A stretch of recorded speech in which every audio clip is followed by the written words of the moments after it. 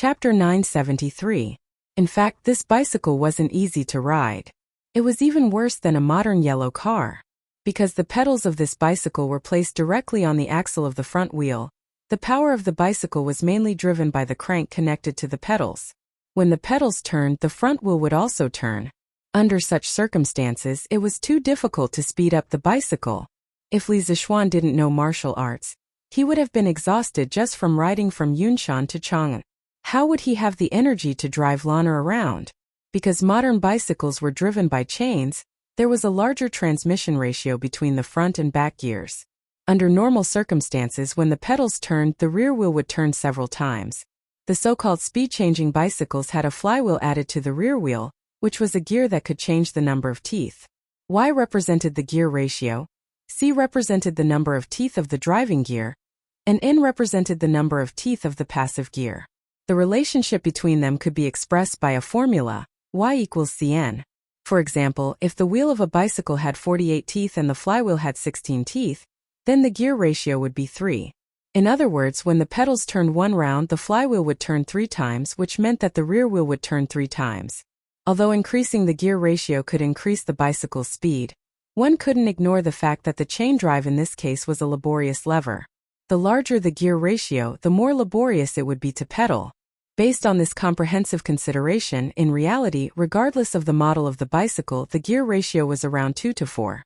Speed-changing bicycles relied on changing the gear ratio to adjust the transmission ratio, thereby saving energy or increasing speed. Another problem was that the workshop could only make roller bearings for the various rotating parts of the bicycle. They couldn't make ball bearings yet. The roller bearings also caused Li Zixuan's bicycle to be a little jerky. The handlebars weren't flexible enough, and the wheels lost a lot of kinetic energy due to friction. This made it even more laborious to ride. Brother! Look! Isn't that Sister Changle and Brother Crown Prince? Lan'er suddenly shouted excitedly when they arrived at the entrance of the East Market. Screech!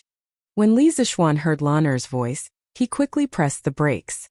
A hoarse screech resounded through the street, and the bicycle immediately stopped. Ouch! Due to inertia, Lan'er's head hit Li Zixuan's back. The little girl couldn't help but let out a cry of surprise. Qingqian? Where is it? Li Zixuan used his right foot to support the bicycle and turned his head to ask. Humph! Stinky brother, why didn't you tell Lan'er when you stopped the car? Lan'er rubbed her head and pursed her lips. Of course, the little girl wasn't really angry. After complaining to Li Zixuan, she said, Hey, isn't that Brother Crown Prince and... Hey, brother, they're coming our way. In fact, Li Zixuan had already found Li Changqian and Changle in the crowd without her saying anything. There were 2 guards following behind the brother and sister. The guards were holding several brocade boxes in their hands. Presumably, the 2 of them had just finished shopping outside the palace. The horse-breaking sound from before had instantly attracted the attention of the siblings. Once they saw Li Zixuan and Lan, they approached them. Ah, Brother Xiaoxian, what kind of bicycle are you pushing? Changle jogged over and looked at the bicycle beside Li Zixuan with surprise.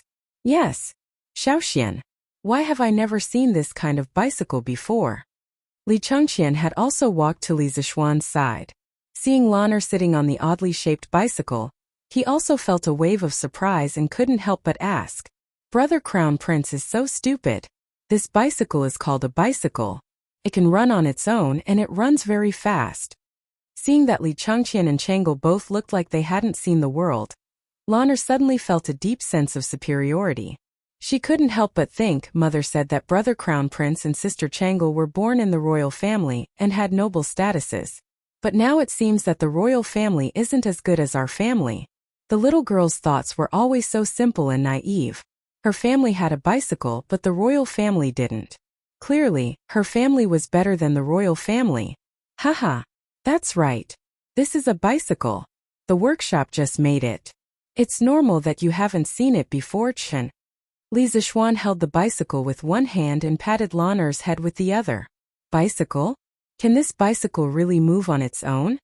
Li Changqian looked at the bicycle seriously and said with some disbelief. He always felt that this kind of bicycle would fall to the ground as soon as the driver let go. How could it move on its own? Actually, he couldn't be blamed for his lack of knowledge.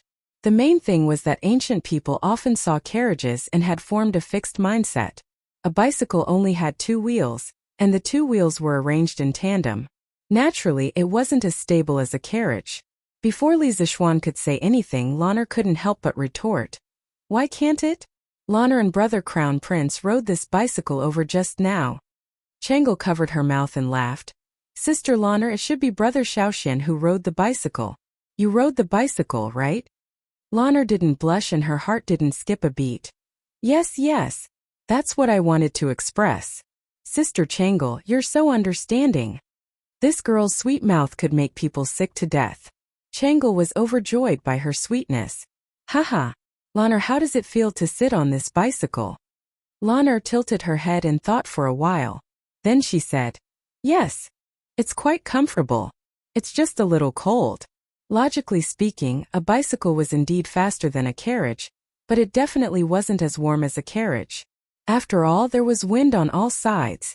This somewhat cute and quick-witted answer immediately made everyone laugh. Sister Changel, do you want to try it too? It's really comfortable. Lanner saw that everyone was laughing and thought that they didn't believe her, so she said again. Changel's eyes immediately flashed with a hint of interest. Li Changqian inadvertently glanced at Changel, and his heart suddenly thumped. He hurriedly said, Ahem. Changel, it's not early anymore. If father and mother don't see you for a long time, they'll be anxious. As her elder brother, Li Zixuan had actually noticed that Changel's feelings towards Li Zixuan were a little different.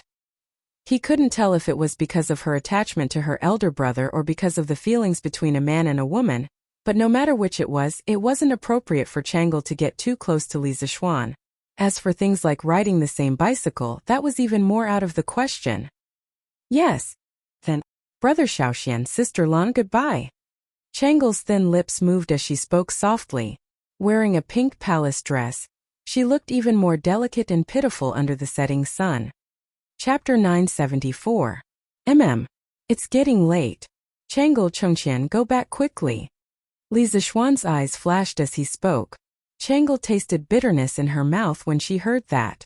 She felt even more regretful, but she could only say, Brother Xiaoxian, sister Lan, take care. Lanner said crisply, Sister Changel, take care too. Actually, this girl also felt regretful in her heart. However, she regretted that her bicycle didn't have the chance to shine in front of Changel and Li Changqian. Cough cough. In layman's terms, she didn't manage to act cool this time. She felt very uneasy. Changel, let's go. We still have a chance to leave the palace next time. Li Changqian urged. Changel nodded and then turned to leave with Li Changqian. Sigh. What a pity. After Li Changqian and Changel left, Lanner sighed softly like a little adult.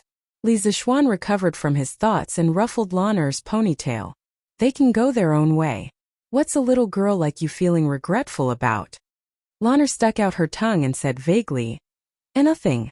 Lanner is just regretful that I can't play with Sister Changel for a while longer. Li Zixuan shook his head and then got on the carriage. He pedaled and brought Lanner to Yongla Lane. Did Li Zixuan really not know about Changel's feelings? Obviously not. He had read so many transmigration novels in his previous life. Many characters who transmigrated to ancient times were like charmers. They had endless luck with women and were often chased by all kinds of beauties. However, the protagonists were basically all low in EQ. They couldn't sense that the beauties were interested in them. Only when the beauties confessed to them in person did they realize that the beauties were interested in them. Then, in order not to hurt the beauties' feelings, they accepted them half-heartedly. Although this was how it was in the novels, Li Zixuan wasn't the kind of person who liked to play dumb and wait for beauties to come to him. His EQ wasn't lacking at all. He had already sensed Changel's unusual feelings for him. However, like Li Changqian, he didn't know whether Changel's feelings for him were brotherly or romantic. If it was the former, it would be fine. If it was the latter, he would have to keep a distance from Changel in advance. It was undeniable that Changel was indeed a good girl, which could be judged from the history books. This was an extremely virtuous and good girl. Whoever could marry her would really have 8 lifetimes of dog shit luck. However, should he, Li Zixuan, marry a good girl just because she was his? This was not only unfair to Han Yushi, but also to Changel. He, Li Zixuan, was not a tyrant or a bandit who would snatch anything good from his home. He was also not a beast who would have strange thoughts about an 8 or 9-year-old girl. He only hoped that Chang'e, a kind-hearted and virtuous girl, could live a healthy and happy life to 100 years old, instead of dying of illness in her 20s as recorded in the history books. As for other aspects, he really hadn't thought about it yet. Anyway, he was very satisfied with his current family, so there was no need to complicate matters. Yamacho, I heard that the workshop has produced a new toy. I think it's called a bicycle. Let me see it. The next day, early in the morning, Li Tai, the little fatty, came to the Li mansion and made a fuss. Cheng Chumo followed behind him. Li Zixuan had just woken up and was about to eat breakfast. Hearing this, he said with a straight face, Cheng Chumo, why didn't you go to class today? Did you skip school? Cheng Chumo stared and said, Yamacho, are you confused? It's Saturday today. Why do you still go to school? Yes. Yamacho, don't deliberately change the topic. Hurry up and hand over that bicycle. Li Tai followed Cheng Chumo and said. Li Zixuan just realized that today was Saturday. Recently, he had stayed in Chang'an City for so long that he even forgot the day. This kind of headmaster was really dereliction of duty. Hand it over? This bicycle is mine. Why should I hand it over? Li Zixuan glanced at the little fatty and said with a half-smile. I? The little fatty was stunned. He wanted to swear, but when he saw that Li Zixuan's family was there, he tactfully swallowed the swear words that were about to come out of his mouth. Okay. It's just next to the stone table in the front yard. You guys go and have fun. Be careful. In order to prevent these two from harassing him, Li Zixuan quickly waved his hand and said. Li Tai and Cheng Chumo did not expect Li Zixuan to be so easy to talk to today.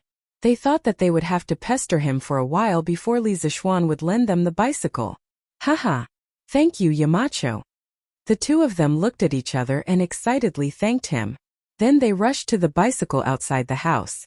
Hee. It would be strange if Brother Qingke and Brother Chonyo didn't fall to the ground. Lan'er held her bowl and giggled. This little girl had been with Li Zixuan for a long time. She actually learned some of Li Zixuan's catchphrases. Mrs. Li glared at her daughter. Lan'er was so scared that she immediately shrunk her neck and stuck out her tongue mischievously. Yuju, those two children just now are. When Li Tai and Cheng Chumo arrived, Yi Guozhong did not speak. Now he asked. Mrs. Li quickly replied. Father, those two children just now, one is the current king of Wei, and the other is the eldest son of Duke Lu. They are both Xian'er students at Yanhuang College. Yi Guozhong's hand, which was stroking his beard, paused and almost pulled it out. Before coming to Chang'an, he only knew that Li Zixuan was favored by the emperor. He did not expect Li Zixuan to be so familiar with the princes and the sons of Duke Lu. Moreover, these people were very respectful to Li Zixuan. At this moment, he finally understood Li Zixuan's influence in Chang'an. Xian'er is really promising. Xian'er, if you have time, you should learn from your cousin. Yes, grandmother. Li Tai and Cheng Chumo did not know what was going on in the house. However, these two were really about to fall to the ground. Bang, bang, bang. In the yard, people and bicycles flipped over frequently. Qingke, come down quickly. I personally trained many wild horses a few years ago. I don't believe that I can't tame this thing today. Cheng Chumo urged in disbelief. Hey, Chonyo, wait a little longer. I can definitely do it this time. TSK. Hey, if you don't believe me, open your eyes and take a good look. Bang. Just as he finished speaking, Li Tai once again fell to the ground, causing a cloud of dust to rise up. Chapter 975. Oh. Haha. Awesome. Too awesome. Riding a bicycle is so much better than riding a horse. Yamacho, lend me your bicycle for a spin. Facts have proven that if a person is lacking in one aspect, they will always be strong in another. Although Cheng Chumo was not as good as Li Tai in terms of cultural studies, his talent in sports left Li Tai in the dust. In less than a quarter of an hour, he was already able to get on the bike and ride. After another quarter of an hour, he was already able to ride the bike steadily. Li Tai, who was watching from the side, was filled with envy and jealousy. F*ck. Chungchumo, stop. What am I going to ride if you ride away? F***ck. Despicable.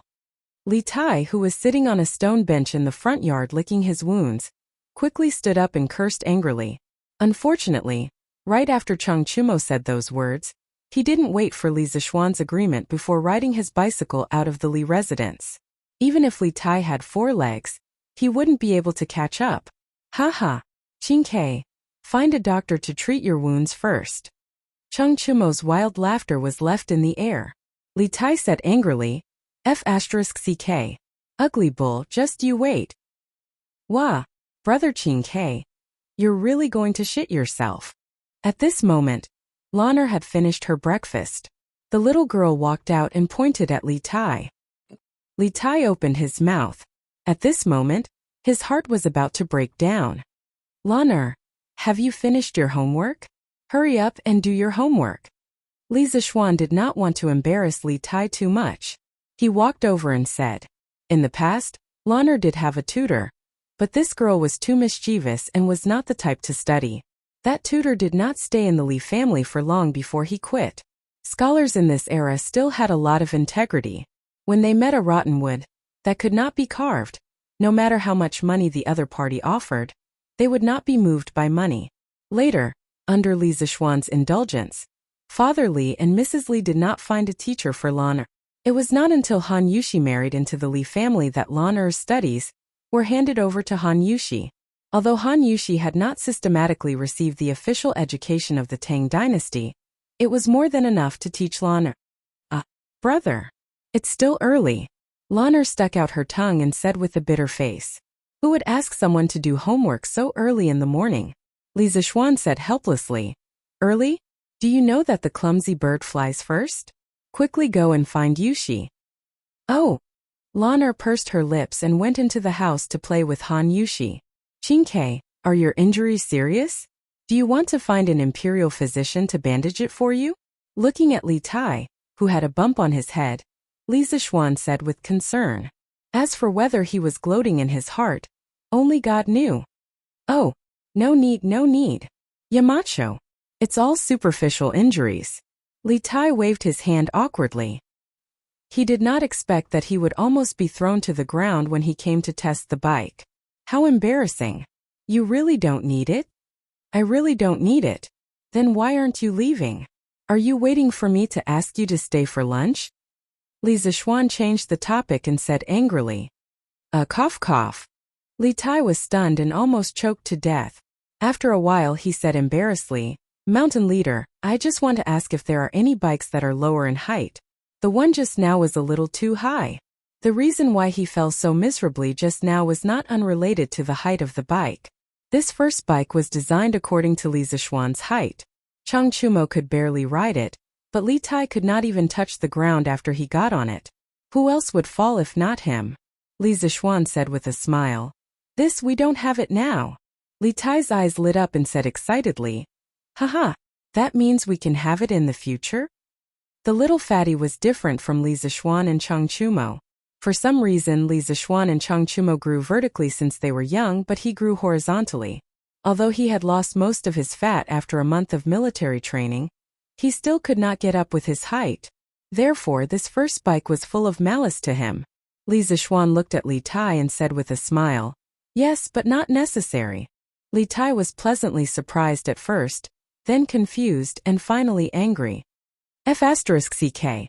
What do you mean by not necessary? How is it not necessary? Hey. Yamacho, don't go. Oh. As Chungchumo rode his bicycle, he could feel the cool breeze blowing past his ears. This guy's intuition was so good that he couldn't help but wail like a ghost and howl like a wolf all the way. It was hard not to attract attention. Isn't this the two-wheeled bike that Marquis Yong'an rode yesterday? Why is it in the hands of this young man? Haha. Zhao Laoer, are you blind? That is obviously the eldest son of Lu Guogong's family. Do I need to tell you about his relationship with Marquis Yong'an? What's so strange about Marquis's two-wheeled bike being in his hands? Hehe. So it's the eldest son of Chungchumo. No wonder. Speaking of which, this two-wheeled bike is really strange. It can run so fast without a horse. I've lived for so long, But I've never seen anything like this before. Yes, yes. This is my first time seeing it too. When this bike is released at Strange Interest Pavilion, I'll definitely buy one. Tis. I'm just afraid that you won't be able to afford it. Humph. Meng Laosi, don't look down on me. Chang Chumo sped all the way, leaving behind a legend. Oh no, it was a heated discussion. Through word of mouth, the people knew that Li Zishuan's family had a two-wheeled bike that could travel at high speeds without a horse. Many people who had never seen such a bike before started to gather around Yongla Lane, waiting for Chang Chumo to return the bike. However, this guy seemed to be having a little fun. It was already late in the morning, but he still did not return the bike. Heh! Brat, did you get the car from Little Xian? Cheng Yaojin returned from court. Coincidentally, Chang Chumo and Chang Chuliang were taking turns riding the bike in the courtyard. The old man was immediately amused.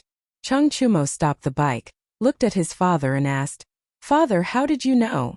Old Chang took off his court attire and handed it to the maidservant beside him. Then, he walked quickly to Chang Chumo and slapped the latter's head twice, saying, "Hey, your father heard yesterday that Little Xian rode a two-wheeled bike back from the workshop that can move on its own. Hurry up and get down here for me." Chang Chumo glared at him and said, "Father, what are you doing? I still have to return this bike later." Chang Yun slapped his son's head twice again and said, "Hurry up and get lost. You don't need this bit of time anyway. Let me try this bike." As soon as he finished speaking, he pulled Chang Chumo down without any explanation. Hey, father, do you know how to ride it? This bike isn't that easy to ride. Don't fall and shit out like Qing K. Chapter 976. Would a martial arts expert at the Grandmaster level fall while riding a bicycle? The answer was obviously no.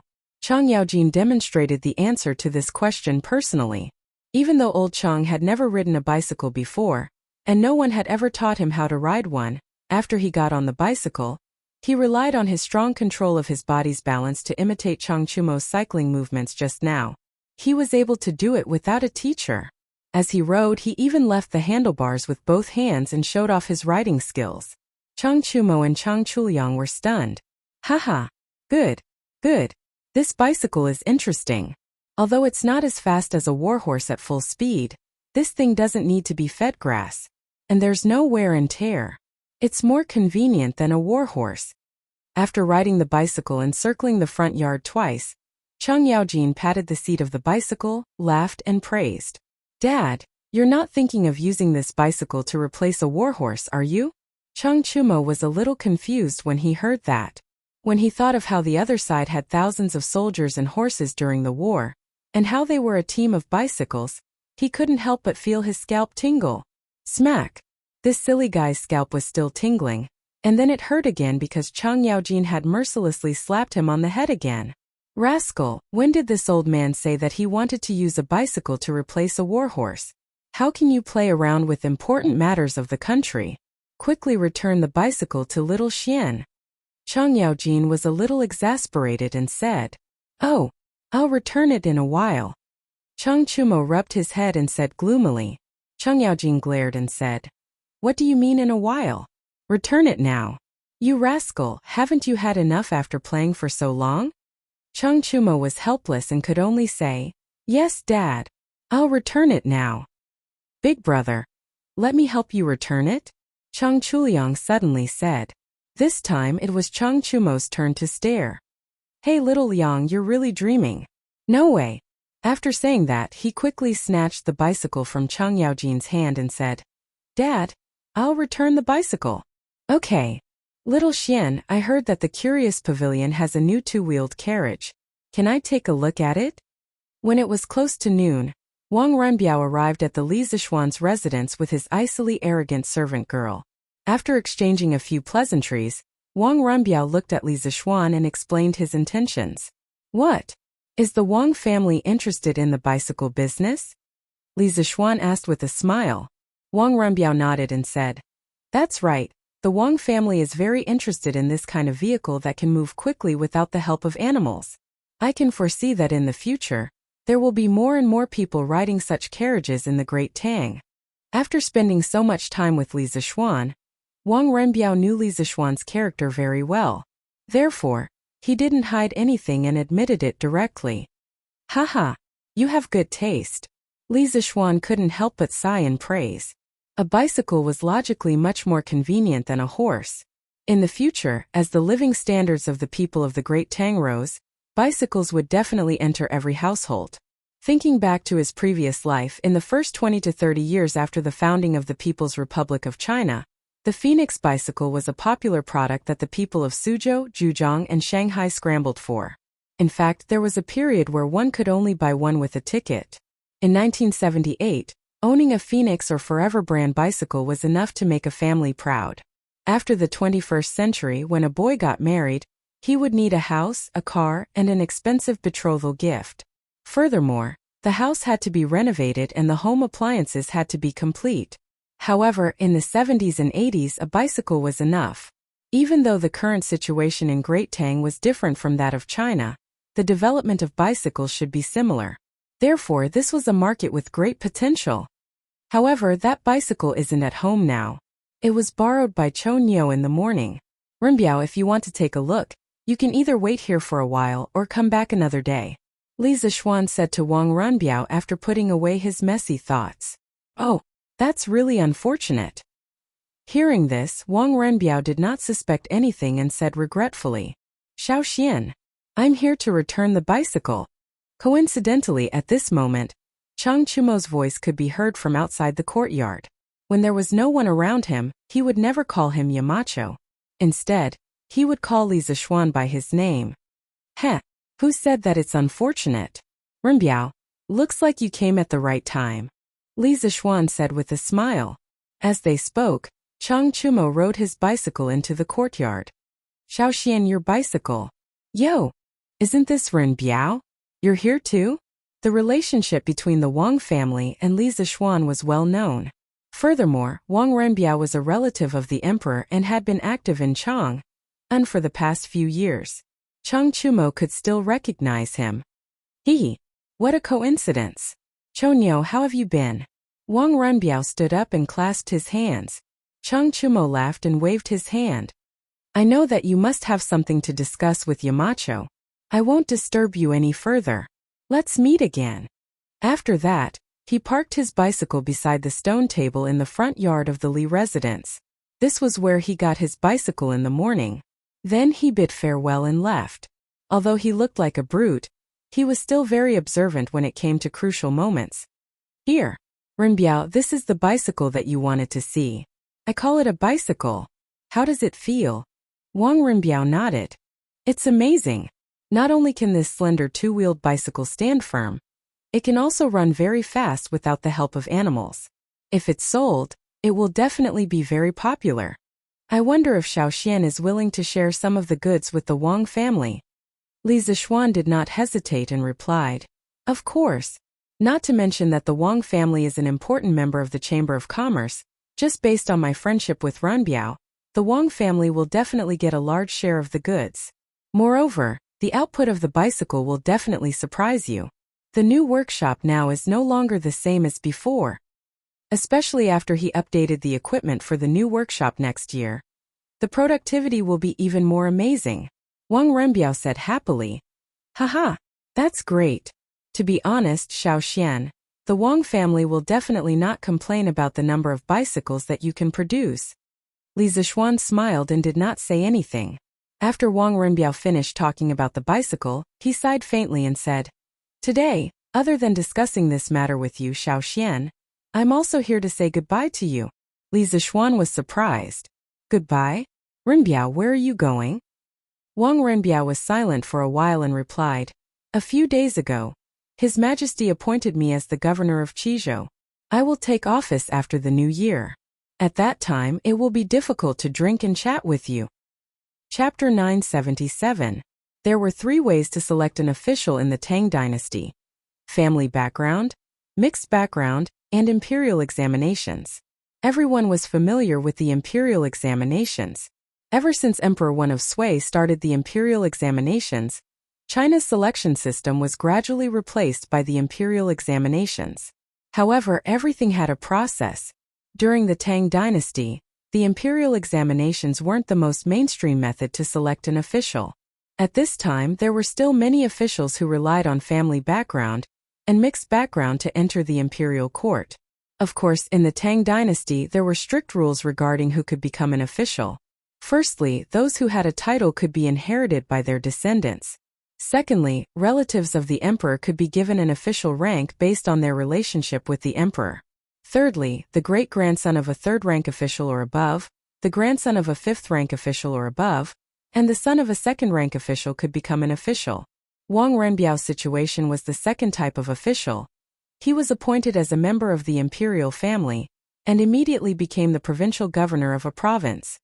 His starting point was much higher than those from humble families, mainly because his mother was Princess Tong, governor of Qizhou. Congratulations, Renbiao. I hope that Renbiao can benefit the people of the province and achieve great achievements. Li Zishuan was stunned for a moment before he cupped his hands towards Wang Renbiao. Although he didn't know where Qizhou was, the governor of a province wasn't a small official. In modern times, it was equivalent to a high-ranking official. For a long time, the Tang dynasty used a three-tiered administrative system of Dao, prefecture, and county. However, the actual authority of each Dao differed greatly, and there were many changes. Furthermore, the basis was the expansion of the regional commander's authority. So this system was often called the virtual three levels. At the beginning of Zhenguan dynasty, Li Er divided the world into 10 das. The Qizhou that Wang Renbiao was about to go to belonged to Gongji province, also known as the Fengxiang prefecture. Its governing area was Yong County, and it governed 9 counties. It was relatively close to Chang'an, and its territory was relatively large. At the very least, this Qizhou was larger than the Sui province that Wang Renbiao's father managed, and it was closer to the political center of the Tang dynasty. It could be seen that Princess Tong had spent a lot of effort in front of Li Er for her son's future. At this moment, Wang Renbiao didn't have much joy on his face.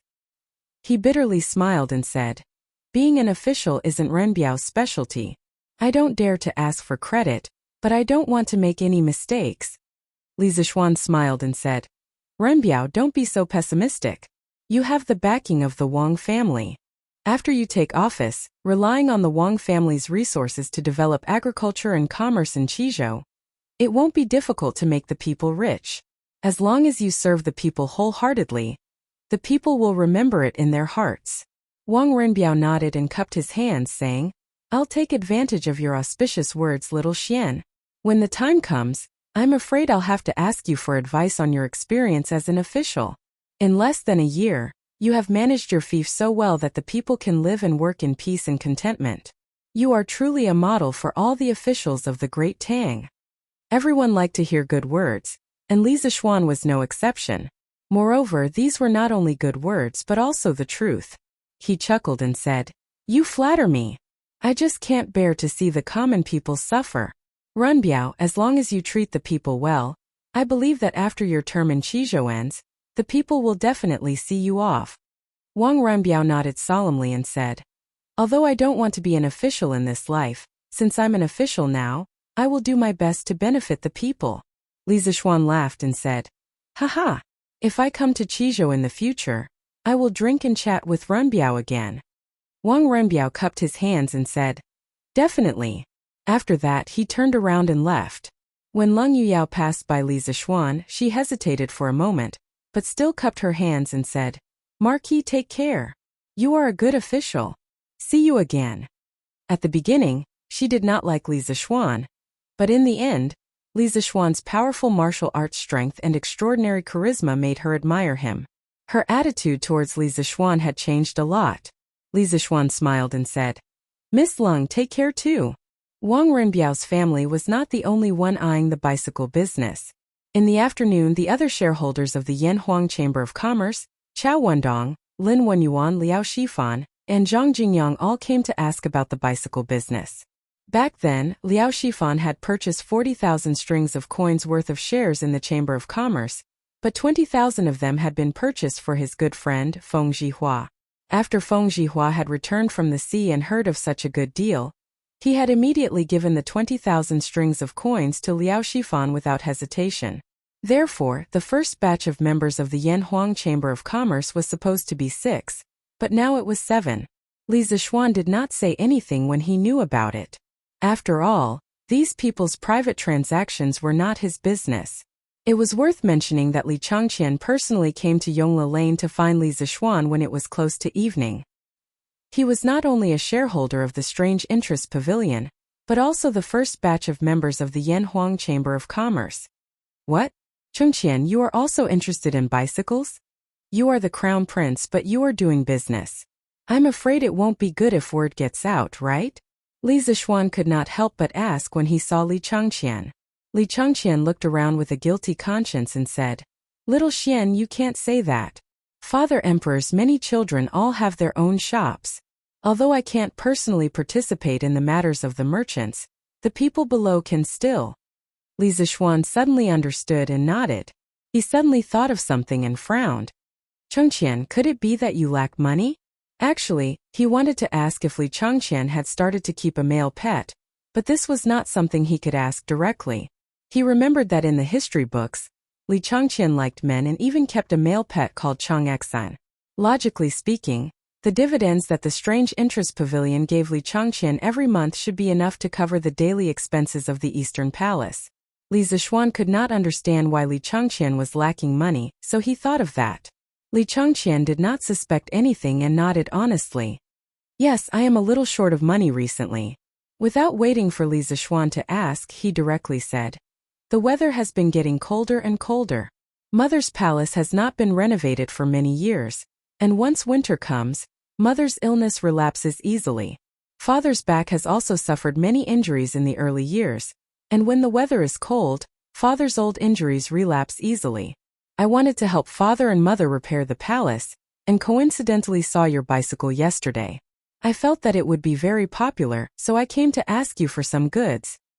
"Oh, I see." Li Zixuan rubbed his nose and looked a little embarrassed. He did not think that he would think Li Changqian's filial piety was so dirty. That should not be. "No problem. It is reasonable that when the time comes, Changqian will have a share of the bicycles. You can rest assured." Chapter 978. All right. Thank you, Xiaoxian. I'll get someone to contact you later. That person's name is Su Haoguan. He's in charge of all the shops under me. Li Changqian smiled and cupped his hands. Li Zixuan nodded lightly and said, I'll arrange it." "All right. Xiaoxian, when can the bicycle workshop produce the second one? Father and Mother wanted to see it for themselves after hearing about it yesterday." Li Changqian suddenly said. Li Zixuan thought for a moment and replied, "It should be in the next 2 days. The workshop has enough manpower now, so the speed will be much faster than before. When the time comes, I'll get someone to send one over to you first." Li Changqian said happily, "Thank you." After chatting for a while, Li Changqian said goodbye. The next day, after breakfast, Li Zixuan was practicing his swordsmanship in the west courtyard. Han Yushi suddenly smiled and walked into the courtyard quickly. She shouted to Li Zixuan, Husband, come and take a look. The beans have really sprouted." Swoosh! Li Zixuan's 5 senses were very sharp when he was practicing his swordsmanship. Although Han Yushi was far away, he still heard every word she said. He quickly put away the wind-chasing sword and took the sweat towel that Xiaoxi handed over. After wiping his sweat, he walked over and said happily, "Wife, are you serious?" Actually, counting the days, the beans that he soaked previously should have sprouted by now. It was just that Han Yushi had been changing the water for the beans these days, so he had forgotten about this matter. Husband, it's true. The beans that you soaked last time have all sprouted. They're as long as a finger." Han Yushi smiled happily. The beans had sprouted. This proved that her efforts over the past few days had not been in vain. It also proved that she could help Li Zixuan. Li Zixuan said happily, "All right, let's go and take a look." The husband and wife quickly walked to the kitchen. Han Yushi led Li Zixuan to a table. She brought over a basin with a bamboo sieve on top of it. Han Yushi lifted the wet cloth covering the bamboo sieve, and a patch of white bean sprouts immediately appeared in front of Li Zixuan. Under the erosion of the water, the beans swelled up and became fat. Tender white sprouts emerged from the beans, fresh and juicy. Seeing such fresh vegetables in this season, Li Zixuan couldn't help but salivate. His appetite was immediately aroused. Haha, good, good, good. Auntie Zhao, pick some longer ones and prepare to fry some for father, mother, and grandmother to try. Li Zixuan, who had just finished breakfast, inexplicably felt a little hungry. Some people might think that being able to eat meat in ancient times was a kind of happiness, but to Li Zixuan in winter, fresh vegetables were the way to go. Eating fish and meat every day was really difficult to arouse his appetite. So when he saw bean sprouts now, he felt a little hungry. Yes, young master. Auntie Zhao responded and then said awkwardly, but young master, how do we fry this kind of thing? She had stayed in the Li residence for so long, and learned a lot of cooking skills from Han Yushi. However, she really didn't know how to fry bean sprouts. Oh, then Auntie Zhao, after you're done choosing, leave it first. I'll fry it myself later. Li Zixuan patted his head and said, Husband, why don't you say it and I'll do it? Han Yushi covered the bamboo sieve with the wet cloth and raised her head. Li Zixuan thought for a while and nodded. Actually, it's easy to make bean sprouts. I'll say it again. With your talent, it shouldn't be a problem. Han Yushi blinked and said, Then please say it, husband. I'll remember it. First, put oil in a hot pan and fry the pepper. Then put in chopped green onions and garlic and mung bean sprouts. Stir fry until the water is about to come out. Add salt and stir for a while. Sprinkle vinegar and stir fry until the fire is reduced. It's simple and doesn't lose the taste. Li Zixuan paced back and forth, speaking one sentence after another. I understand. Hee. I heard that Yushi is going to make a new dish today. This old woman is going to have good food again. At noon, in the main hall of the Li residence, the whole family gathered together. Yi Guozhong and old Madame Yi had the highest seniority, so naturally, they sat at the head of the table. There were 4 or 5 dishes on the table. Fried chicken with black bean sauce, fresh shrimp with sweet wine, mushroom and chicken pot, fried crab meat with rice flavor, shrimp and scallops. It could be said that the fragrance was overflowing, but without exception, they were all meat dishes. Old Madame Yi said with a smile at this moment. After staying in the Li residence for so many days, Han Yushi's culinary skills had completely conquered her, and Yi Guozhong.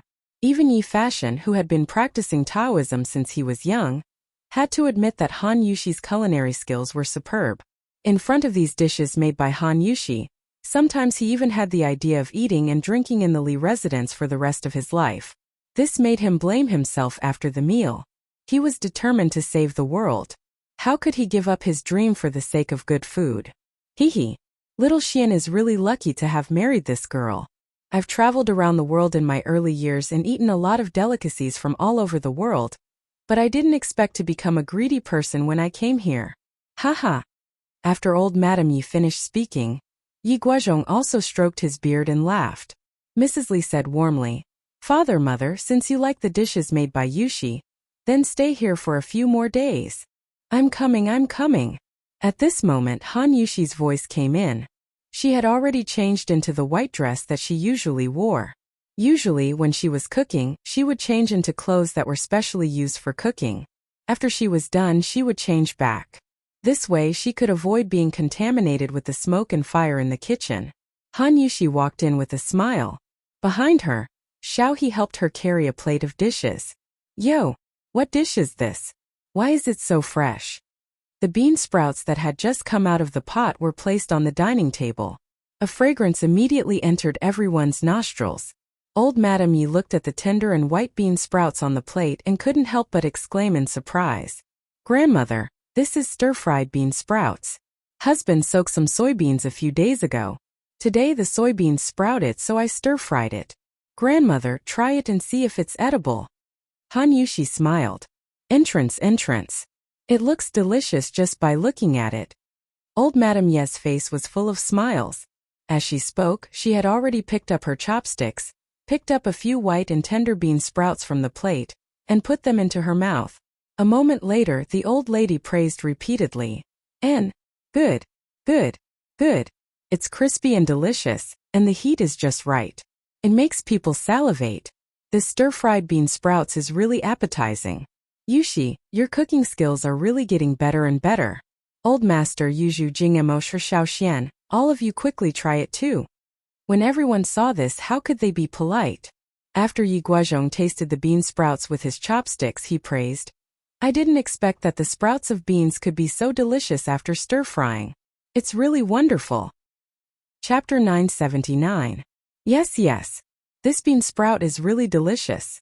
Lanner will only eat this bean sprout in the future and won't eat meat. After Lanner tasted the bean sprout with her chopsticks, she couldn't stop eating. The little girl's appetite hadn't been good recently. It was rare to see her eating so energetically. Madame Li saw this and was happy in her heart. Actually, bean sprout wasn't that delicious. Furthermore, there weren't any chili in the Tang dynasty, so it lacked a flavor when stir-fried. However, to people who couldn't eat fresh vegetables in the winter, bean sprout that just came out of the water was undoubtedly a top-notch delicacy. Even money couldn't buy it. Crispy, tender, juicy, and good taste. How can bean sprout be so delicious? Xianer, you must have used a special method to make the bean sprout, right? After Li Jingma ate the bean sprout, he couldn't help but be moved. He thought for a moment and said with a smile. Li Zishuan replied, Yes, father. If these beans want to grow sweet and tender sprouts, they must go through a unique process. Since father, mother, grandfather, and grandmother all like to eat it so much, then I'll get the servants to make more. It's not good to just eat fish and meat in the winter. It's not good for the body. Before the greenhouse vegetables grow, our family must have bean sprout to eat every day. After soybean sprout, the carotene content would increase by 1 to 2 times, vitamin B2 by 2 to 4 times, vitamin B12 by 10 times, and vitamin E by 2 times. Niacin, folic acid, and other substances would also increase by a few times. After soybean sprout, the aspartic acid would increase sharply. Therefore, eating soybean sprout often could reduce the accumulation of lactic acid in the body and help relieve fatigue. The nutritional value of mung bean sprout was also not inferior. Not only did it contain protein, carotene, calcium, phosphorus, iron, and other minerals, it also contained rich vitamins, especially vitamin C, which was especially rich. Therefore, from a nutritional point of view, it was very necessary to eat bean sprout in the winter because these vitamins and minerals weren't found in fish. Husband, let this concubine do it. You have your own things to do. Han Yushi said warmly. Li Zishuan nodded and said, That's good. I'll have to trouble you then. In terms of food, he was at ease with Han Yushi doing things. In the past he did like to cook, but he only cooked because the cooking method in this era was monotonous and the dishes he cooked were not delicious. In fact, Li Zishuan was still quite lazy deep down. Han Yushi took over the kitchen and the dishes she made were even more delicious than his. What reason did he have to refuse? Another day passed. This morning, Li Zishuan went out with Lanner to walk the dog. It was their family's cheap dog, Little Gray. This little thing was really cheap sometimes. In the past, when Lanner took it out to play, it often hooked up with other people's female dogs. This was not the most important thing. The most important thing was that it always hooked up with other people's male dogs when other people's female dogs and male dogs were doing something good. Naturally, wherever it went, there would be chaos. After that, Lanner no longer dared to bring Little Gray out to play alone. Only when Li Zishuan was around would she pester Li Zishuan to go with her. Ink girl? You know how to ride a bicycle now? Seeing Mo Lingwei riding a bicycle valiantly towards them, Li Zishuan stopped and asked with a smile. When Mo Lingwei approached the Li residence, she squeezed the brakes. With a hoarse sound of metal rubbing, the bicycle steadily stopped in front of Li Zishuan and Lanner. Mo Lingwei jumped down from the bicycle and said proudly to Li Zishuan, What's so difficult about this? It's just a bicycle. Isn't it a piece of cake for me? This girl, who was it that almost fell and disfigured while learning how to ride a bicycle a few days ago? Li Zishuan felt inexplicably funny and said, Ink girl is really talented and smart. In just a few days she learned how to ride a bicycle. I really admire her. Haha. Among them, Li Zishuan emphasized the words, just a few days. After Mo Lingwei heard it, her little face blushed. She stomped her feet angrily and said, Aya, good people really don't have good karma. I came over with good intentions to help Yamacho deliver the bicycle to you. Yamacho, you mocked me. Forget it. Forget it. I won't be delivering the bicycle, I'll ride it back. After saying this, the girl really wanted to get on the bicycle and leave. Li Zixuan hurriedly said, "Cough cough. Wait. Ink girl, you misunderstood me. I was sincerely praising you just now, I wasn't mocking you. Think about it. You can be considered the first girl in the Tang dynasty to learn how to ride a bicycle. Shouldn't I say that you're talented and smart? Isn't that right, Lanner?" Yes. Sister Ware is so amazing. Lanner still doesn't know how to ride a bicycle. You're also the first sister that Lanner has seen who knows how to ride a bicycle. Lanner very cooperatively said in a crisp voice. Flattery won't work no matter how many times you try. Besides, Mo Lingwei was just putting on an act. She didn't really want to leave. Li Zixuan and Lanner's words finally hit the nail on the head. She was instantly overjoyed. Really? Lanner? Sister, are you really that amazing? Yes. Of course it's true. Lanner even heard that Sister Ware made a telescope a while ago. I'm really impressed. When Lanner grows up, I want to be as amazing as Sister Wei. Lanner blinked her eyes. Her naive and innocent look instantly made Mo Lingwei believe this girl. Lanner is so obedient. The next time you come to Yun Mountain, Sister will bring you to catch bird eggs, fish and prawns. This woman really gets into character easily. Li Zixuan shook his head and thought unhappily in his heart. Of course Lanner was a little drama queen. This girl even acted out his journey to the west in the spring. Okay. Lanner loves to catch bird eggs. Lanner wants to fish too. When Lanner heard that, she instantly clapped her hands excitedly. This time she wasn't pretending. She was really excited. Li Zixuan frowned. To be honest, he was a little worried that Lanner would be led astray by Mo Lingwei. Listen, picking bird nests, fishing and catching prawns. Is this something a girl should do? He didn't want her to become a tough woman. Cough. Ink girl, this is the bicycle that I asked Faubert to rush out a few days ago? Li Zixuan coughed dryly and quickly interrupted the conversation between the two. Mo Lingwei smiled and touched Lanner's ponytail. She replied, Yes. Now that the bicycle is here, I should go back. But this place is so far away from Yun Mountain. Yamacho, you can't bear to let me walk back, right? Ha woman. You're tricking me again. When Li Zixuan heard that, he couldn't help but grumble in his heart. Chapter 980. Ink girl, you mean? In front of the Li residence, Li Zixuan's old face couldn't help but darken. Of course. I'm borrowing Yamacho's bicycle to use. Don't worry, I'll ask Xiao Ningzi to help me return it tomorrow. Mo Lingwei smiled and said. Li Zixuan was speechless. As expected, this woman wanted to trick him into giving her his bicycle again. Ahem. Since it's a long journey, why don't I borrow Ink Girl a horse to ride? Bicycles are very tiring to ride. No, Yamacho, I don't know how to ride a horse yet. Mo Lingwei pretended to be a weak woman and said. Li Zixuan almost spat in her face. He thought to himself, I don't believe you. If you don't know how to ride a horse, then no woman can ride a horse. But to be honest, Li Zixuan also understood that in terms of pestering, he couldn't compete with a woman. He could only helplessly say, Okay, the bicycle is in the courtyard. You can go get it yourself. After saying that, he shook his head and was about to leave with Lanner. Thank you, Yamacho. Sister Lanner. Do you want to go to Yunshan with me today to play? Mo Lingwei laughed and began to kidnap Lanner. Not today, Lanner will find Sister Wei or another day to play. Lanner thought about it and still rejected. It was rare for Li Zixuan to accompany her to walk the dog. Lanner felt that this place was more important. Okay then. When you go to Yunshan next time, you must come and play with me.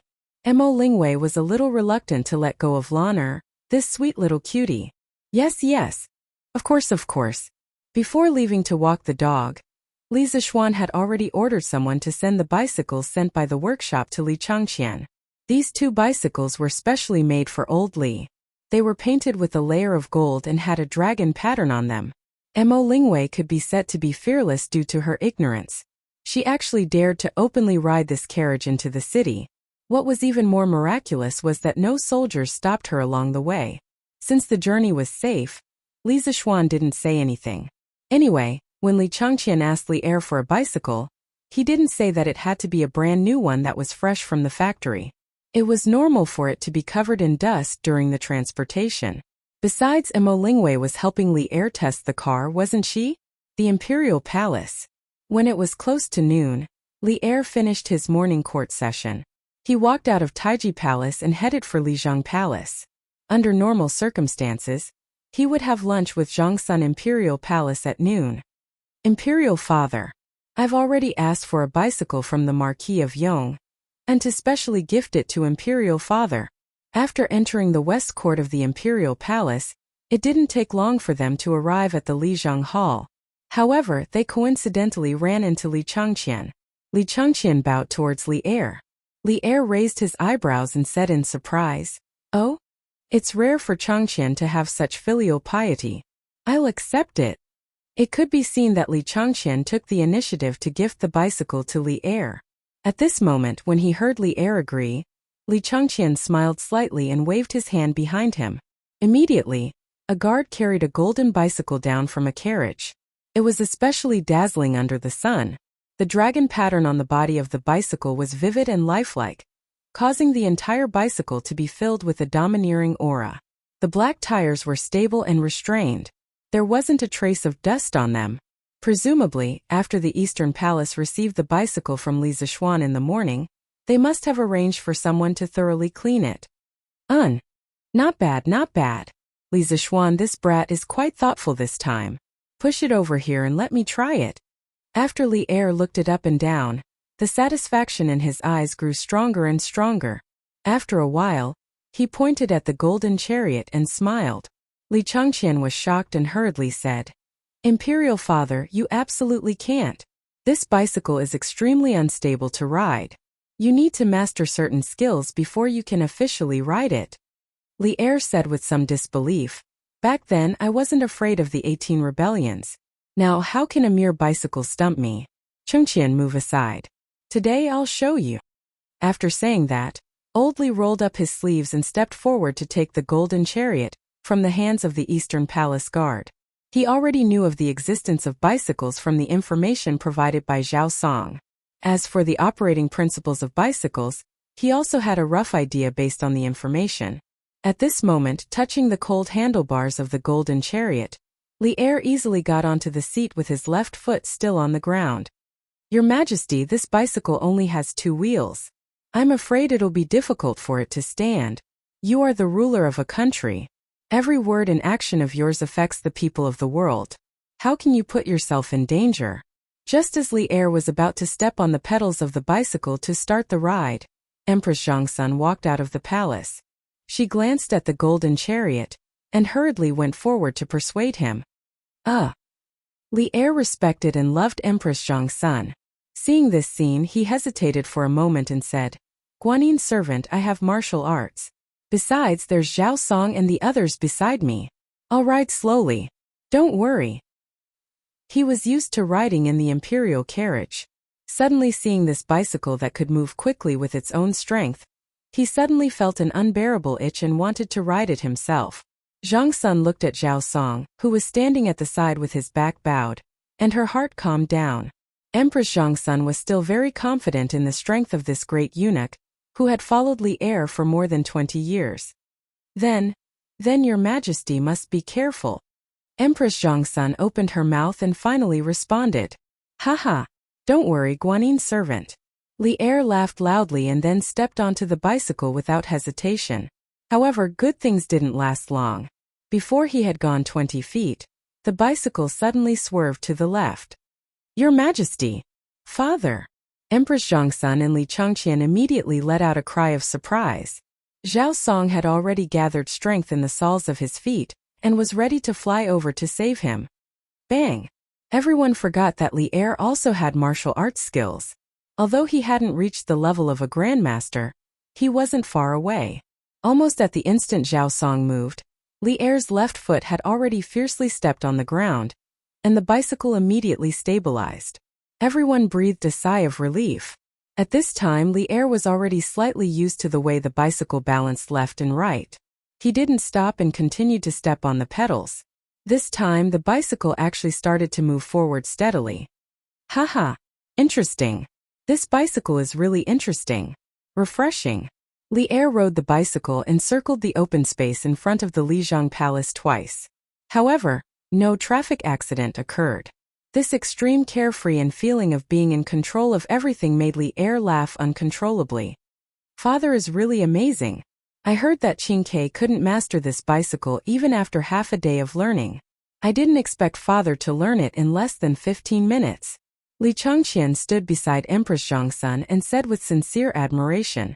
Empress Zhongsun patted her chest and said, Chongqian, you should bring this kind of thing in front of your father less in the future. Otherwise, Wei Zuoqing and the others will say something bad about your father again. Chapter 981. Yes, mother. In front of Lijiang Palace, Li Chongqian didn't refute Empress Zhongsun's words. Haha. Chongqian didn't do anything wrong, Maid Guanyin, why are you so harsh? Li Er stopped the bicycle at the side and walked to Li Chongqian and Empress Zhongsun's side. Empress Zhongsun rolled her eyes at Li Er. Li Er smiled and said, Maid Guanyin, I just rode the bicycle a few times. You also saw that this bicycle is much more convenient than a carriage. It's light and doesn't require animal power. I believe that not long after, this bicycle will not only become popular among the people, but also the officials in the imperial court might ride it to morning court.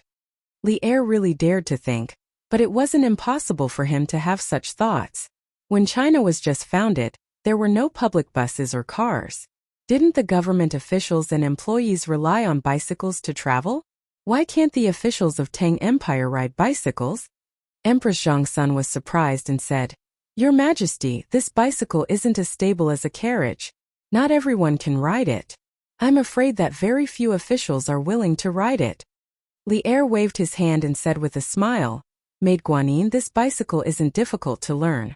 After the officials get used to it, it's not impossible to replace the carriage. At that time, it can also solve the problem of Chang'an streets being congested every morning. Chang'an might be the largest city in the world, but every morning, the streets would still be congested. Don't be surprised, there were also traffic jams in the Tang dynasty, because every morning was the time when the streets were the most crowded. Some went out of the city to work, some went into the city to do business, and some rushed to school. Of course, the ones that directly caused the congestion were the carriages of the officials or rich merchants. These things were huge in size. Once they were side by side, it was easy to cause congestion, which was a waste of time. Li Er thought that once the bicycle replaced the carriage, the congestion would naturally be gone. His idea was very bold, and he wasn't the only one who had this idea. 3 days later, the new workshop of Strange Interest Pavilion produced the first batch of bicycles. There were a total of 40 bicycles. The advantage of the assembly line production model of a large factory was immediately reflected. Qin Manor, Chang Manor, Yuqi Manor, Niu Manor and Duke Wei Manor, send one to each family. Just say that this marquis, as a junior, is showing filial piety to them and thanking them for taking care of the Li family for the past year. In the workshop, Li Zishuan looked at the rows of brand new bicycles in front of him and instructed Peng Feiji. Yes, Marquis. Although Peng Feiji did not understand, he still bowed and accepted the order. Young master, this. Faubert was a straightforward person. He would say whatever came to his mind. From his point of view, it was not easy to manufacture a bicycle. Li Zishuan had given away 5 taels of silver so easily. No matter how he looked at it, it was a little reckless. Although the 5 families had indeed taken care of the Li Zishuan, logically speaking, Li Zishuan was also very kind to the 5 families. The favors that should be repaid had long been repaid. Without waiting for him to finish, Li Zishuan waved his hand and interrupted. Faubert, you don't have to say anymore. I have my own considerations. It's just a few bicycles, we can't be so short-sighted. Hearing this, Uncle Fu could only swallow the words that were at the tip of his tongue. After thinking for a while, Uncle Fu said, Young master, let's sell the remaining 35 cars at Strange Interest Pavilion. What's the fixed price? Who knew that Li Zishuan would shake his head again and only heard him say, Faubert, the Strange Taste Pavilion will not sell a single one of the remaining bicycles. All of them will be given to the major shareholders of the Yanhuang Chamber of Commerce. According to the shares that they originally bought, The Wang family will get 10 bicycles, Chao Wendong will get 8, Lin Wenyuan, Liao Shifan and Zhang Jingyang will get 4 each, and the Crown Prince will get 5 each. In the future, when the workshop produces new products, they will be given priority. If there is any surplus, they will be given to the Strange Taste Pavilion. Hearing this, Faubert was shocked. Young master, if we do this, the Strange Taste Pavilion's position in the hearts of the people will drop in the future. The main reason why the Strange Taste Pavilion had become the most popular shop in Chang, and in such a short period of time, was that it could provide novel products that were not available anywhere else. Now that Li Zixuan wanted to give priority to the new products produced by the workshop to the members of the Chamber of Commerce, this was a bit of a blow to the Strange Taste Pavilion. Li Zixuan had already considered this point. He nodded and said, "You have to give up something to gain something. After all, the Strange Taste Pavilion's influence is limited. We need an alliance with the Chamber of Commerce to sell the workshop's products to the entire Tang Empire. Currently, the Strange Taste Pavilion needs to change its business model. In the future, the workshop and the members of the Chamber of Commerce will all be handed over to Manager Sun of the Strange Taste Pavilion to handle. Furthermore, our workshop's production capacity is gradually increasing, so the Strange Taste Pavilion's shortage won't last for long. The overall loss is still within our acceptable range." After hearing this, Faubert couldn't help but admire Li Zixuan's vision of the big picture. His own considerations were still too one-sided. Young master is wise. This old man's thinking was too simple. But how much does young master intend to set the price of the bicycle?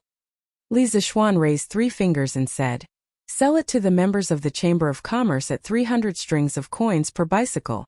As for the specific price, let them discuss it themselves, but it can't be higher than 400 strings of coins."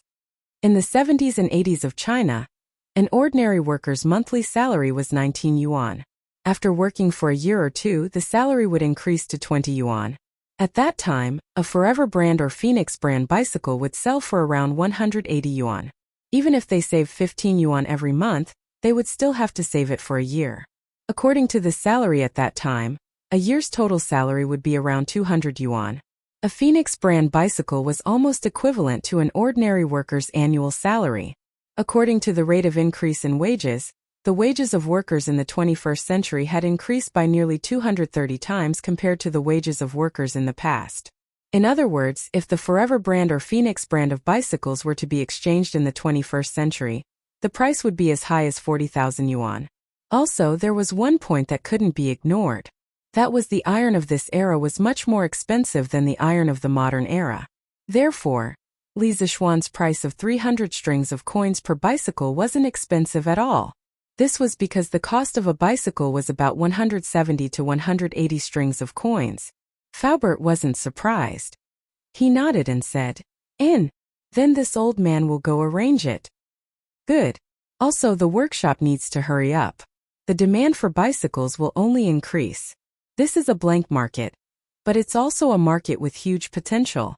In a while, I will let Datong Daily start promoting bicycles," Li Zixuan said in a deep voice. "Yes, young master." Chapter 982. Hey!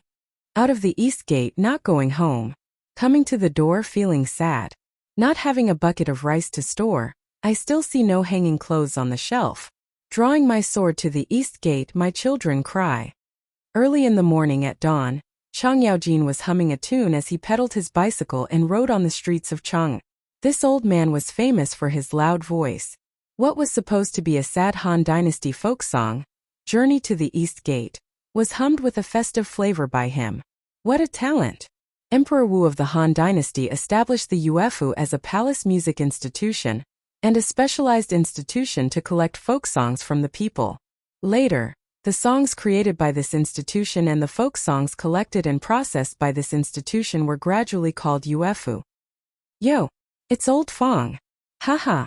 Have you been stuck here for a while? When he reached the crossroads where the 4 neighborhoods of Taiping Square, Tongyi Square, Shanhe Square, and Tunghua Square faced, Chang Yaojin saw that the road ahead was congested.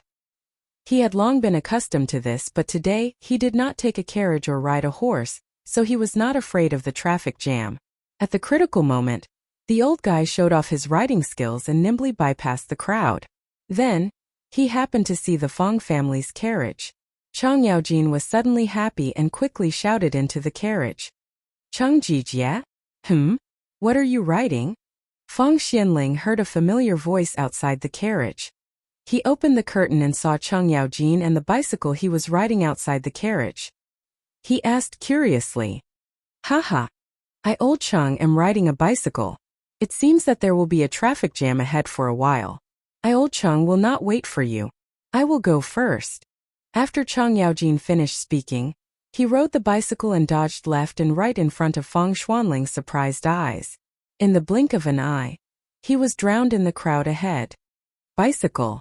Looking at Cheng Jijie's appearance, it seems that this bicycle relies on its own strength to move forward. The speed is not slow and the body is light. It looks good, but I wonder where this old guy bought it from? Fong Xianling watched Cheng Yaojin leave. Then he leaned against the carriage and muttered to himself. Old Lu, good morning. Haha. Good morning, old Yan. At the bottom of the stairs in front of Taiji Palace, the civil and military officials who had arrived early were all gathered together in groups of 3 or 4, whispering to each other. However, it was still early, so not many people had come, perhaps only a dozen or so officials. While everyone was talking, Cheng Yaojin strode over from afar and greeted a few acquaintances one by one. Duke of Lu? Why are you here so early today? Yin Li's shoulder was patted by Cheng Yaojin and almost fell apart. The corner of his mouth twitched slightly. Then he turned around and looked at old Cheng. Cheng Yaojin lived in Blessed Virtue Lane, which was the lane furthest to the west of Chang'an City. It was quite a distance away from the imperial palace, so every time he came to the morning court session, he would be slightly later than the others. On the other hand, Yin Li lived in Eternal Peace Lane, which was almost at the center of Chang'an City. He only needed to pass through a few lanes to reach the imperial palace, so he didn't even need to take a carriage. It could be said that the Yin family's residence was extremely friendly to Yin Li's workplace. That was why Yin Li was so surprised to see Cheng Yaojin come so early today. Haha. I old Cheng recently got a new kind of bicycle. Its speed is very fast and the body is very agile. It can shuttle through the crowd at will, and it runs much faster than a carriage. That's why I came earlier today than before. Cheng Yaojin laughed proudly. Yes, that's right. He was helping Li Zixuan advertise. Since Li Zixuan was so generous and gave him one of the first batch of bicycles produced by the workshop, how could he not return the favor? One had to know that when it came to high-end things like bicycles, the officials were also one of the main consumers. If he didn't advertise it here, was he going to advertise it among the commoners? Duke of Lu, what kind of bicycle is so magical? After hearing old Cheng's description, Lu Dui became curious and couldn't help but ask. It should be the new bicycle produced by Strange Interest Pavilion, right? I've heard a little about it, but I haven't had the chance to ride it myself. After hearing what Duke of Lu said today, I'll have to give it a try when I go back. Yin Li frowned and thought for a while. Then he suddenly understood. His son, Yan Xiaoning, had always been in Yunshan and had been in contact with the new workshop. How could Yin Li not know about the new bicycle produced by the workshop? Therefore, after thinking for a while, he understood what the new bicycle old Cheng was talking about was. Cheng Yaojin was stunned, then he laughed and said, Haha, that's right, that's right. It's a bicycle. Old Yan, with your son's relationship with Xiao Xian, it's not difficult to get a bicycle. This bicycle is really convenient. You must give it a try when you go back. Lu Dui, the Chancellor of the Supreme Court, asked suspiciously, Duke of Lu, is this bicycle really as good as you say? Cheng Yaojin patted his chest and said, How can I lie when I say it? Old Lu, it's okay if you don't believe me. When there are more people riding bicycles, you'll naturally understand the benefits of bicycles. Haha, Jijie didn't lie. This old man also rode a bicycle here today. And it was almost a quarter of an hour faster than usual. This bicycle doesn't need animal power, and it can be ridden anywhere. It's extremely convenient. At this time, Niu Jinda also came to Taiji Palace. He laughed and said, Haha, you're all here so early. I thought I was the only one who could come so early today. Coincidentally or not, when Niu Jinda had just arrived, Yuqi Jingda had also arrived right behind him. Old Black, you're really shameless. You're behind me, And you still have the face to say that you're early? Chang Yaojin curled his lips and retorted. Yuchi Jingda said with a dark face. Humph, I woke up half an hour late today, or I would have definitely come earlier than you, lunatic Chang. Hey, even if you didn't wake up late, you still didn't come earlier than me. I was already here half an hour ago. I old Chang have a bicycle. Haha, Chang Yaojin said proudly. Yuchi Jingda was obviously stunned, and he said with a strange expression, You have a bicycle too? Yes. Chang Yaojin answered subconsciously, then felt that something was wrong.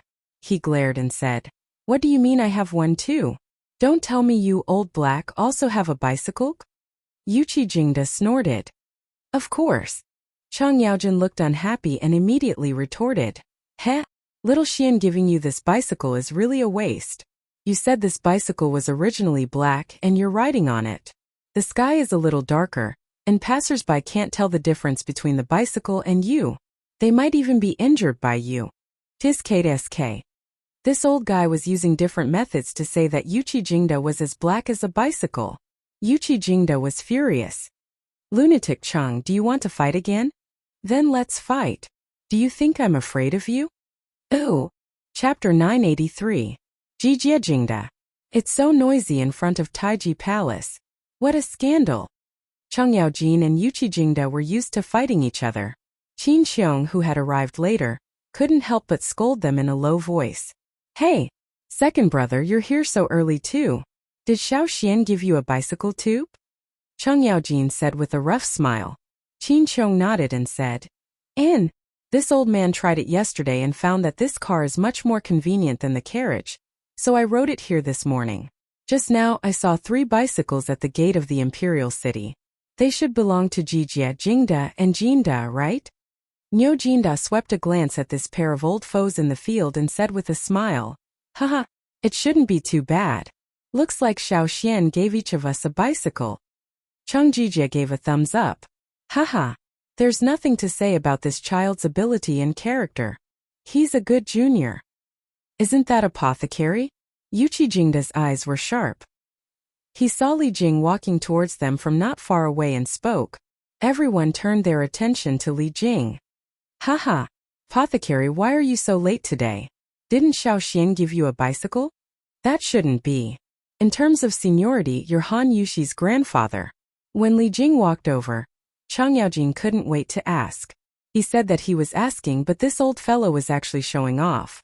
Many times, invisible posturing was the most fatal. How could Li Jing not understand Chang Yaojin's thoughts? But old Chang was destined to not be able to pretend. Yesterday, Xiao Xian sent someone to deliver a bicycle to me. Seems to be called a bicycle. Hearing this, the smile on Chang Yaojin's face froze. Then, Apothecary, you didn't ride it over today? Haven't you learned it yet? Li Jing blushed and coughed dryly. That's not it. This bicycle isn't difficult to learn, but it was used by Hongfu these 2 days. I still rode a carriage today. Oh, I see. Chang Yaojin said with disappointment. Not far away, the other court officials saw that it was so lively here and couldn't help but whisper in groups. What are the dukes talking about? They're laughing so happily. I don't know. But High Duke Lu has always attended court late. Why are you here so early today?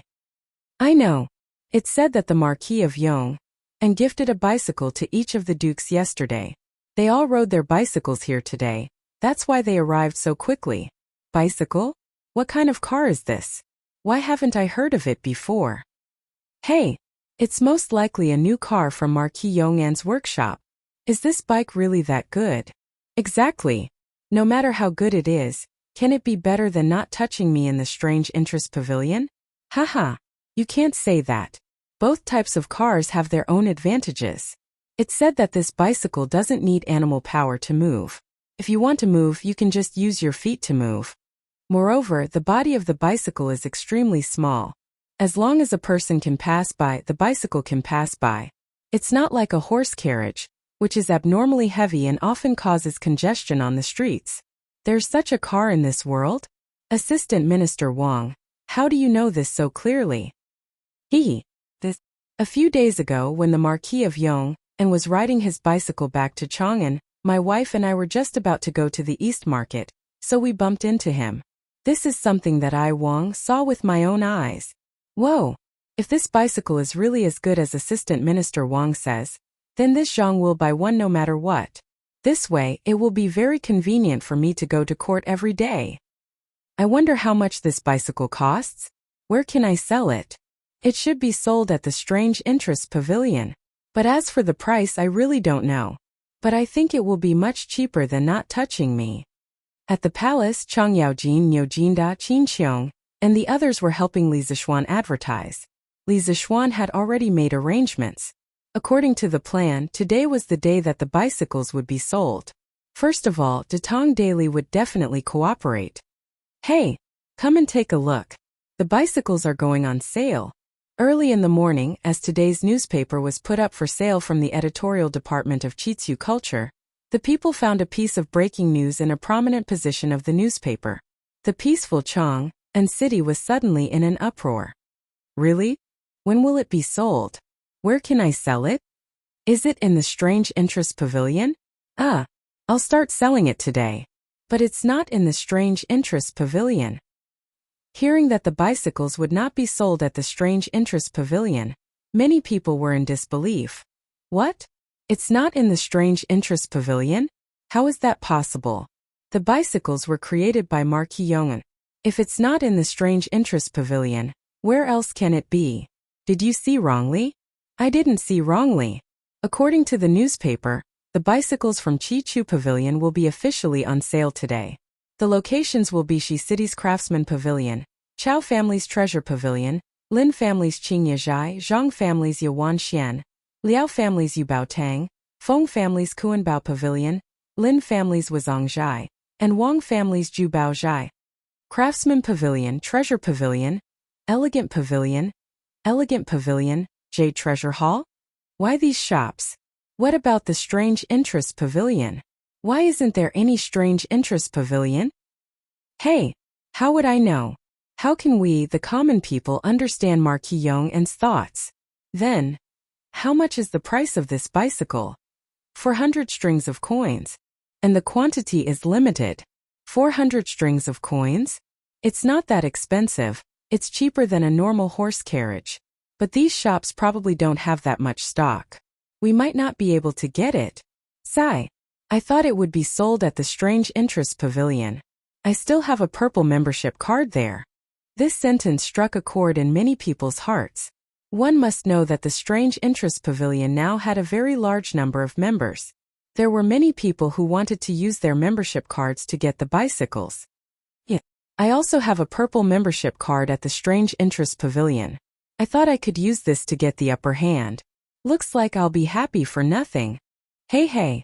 The newspaper also says that the Strange Interest Pavilion membership cards that were sold previously have been renamed to Flaming Yellow Chamber of Commerce membership cards. Members of all ranks will enjoy the same treatment in the shops above. But all members will have to pay membership fees to the Flaming Yellow Chamber of Commerce every year. From now on, there will only be Flaming Yellow Chamber of Commerce membership cards. Wow, Marquis is awesome. Damn, why didn't you say so earlier? Tongan, quick, bring the horse over. This young master wants to go to Shi City to buy a bicycle. Brother Zhang, wait. I'll go with you. After hearing Li Zishuan's decision, those who had Strange Interest Pavilion membership cards immediately rushed to Shi City. Chapter 984. Master, back then, we sold off our other businesses and used everything we had to get 45,000 strings of cash to become the first member of the Yanhuang Chamber of Commerce. But now we only have 4 bicycles, and one of them was given to Xiao Hao. Even if we can earn 100 strings of cash per bicycle, for bicycles we'll only earn 400 strings of cash. Isn't it a bit of a loss for us to buy this membership? West City, Lin Family's Qingyazhai second floor. A well-dressed madam stood beside Lin Wenyuan and said worriedly.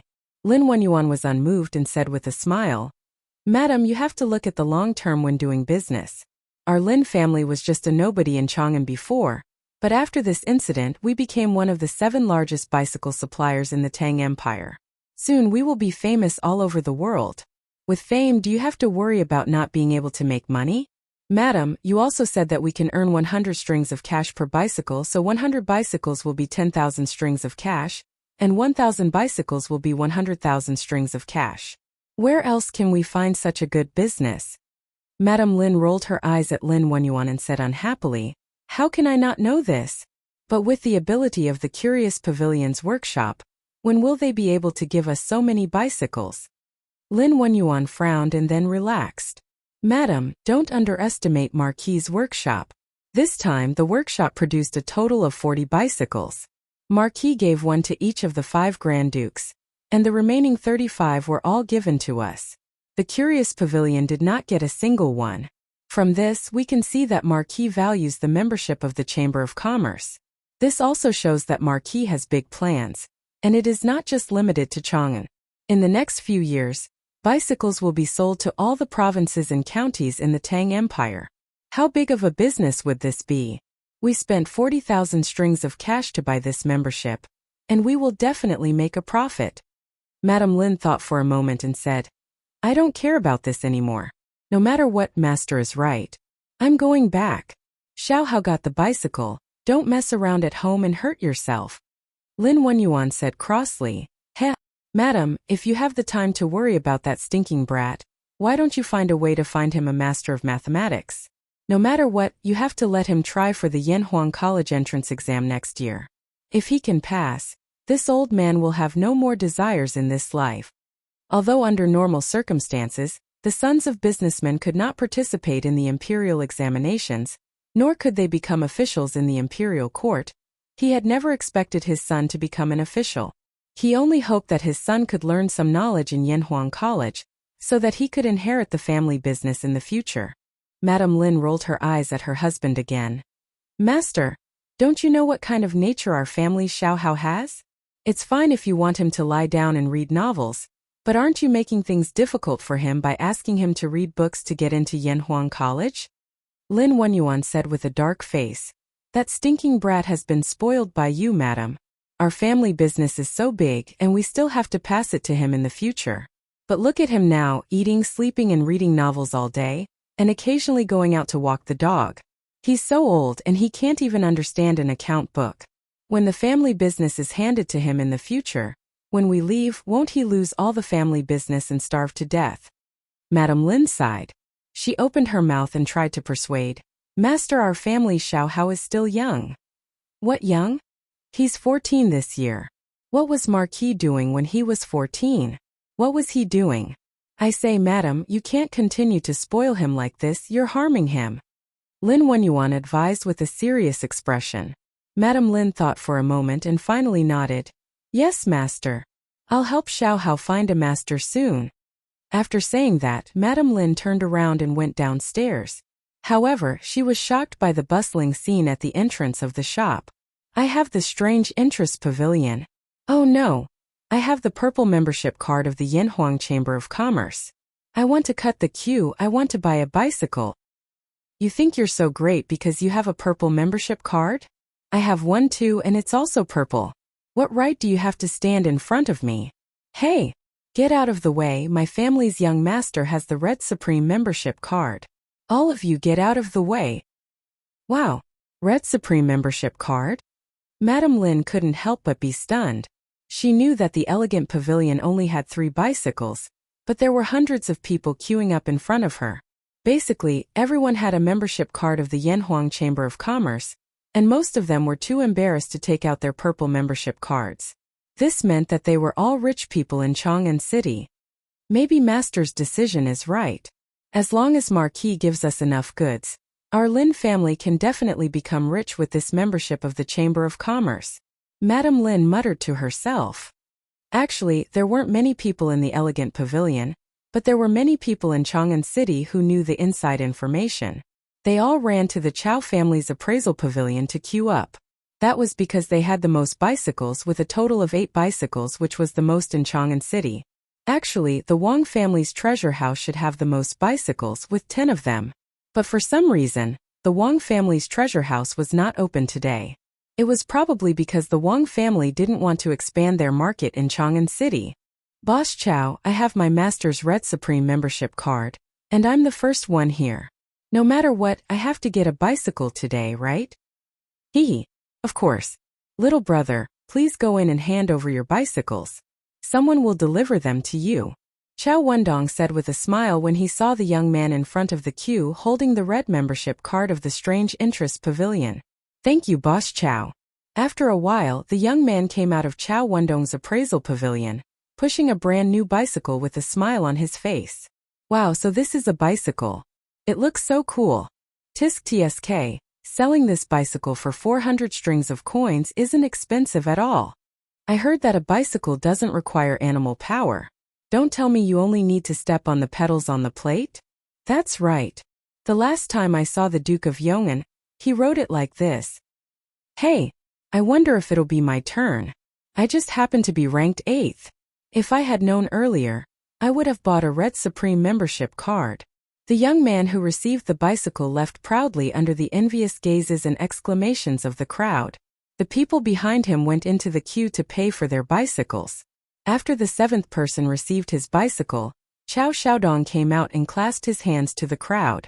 He said apologetically, "Dear friends, I'm really sorry. All the bicycles in the appraisal pavilion are sold out today. Please come back another day. I'm really sorry." Hearing his words, the people in the queue couldn't stand it anymore. No, Boss Chow, you've only sold a few bicycles. How could they be sold out already? Yeah, I heard that your shop has 8 bicycles today. Where's the last one? Hurry up and give it to me. Chow Wendong smiled bitterly and said, I'm really sorry.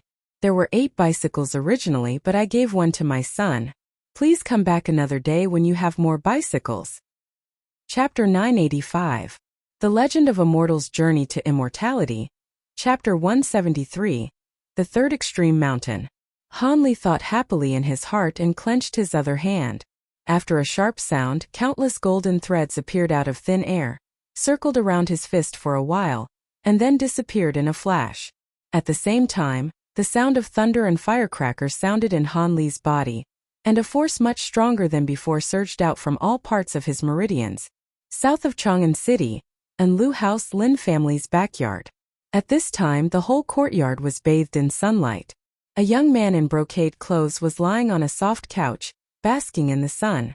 The young man was a little fat, especially his round belly, which looked particularly conspicuous. The young man was very good at enjoying himself. A maid was serving him tea, another maid was massaging his shoulders, another maid was massaging his legs, and another maid was standing next to him reading the latest issue of the Datong Dailies, The Legend of a Mortal's Journey to Immortality. In terms of enjoyment, perhaps even Li Zixuan couldn't compare with this young man. The action of breaking through the bottleneck of the Great Vehicle stage is naturally far from comparable to the previous bottlenecks of the Void Refinement and Combination stage. The explosion of the world's essence chi during the breakthrough is enough to destroy the world, so naturally, it can't directly trigger the Great Vehicle stage tribulation in the secret room. After a decisive expression flashed across Han Li's face, he immediately stood up and walked towards the stone door with large strides. Young master, that is all. Time passed slowly, and in 15 minutes, the little maid finished reading The Legend of a Mortal's Journey to Immortality. The young man opened his eyes and said lazily, Finished so soon? Yes, young master. The young man sighed and said, Tisk, it's already more than 2,100 chapters. The Legend of a Mortal's Journey to Immortality should be finished soon, right? The little maid who was reading the book earlier said, Young master, the scholars outside are saying that The Legend of a Mortal's Journey to Immortality is too long and too simple, and there is no literary talent at all. Why do you still like to read it so much? The young man said disdainfully, Tisk, I like to read this kind of novel, what can they do? This young master can't even get used to reading their novels. Hey! Actually, those pedantic scholars just don't like the fact that Leather Knight made so much money from A Mortal's Journey to Immortality. Just ignore them. If they have the ability, they can write a novel that is comparable to A Mortal's Journey to Immortality, and then come out and criticize it. Yes, that's right. There were already novels in the Tang Dynasty, and there were quite a number of them. The history of the development of China's ancient novels was as follows. Before the Song Dynasty, the classical short stories developed in a single line. During the Song and Yuan dynasties, classical short stories and vernacular short stories developed in a double line. Since the Ming dynasty, classical short stories, vernacular long stories and short stories developed in multiple lines, showing a colorful state. The Wei Jin, Southern and Northern dynasties could be called childhood in ancient novels. At this time there were also Jiren and Jiguai novels, which were collectively called notebook novels. During this period, our country's novels were beginning to take shape, but these novels were not mature enough in terms of art. They were only rough sketches, and the characters they described could not be written with a complete image. Most of the stories they wrote were factual in nature and lacked artistic fiction. The authors were just collecting anecdotes, not consciously creating novels. Compared to a mortal's journey to immortality, the novels of that period could only be described as simple. A novel would be considered long if it had 30,000 to 40,000 words. The Tang dynasty could be said to be the mature period of ancient novels. The Tang dynasty produced Legends of the Tang dynasty. The appearance of Legends of the Tang dynasty marked the maturity of our country's classical novels. Compared to the works of childhood, the novels of the Tang dynasty had made great progress. They consciously wrote novels from ghosts and gods, and from anecdotes to real life, creating and improving a lot in terms of art. The famous legends of the Tang dynasty included Jiang Fang's Huxiaoyu, Yuan Zhenzinging, Li Chaowei's Lui, and Bai Xingzhan's Li Hua. However, the novels mentioned above did not appear in the early Tang dynasty. Most of the popular novels in the early years of Jingguan were written during the Wei, Jin, and Northern and Southern dynasties. It was because of this historical background that the novel A Mortal's Journey to Immortality, which had a grand worldview, rich characters and fast-paced plot, quickly attracted a large number of loyal readers when it was published. Those who complained that A Mortal's Journey to Immortality had no literary talent and no substance, who knew how many of them secretly read it? The young maidservant covered her mouth and laughed softly. If those scholars heard what young master said, they would be furious. The young man said disdainfully, "It's none of my business whether they are furious or not." "Oh right. Didn't I ask my father for a bicycle?" Xiao Qin quickly asked Bao Shun to push it over. It turned out that this young man was Lin Wenyuan's son Lin Hao. He could be considered as a rich second-generation heir. The maidservant Xiao Qin nodded and said, "Yes, young master wants to ride a bicycle? That's great." The rest of the maidservants were also excited. Recently, the news about bicycles in Chang and had spread like wildfire. They also wanted to see what a bicycle looked like. Fortunately, their master had snatched the first delivery rights of a bicycle. Their young master was the first to have a bicycle. As servants, they would be able to follow along and broaden their horizons. Unexpectedly, Lin Hao sat up from the pedals and knocked on the maidservant's head, saying, "You wicked girl! How can you let your young master do this kind of physical work personally? Of course I will let Bao Shun ride it later." "Xiao Qin, you have been with me for so long for nothing." "Ah? Young master?" The maidservant Xiao Qin widened her eyes. She was thinking, young master, you let someone else ride the bicycle, then where is the fun in that? If this girl had transmigrated from the modern world, she would definitely not have such doubts, because she would understand that there was a type of bicycle called cloud riding. In the modern world, there was a group of people called otakus. Usually they didn't want to make friends or fall in love, so they would do it through the internet cloud. If they didn't want to travel, they would use Google Earth or a game with a more outstanding style, such as the best car, Grand Theft Auto, to travel the world's famous rivers and mountains. However, Li Zixuan probably didn't expect that there would be such a real otaku like Lin Hao in the Tang dynasty. "What? Hurry up and go," Lin Hao reprimanded, then lay down again. "Oh," the maidservant responded and hurriedly went to pass down the instructions. A short while later, a very spirited young man in green pushed a bicycle over. Without waiting for him to bow, Lin Hao got up and said excitedly, "Haha, Bao Shun, come and ride this bicycle. Don't worry if you fall and hurt yourself, I will pay for your medical expenses." Chapter 986. Hey Bao Shun. Press on the left handlebar. The bike is going to fall. F***CK. You better be careful. I only have this damn bike. If you break it, I won't be able to buy it even if I have money. Stupid. You don't even know how to ride a bike, are you a piece of trash? Haha. Xiaoqin, luckily I'm smart and didn't ride it myself. Otherwise, wouldn't I be like this idiot Bao Shun and have shit all over my body? Yes. Steady. Just ride it like this. Haha. Circle it twice in this courtyard for me. Yes. Awesome. Really damn awesome. Bao Shun, throw away one hand and see if you can ride it with only one hand? Wow. Amazing. It really works. Let's see. In the backyard of the Lin family, under the instigation of Lin Hao, the servant Bao Shun began his journey of learning how to ride a bicycle. At first, because he was not used to riding a two-wheeled bicycle, this unlucky child fell down many times and was scolded many times. In the end, he was finally able to ride steadily. Looking at him riding the bike in the breeze, Lin Hao sat on the couch with a face of enjoyment, as if he was the one riding the bike. He really used the concept of riding in the clouds to the extreme, making the scalps of the 4 maidservants tingle. Cough cough. While they were laughing and chatting, a cold cough suddenly came from the side. Madam. The 4 little maidservants were the first to react from the joy brought to them by the bicycle. They bowed and said. It was Lin Wenyuan's wife who had returned from Shi City. Haha.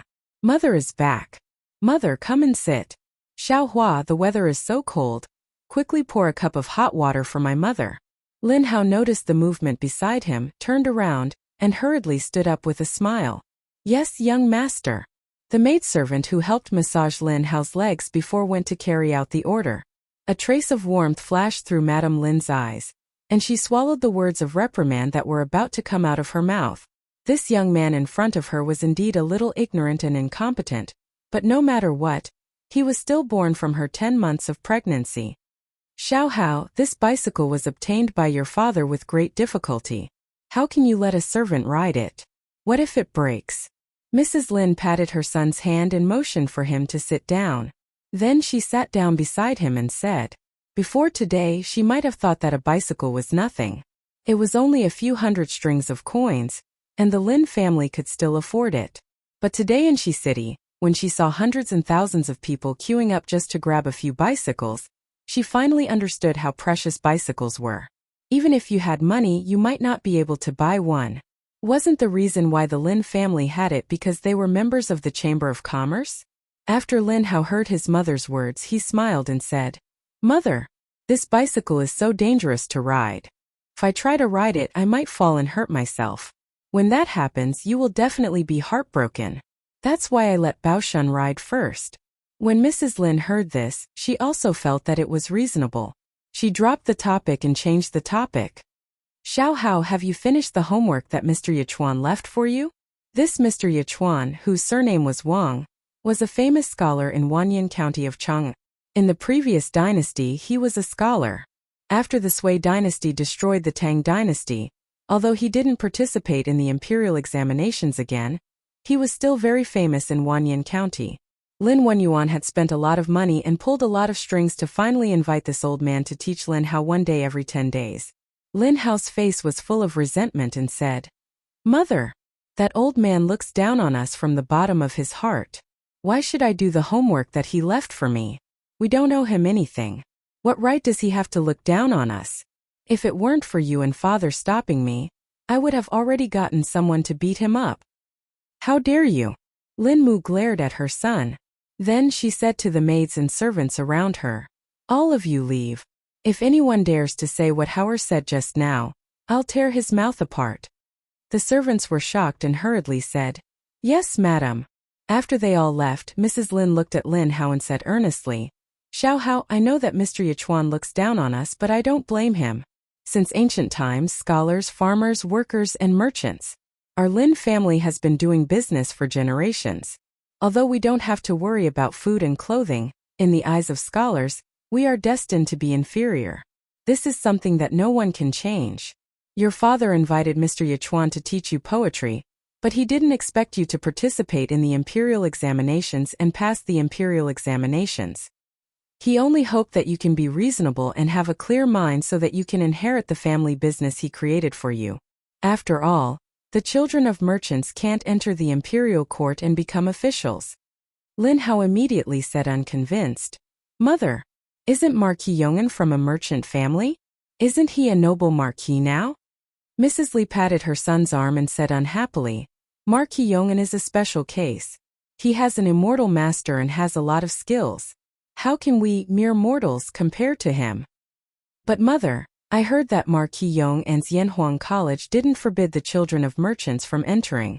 After those students leave school, can't they use the skills they learned in Yanhuang College to enter the imperial court and become officials? Lin Hao frowned and said. At this moment, Mrs. Lin's eyes revealed an imperceptible smile. She said softly, that's hard to say. However, if they can enter Yanhuang College, even if they can't learn 50% of Marquis Yongan's skills, they should be able to learn 10% or 20%. Just based on this 10% or 20% of skills, they are people with great prospects. Let's not talk about anything else.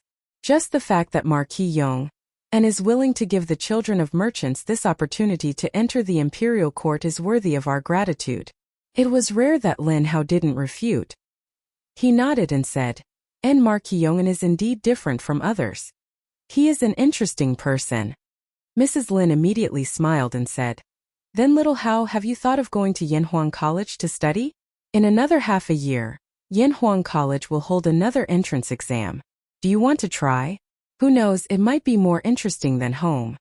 When Lin Hao heard this, his head shook like a rattle drum. No, no, no, mother. With this bit of knowledge in my stomach, how can I enter Yanhuang College? You should give up on this idea as soon as possible. Mrs. Lin said in a deep voice. Little Hao, how do you know you can't if you haven't tried? There are still 9 months until next year's entrance exam. Mother heard people say that there is a 7 or 8-year-old foolish child in the Han village who only studied for 2 months and got in. Mother knows that you aren't stupid. You are just lazy. If you are determined to enter Yanhuang College now, Mother believes that you will be able to get in next year. Chapter 987. Mother. How can Yanhuang College be more interesting than home? What I mean is, I just want to stay at home and be filial to you and father. I don't want to go anywhere. In the backyard of the Lin family, Lin Hao's expression changed when he heard that his mother wanted him to go to Yanhuang College. He stayed at home every day to sunbathe, listen to novels and play with the servant girls. He was so free and unfettered. Why would he bother to study late at night and prepare for Yanhuang College's entrance exam? Wasn't this just looking for trouble for himself? Mother Lin frowned and relaxed after a while. She said, Little Hao, you can't say that. You haven't been to Yanhuang College. How would you know that Yanhuang College isn't as interesting as home? Besides, your father and mother are still healthy. Why would we need you to stay at home? A good man should aim to travel far. What's wrong with staying at home all day? Lin Hao pinched his chin and remained unmoved. Mother Lin saw this and said, Little Hao. Mother heard that the college has some kind of telescope that can see the moon far away from us. This thing is a heavenly observation tool made by the college. Can see the stars in the 9 heavens. It's a divine tool. What? Yanhuang College has such an awesome thing? Why didn't I know about it? When Lin Hao heard this, his eyes widened. From his mother's words, he seemed to have discovered something even more interesting. Logically speaking, listening to novels at home and teasing the maidservants was definitely not as interesting as using a telescope to look at the sky. The sky. Since ancient times, the mysterious sky had always been something people yearned for. Because of this, many ancient myths and legends had been passed down. Although Lin Hao was a fat otaku, he couldn't resist this temptation. Seeing that there was hope, Mother Lin smiled and said, Silly child, why would Mother lie to you? Actually, ordinary people don't know about this yet. But your father is a member of the Marquis Yongan and Marquis Chamber of Commerce, so he knows about this. Mother has told you, but you can't casually tell outsiders. Otherwise, your father will be harmed by you. Lin Hao was still in shock from seeing the sky through a telescope. He subconsciously nodded. Mother, don't worry, I won't speak carelessly. Lin's mother smiled and said, Then Xiao Hao, are you willing to go to Yanhuang College now? Lin Hao looked hesitant and frowned. When Mama Lin saw this, she smiled and said, Then I'll help you find a new mathematics teacher to tutor you. With my son's intelligence, it won't be a problem for you to get into Yanhuang College in 9 months. Bicycles were sold out on the first day. But people's enthusiasm for bicycles did not diminish at all. Instead, it became more and more intense. Bicyclists began to appear on the streets of Chang'an City. The convenience, magic, and speed of bicycles began to be known by more and more people. The tycoons of Chang'an were all eager to make a move. They waved their banknotes, or rather copper coins, wanting to buy bicycles. However, the 7 first-run stores of bicycles announced on Datang Daily were all out of stock. They were still out of stock the next day, and still out of stock on the third day. In a short period of time, bicycles became something that was truly priceless. It was rumored that there were already people who offered a high price of 800 strings of cash, hoping to buy a bicycle. "Shopkeeper-san, do you have any bicycles at Curious Pavilion? I'm willing to pay more." "Yes, shopkeeper-san, the price is negotiable. Do you have any bicycles here?" Some people who were looking for bicycles to no avail finally came to Curious Pavilion. They asked Sun Huayun one after another. Sun Huayun could only smile bitterly. "Dear customers, it's not that I don't want to sell you bicycles, but Curious Pavilion really is out of stock." "No, Mr. Sunday. In the past, all the new gadgets produced by the Strange Taste Pavilion were sold in the Strange Taste Pavilion. Why is there no stock this time?" "That's right. Why are Curious Pavilion's bicycles all distributed to other stores this time?" Many people were deeply surprised that Curious Pavilion wasn't part of the first batch of bicycles. Sun Huayun explained, "This was arranged by my family's marquee. The purpose is to disperse the customers and make it easier for everyone to buy. Actually, as far as I know, Curious Pavilion's 2 workshops are currently producing bicycles. I believe that the second batch of bicycles will be on sale soon. Everyone, please be patient." Hearing Sun Huayuan's words, although the crowd was unwilling, they could only go back and wait for the news. Although Li Zixuan had heard about these things, he didn't care much about it. Because the workshops were all following procedures, it was useless for him to worry about it. He still had other things to do. "Mr. Yen, have the exam questions for each subject been released?" In Yanhuang College, Li Zixuan asked in a low voice in Yen Silu's office. "Yes, that's right. Yanhuang College's first monthly exam was about to be held. Due to the late start of the semester and the military training in the first month of the semester, the real time of classes in the first semester was only 2 months. After the monthly exam, the next big exam would be the final exam, and then it would be the winter vacation."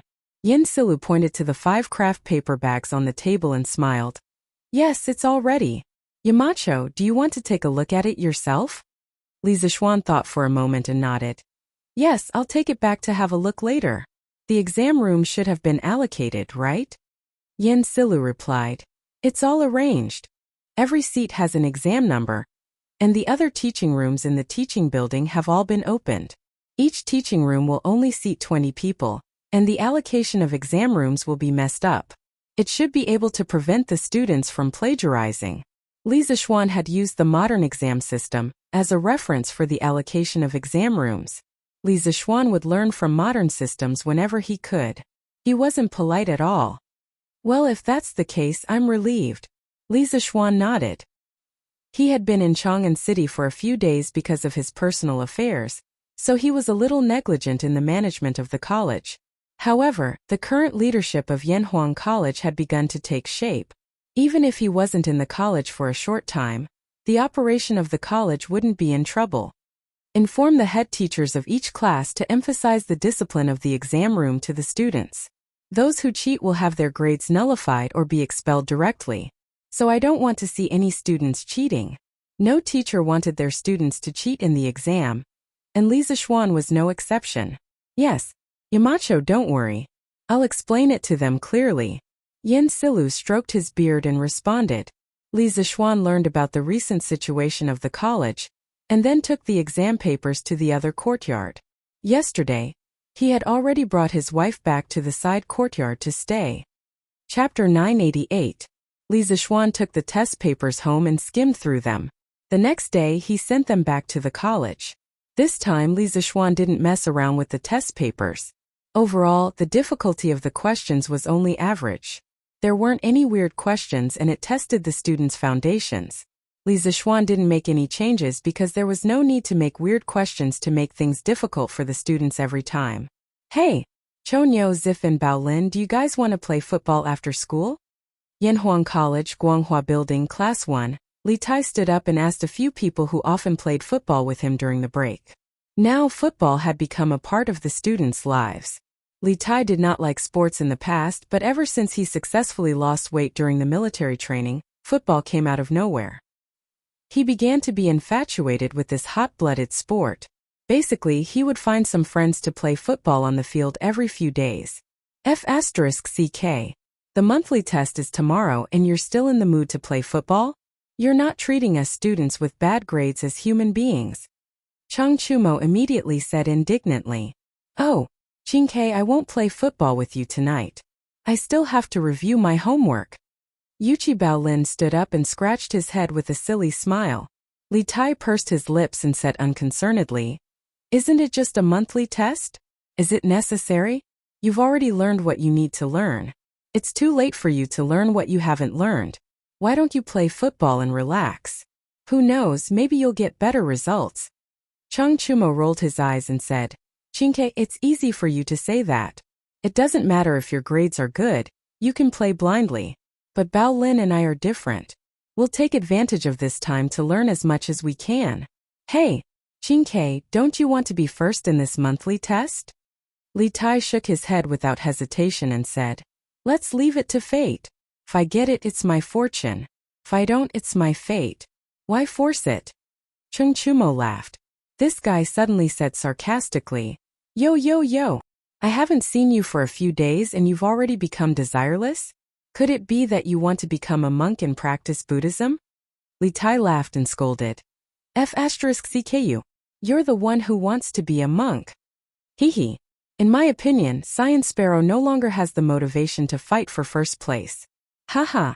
Otherwise, with Chinke's personality, she will definitely not give up until she gets first place. Seeing this, Sun Zifan smiled and revealed the truth. The truth was indeed as he said. If it had been a month ago, Li Tai would have been very concerned about the ranking of this monthly exam. At that time, Li Zishuan had said that football could only be obtained by passing the top 3 of the monthly exam. It could not be bought anywhere else even if one had the money. But later, Li Tai did not know why Li Zishuan went back on his word and actually took out a large number of footballs to sell. For Li Tai, anything that could be solved with money was not a problem. Since he could buy football with money, why would he work so hard for the monthly exam?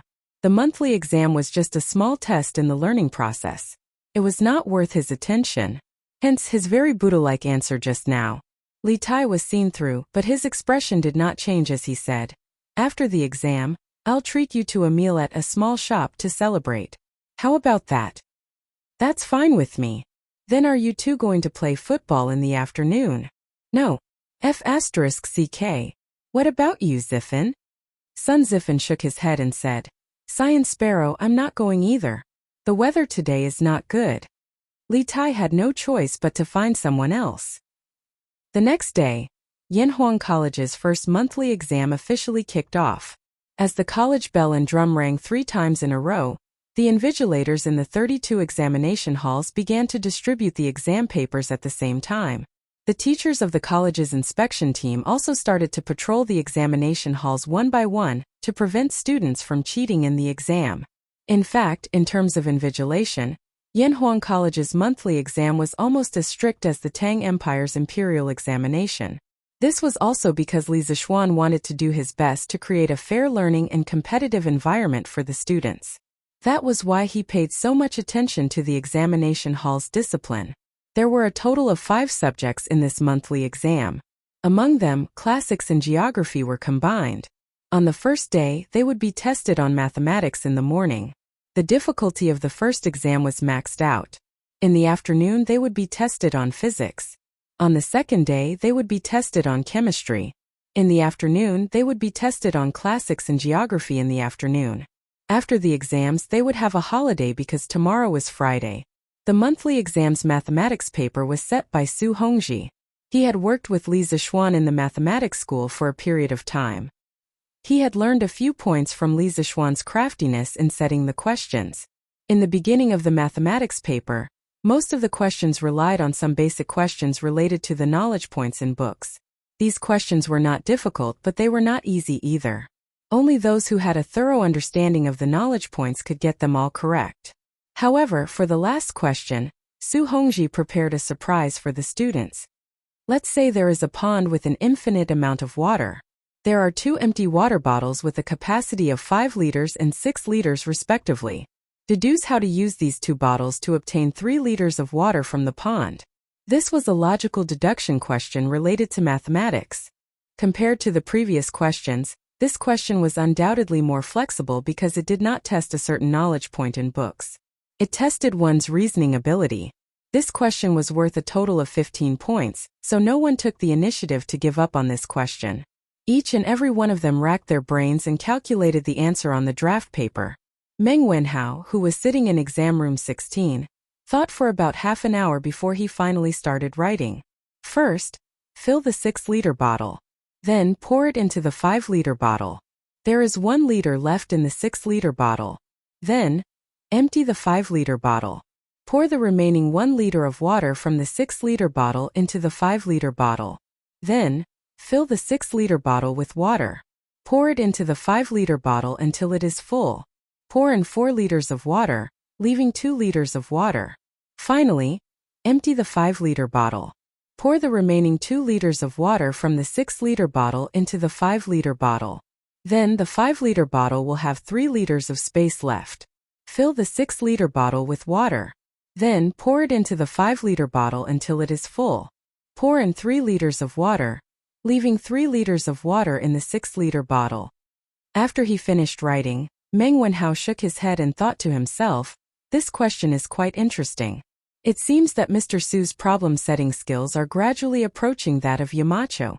If Meng Wenhao could solve this question, how could Li Tai, who was in exam room 1, not be able to do it? He only thought for half an hour before he came up with an answer. Moreover, it was a different answer. First, fill the 5-liter bottle. Then pour in the 6-liter bottle. Then fill the 5-liter bottle. Pour in the 6-liter bottle. Then, there will be 4 liters of water left in the 5-liter bottle. Then, empty the 6-liter bottle. Pour in the 4-liter bottle from the 5-liter bottle. Then, there will be 4 liters of water left in the 6-liter bottle. Finally, fill the 5-liter bottle with water. Then, fill the 6-liter bottle with water from the 5-liter bottle. Then, there will be 3 liters of water left in the 5-liter bottle. After he finished writing, Li Tai nodded with satisfaction and whispered, in the past, Yamacho came up with a question about putting water in the pool. Now Mr. Su came up with a question about getting water from the pool. This is really interesting. Chapter 989.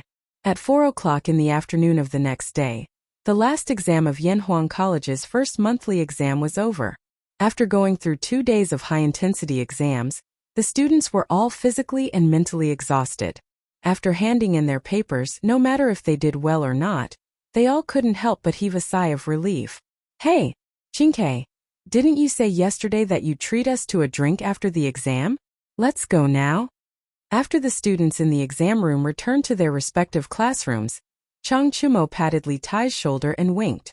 Li Tai said unhappily, F***ck, you guys weren't loyal yesterday and didn't accompany me to play football. Today you want to drink with me? No way. He did say yesterday that he'd treat them to a meal, but there was a prerequisite. Chang Chumo took advantage of the situation and said, Hey, Chinke, Chitsu culture is flourishing. Now that you receive dividends every month, you won't be so stingy as to not be willing to treat us to a drink, right? He knew better than anyone that Li Tai didn't lack money at all because Li Tai had shares in Chitsu culture. Then again, Li Zishuan's family was fattened up by Li Zishuan. If Li Zishuan didn't return to Chang'an this year, Li Er might still be living a tight life. Li Changqian and Li Tai might still be by Li Er's side fighting for favor. Now, history was changing little by little. Hee. That's right. Chinke, you're the richest among us. It's not too much to treat us brothers to a drink, right?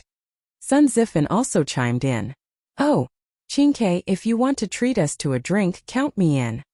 Yuchi Baolin just walked into the classroom and didn't know what was going on, so he ran over to join in the fun. Li Tai almost vomited blood. He thought about it and finally said helplessly, Okay. Pack up. Let's go to Xiaomao's a small shop for a meal tonight. I'm really scared of you bad friends. Ever since Gu Xiaomao's have a small shop opened, it became extremely popular in Yanhuang College. In the beginning, his family's supermarket had given the academy students a huge surprise. In this era, people would go to the rice shop to buy rice, to the market to buy shoes, to the grocery store to buy pots and pans, to the rain gear store to buy umbrellas, and to the snack stalls in the eastern and western markets to buy snacks. However, once Gu Xiaomao's store was opened, the students discovered that shopping had suddenly become very simple. Food, drinks, and necessities could basically be bought from his store. Moreover, they had to choose what they wanted to buy. After choosing, they just had to pay the bill at the counter at the entrance. This kind of novel shopping method also made the students feel very refreshed.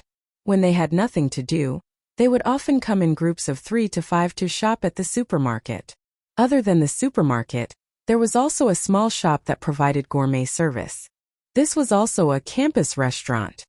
There was a row of sheds outside the store. Under the sheds there were tables and chairs. The store mainly served noodles or small dishes. The person who cooked was usually Old Man Gu. Sometimes when Old Man Gu couldn't free himself, Gu Xiaomao's sister, Gu Yunshuang, would come out to cook. Haha. Xiaomao, today we're here to take care of your business. Li Tai brought a group of people out of Guanghua building. After a short while, they arrived at a small shop. He shouted at Gu Xiaomao, who was chopping firewood in front of the store. Behind him were Chang Chumo, Yuqi Baolin, Qin Huayu, Li Huiren, Li Ku, Zhang Sunchong, and Sun Zifan. They were all a group of second-generation officials. Your Highness! Gu Xiaomao was shocked. He quickly put down the work in his hands and hurriedly greeted him. Although the ordinary students of Yanhuang College often came here to shop at the supermarket, Li Tai rarely came here. This was because the little fatty basically didn't lack anything in daily life. Every weekend, there would be servants who would come over to help him replenish his goods. The little fatty was either studying or running off to play football. Naturally, he rarely came to the supermarket.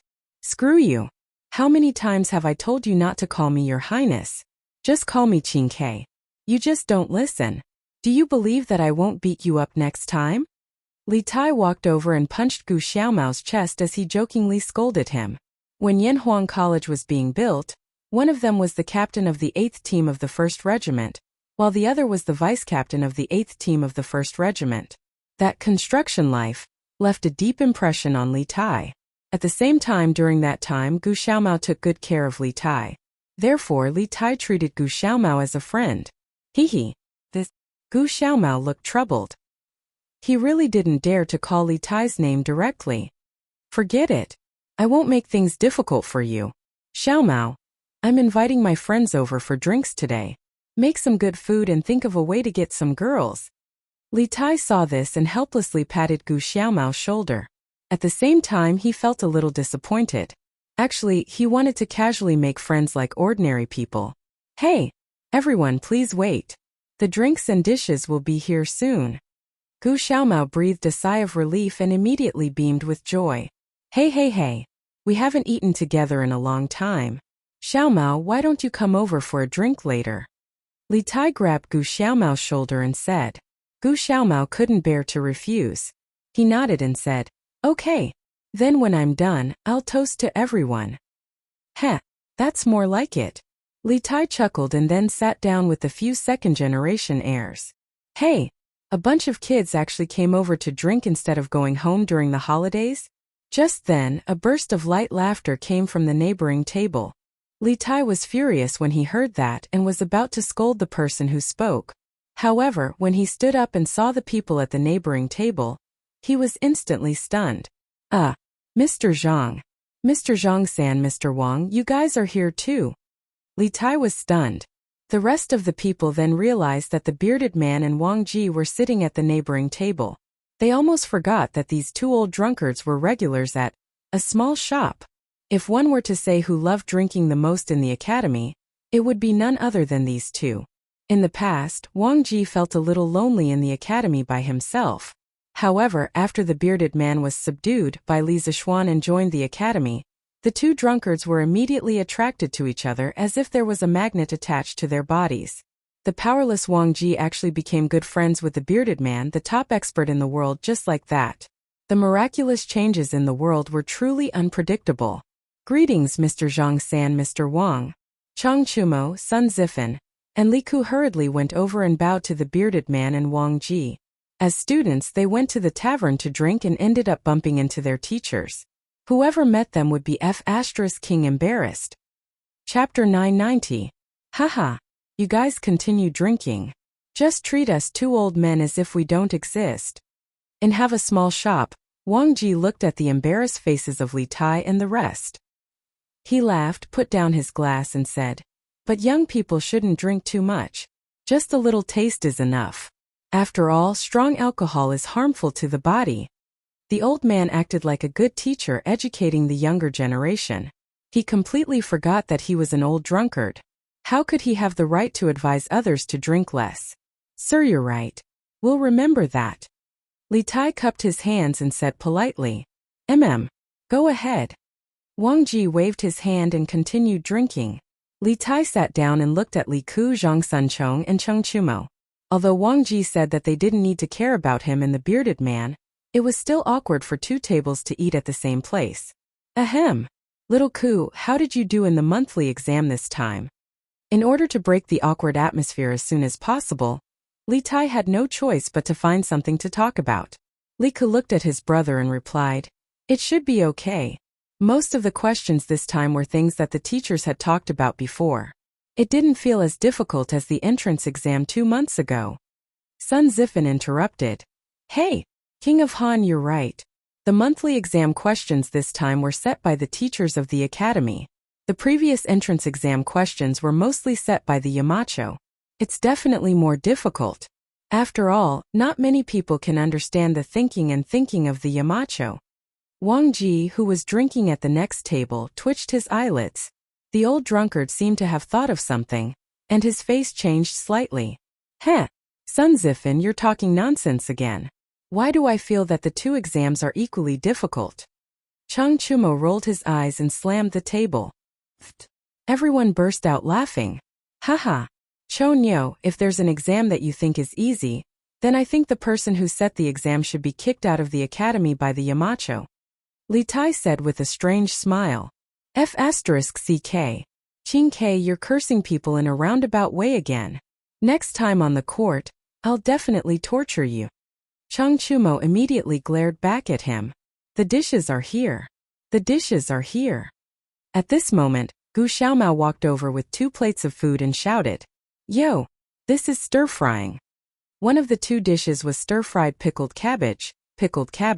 There was pickled cabbage in the Tang dynasty.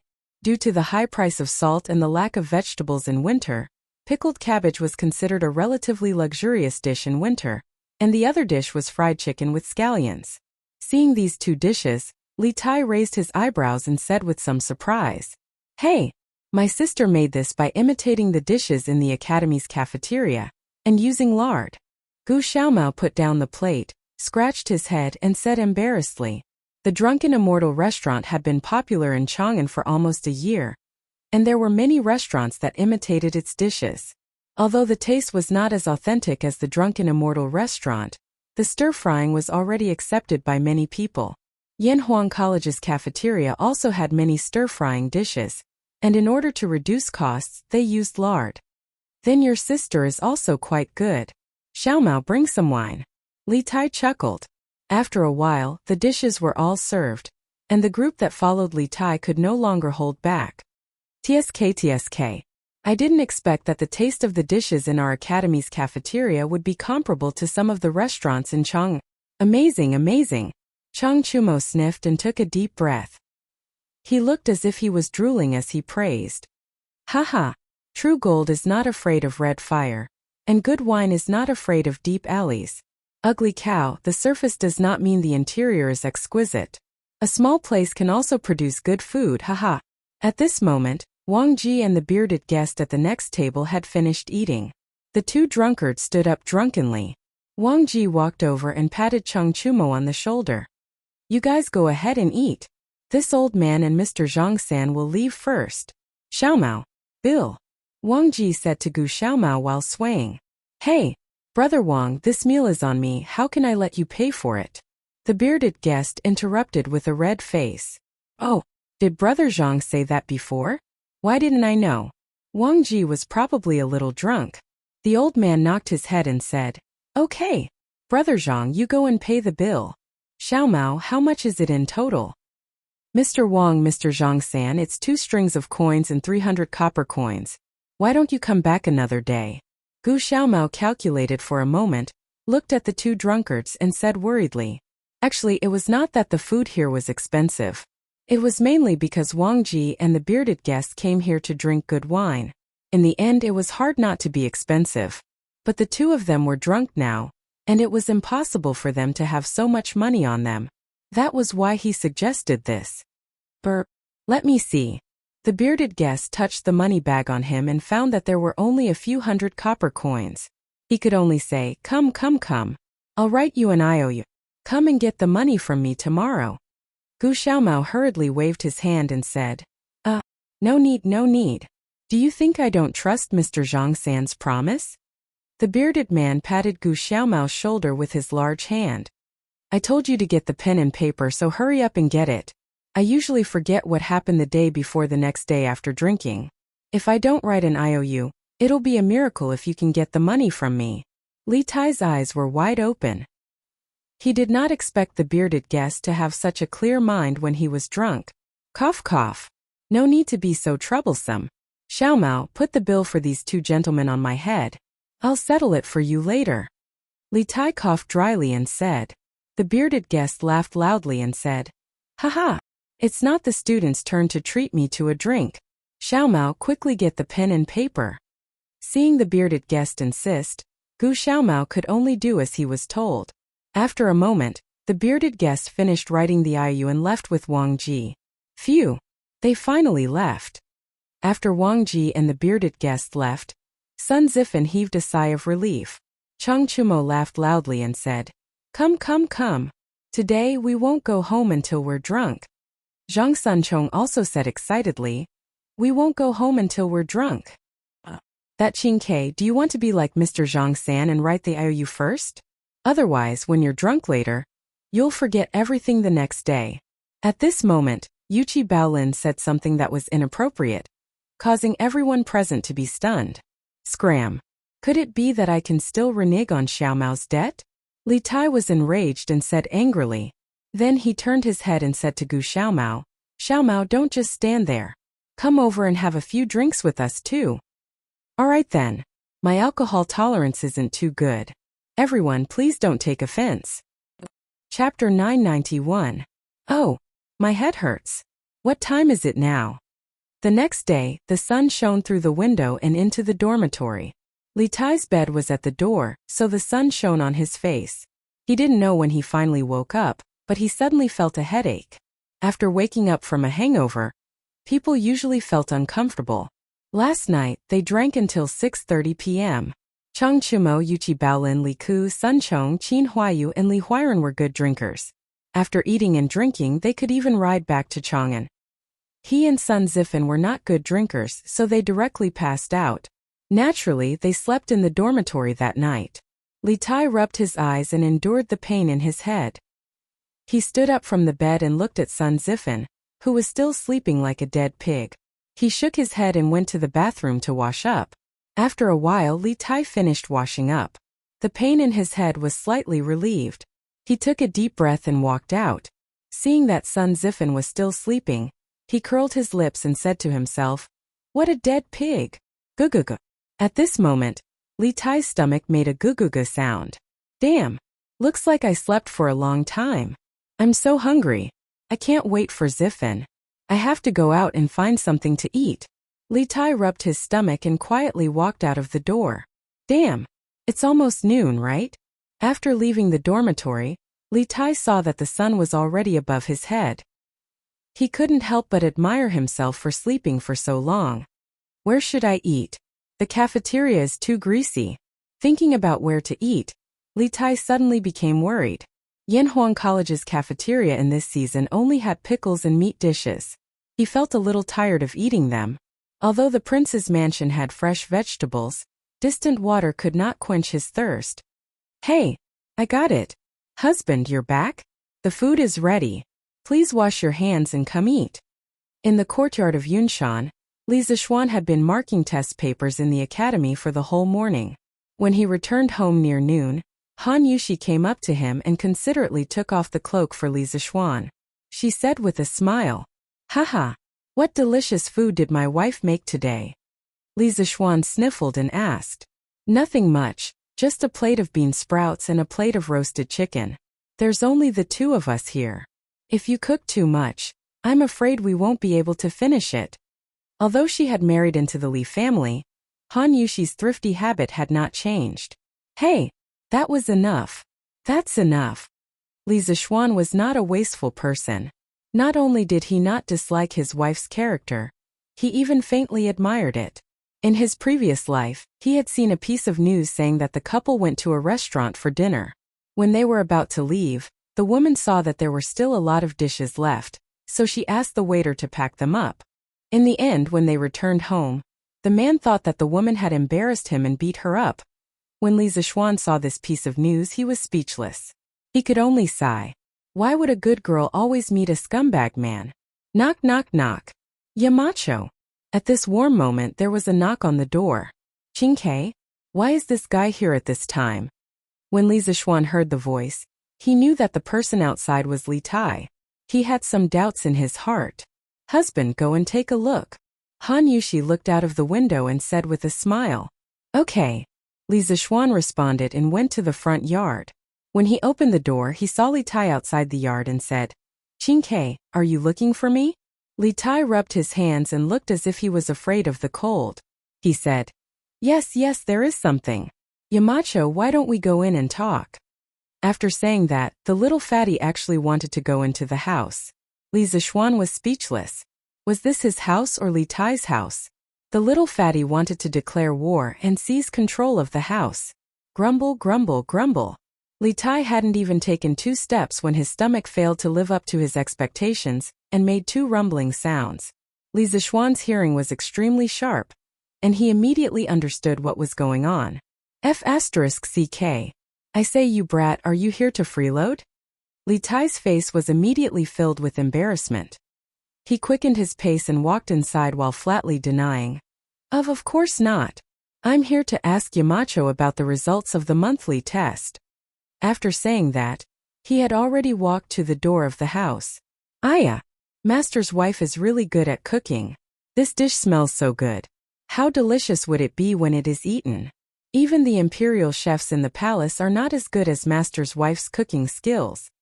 As soon as the little fatty entered the house, he immediately smelled the fragrance of fried bean sprouts and braised chicken floating in the air. This fellow did not care what dish was on the plate and praised it fiercely.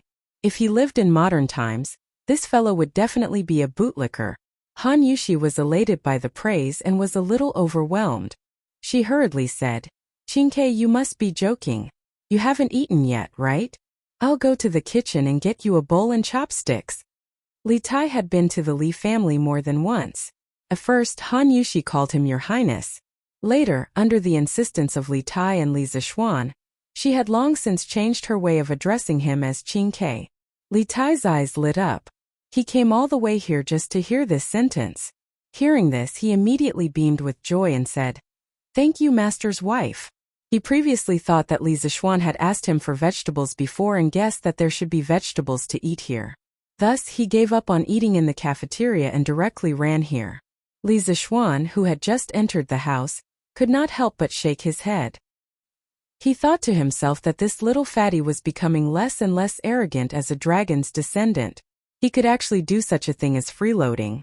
Han Yushi went to get a bowl and chopsticks for Li Tai, but Li Tai had already moved a chair and ran to the table to sit down.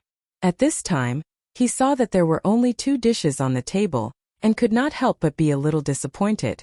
However, when he saw the sparkling and white bean sprouts, he could not help but say in surprise, what dish is this? Why have I never seen it before? Li Zixuan came over and sat down. He picked up a bean sprout with his chopsticks and ate a mouthful of rice as he said unhappily, This is bean sprout. It's taken from the sprouts of soybean seedlings and stir-fried. Li Tai's eyes lit up and said, "So it's vegetables. That's great. I want to try it." At this time Han Yushi brought a bowl and chopsticks. Naturally, the bowl was filled with rice. Li Tai did not say anything and directly picked up the bean sprout. When it was close to his nose and mouth, a burst of fragrance entered his nostrils. He could not help but salivate. He quickly put the bean sprout into his mouth and chewed lightly. It was crispy and delicious. There was a hint of sourness and saltiness in the fresh fragrance. It whetted his appetite. "Oh, delicious, delicious. This bean sprout is really delicious. Yamacho, where did this bean sprout come from? Can you sell it to me for 50 caddies first?" After Li Tai took a bite of the bean sprout, he felt as if he had eaten a peerless delicacy. His eyes widened as he looked at Li Zishuan excitedly and asked. Chapter 992. 50 jeans? Are you still asleep? In the Yunshan residence, Li Zishuan almost spat out the food in his mouth after hearing Li Tai's words. At the same time, he cursed this little fatty in his heart. Although he had bean sprouts at home, it probably didn't even amount to 50 jeans. If this wasn't an exorbitant demand, then what else could it be? Is 50 jeans too much? It's not much, Yamacho. 50 jeans of bean sprouts isn't enough for me to eat for a week. Li Tai fiercely picked up a large chunk of bean sprouts and put it into his bowl. That small porcelain bowl suddenly became a small mountain. The little fatty fiercely stuffed food into his mouth as he quibbled with Li Zishuan. Scram!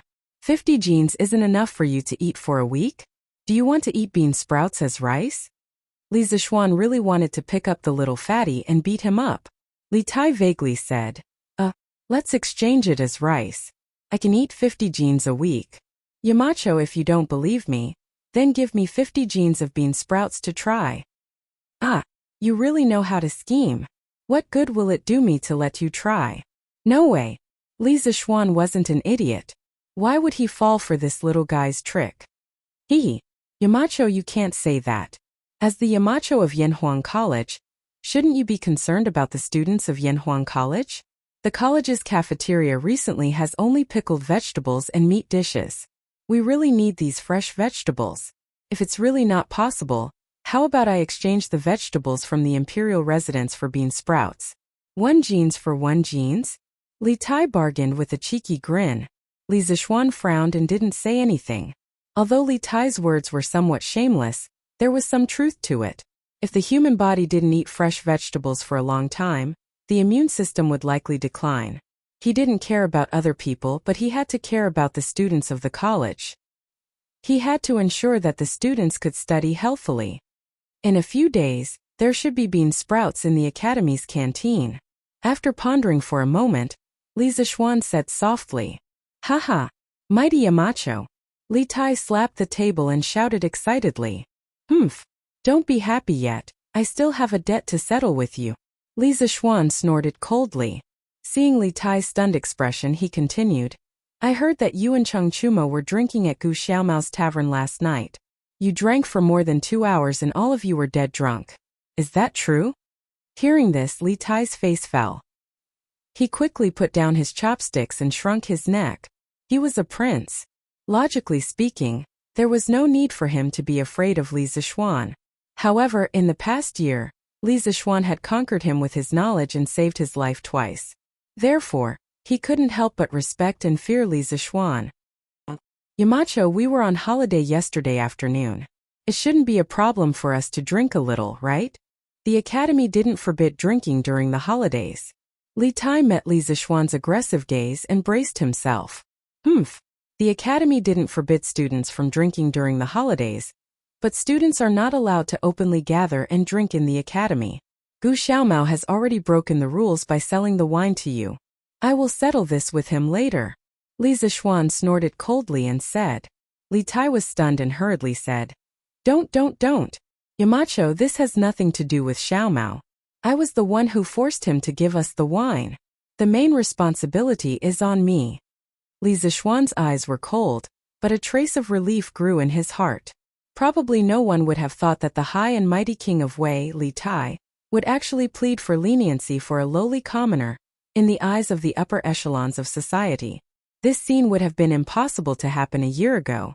However, Li Zixuan was gratified by this.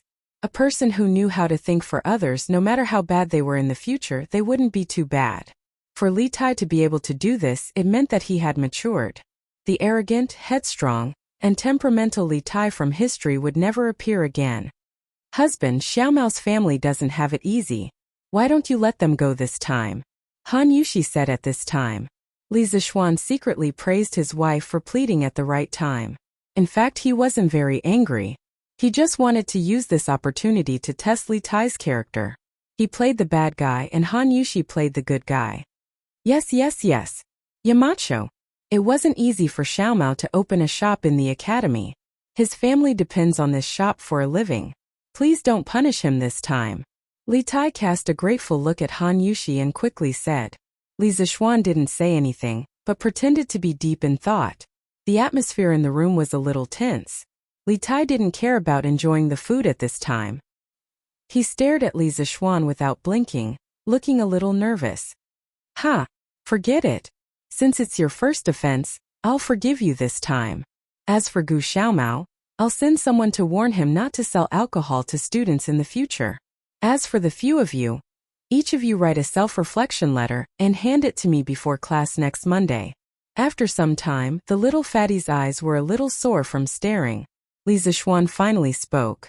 Li Tai heard this and couldn't help but breathe a sigh of relief. However, he was puzzled and asked, Yamacho, what is a self-reflection letter? How should it be written? Li Zixuan patted his head and replied, It's a self-reflection letter. It's similar to the self-reflection letter written by Emperor Wu of Han. Actually, in history, Li Er had also written a self-reflection letter, but that was after the outbreak of the locust plague in the second year of Zhengguan. There was no such thing now. Li Tai suddenly understood, but he felt that Li Zixuan's analogy was a little inappropriate. Okay, I'll inform Chu Mo and the others to write a self-reflection letter. Li Zixuan nodded and thought to himself, who can be more awesome than me if I ask the Tang Dynasty's prince to write a self-reflection letter? Let's eat. When the little fatty heard this, his mood improved. The hunger in his stomach made him transform into a glutton. The big plate of bean sprouts that Han Yushi had fried was all eaten by this guy in no time. However, he didn't touch the plate of braised chicken at all. Brr! Master's wife's cooking is really superb. Yamacho really has good taste. If there were more bean sprouts, it would be even more perfect. Next time, it's best to use a porcelain bowl. After finishing the bean sprouts, Li Tai took a glance at the braised chicken and instantly lost his appetite. He rubbed his stomach and sighed as if he hadn't had enough. Since you like it so much, Qin-Kei, I'll cook another plate for you. Han Yushi stood up with a smile and said, Okay, my ass. Wife, sit down. This kid has been on a diet recently and is full. Don't worry about him. Li Tai cheered loudly, but Li Zixuan interrupted mercilessly. Someone had snatched all his dishes and wanted to trouble his wife to cook another plate. How could there be such a cheap thing in the world? Chapter 993. After eating and drinking to his heart's content, Li Tai hummed a little tune and wandered back to the dormitory. He was in a very good mood. Firstly, it was because he ate the delicious bean sprouts. Secondly, he felt that he had helped Gu Xiaomao, so of course he was happy. This unlucky kid still didn't realize that Li Zixuan was deliberately testing him. Thirdly, when he left, he shamelessly asked Li Zixuan for more than 3 pounds of bean sprouts. Although it wasn't much, it was better than nothing. When he returned to the dormitory, Li Tai saw that there was no one in the dormitory. After thinking for a while, he guessed that Sun Zifan should have gone to the cafeteria to eat. The little fatty smiled proudly and put the bag of bean sprouts he got from Li Zixuan on the bed. Then, he rubbed his stomach and lay on his bed contentedly. He planned to go back to Chang'an directly after taking a nap. Soon a wave of sleepiness hit him, and Li Tai fell asleep in a daze. Sigh. It's so uncomfortable. Everything I eat doesn't taste right. I don't know where Qin-Kei went to eat at noon, but I didn't see him in the cafeteria. On the path of Yanhuang College, Sun Zifan, who had just come out of the cafeteria, muttered gloomily. Logically speaking, it was hard to have an appetite after waking up from a hangover. Don't tell me he's already back in Chang'an? F*ck. That's too much. He didn't even tell me when he went back to Chang'an. That's not right. Why is there a sound from inside? Sun Zifen muttered indignantly when he reached the dormitory door. Suddenly, he heard a snoring sound, which made him a little suspicious. Hoo. Sun Zifen took out the key from his sleeve and opened the door. Instantly, the snoring sound became louder. F*ck. This guy didn't go back to Chang'an. At least he has a conscience. Seeing Li Tai sleeping soundly on the bed at the door, Sun Zifen felt a little better. They should drink together and go home together. Yo, what's this? And it's wrapped so tightly. Sun Zifen was about to return to his own bed to sleep when he inadvertently caught a glimpse of a package of oiled paper at Li Tai's bedside. He didn't know what was wrapped in it, but it looked like there was a lot of things inside. Sun Zifen's curiosity was immediately piqued. Hey, could it be the delicious food that Qingke brought back from the academy? Haha, what a good friend. Then I won't hold back. Sun Zifen was trying to gauge Li Tai with the greatest kindness. The corners of his mouth curled up into a smile, and his hand subconsciously reached out to grab the oiled paper package. Don't move. Without any warning, Li Tai suddenly sat up from the bed. Bang! At this time, Sun Zifen was bending over to pick up the package at the head of the bed. He was shocked by Li Tai and his head hit the beam of the upper bunk. Ouch! F*ck. So Qingke, you haven't slept yet. Sun Zifen cried out in pain and staggered 2 steps as he angrily said to Li Tai. F*ck. Zifen, what are you doing? Are you peeking at me sleeping? Let me tell you, this king is not into men. Even if I was into men, I wouldn't be into men like you. Pooey. This king will not be into men no matter what. Li Tai opened his eyes and saw that there was a man on top of his head. He was also frightened. After listening to Sun Zifan's words, he opened his eyes wide and said in horror, F*ck. You are the one who is into men. This daddy has always liked women, alright? I just wanted to see what was in the package at the head of your bed. Anyone who was slandered as a man would probably be angry. Sun Zifen actually called Li Tai daddy at this time. His guts were boundless. Package. Li Tai heard and heaved a sigh of relief. However, when he heard about the package, his heart jumped again. He hurriedly hugged the package at the head of the bed and said, F*ck. This is my package. You can't look at it. Seeing this, Sun Zifen was even more curious about what was in the package in Li Tai's hands. However, compared to this, he wanted to know more about another matter. Qingke, were you asleep just now? Li Tai rolled his eyes and said, Of course I was asleep. Sun Zifen was stunned. Since you were asleep, why did you suddenly jump up? Speaking of this, Li Tai was speechless. I just had a dream. I dreamt that someone was stealing my package, so I got up. F*ck. Who are you lying to? If you don't want to say it, then forget it. Sun Zifen was furious. He felt like he had been played for a fool. Li Tai was too lazy to explain. Tsk. Forget it if you don't believe me. After a while, Sun Zifen could not help but ask, Qingke, what's in the package? Why are you being so secretive? Li Tai hurriedly said, It's nothing. It's just some trinkets. Sun Zifen said in disbelief, Trinkets? What are you doing if it's a trinket? Quick, let me see what it is. After saying that, he went up to snatch it. F*ck. Stop it. It's really a trinket. It's definitely useless to you. Li Tai panicked and hurriedly hid the package behind his back. Sun Zifen was even more unconvinced. Hey, if you don't open it and let me see, then we'll just wait like this. If I don't sleep, you don't sleep either. Li Tai's fat face darkened. He could only accept his bad luck to have met such a shameless friend. He said in exasperation, F*ck. You win. Come here. I'll let you take a look. Let me say this first. You can only look, not touch. Yes. Of course. Sun Zifen agreed readily. Although Li Tai did not believe that Sun Zifen would do as he said, in order to avoid being pestered by this guy, he could only take out the package and open a small opening. Dozens of tender and white bean sprouts were immediately exposed. F*ck. I thought it was some kind of treasure. Isn't it just bean sprouts? Although the bean sprouts in the package were a little too white, no matter how white they were, weren't they still bean sprouts? After Sun Zifan saw it, he was instantly disappointed.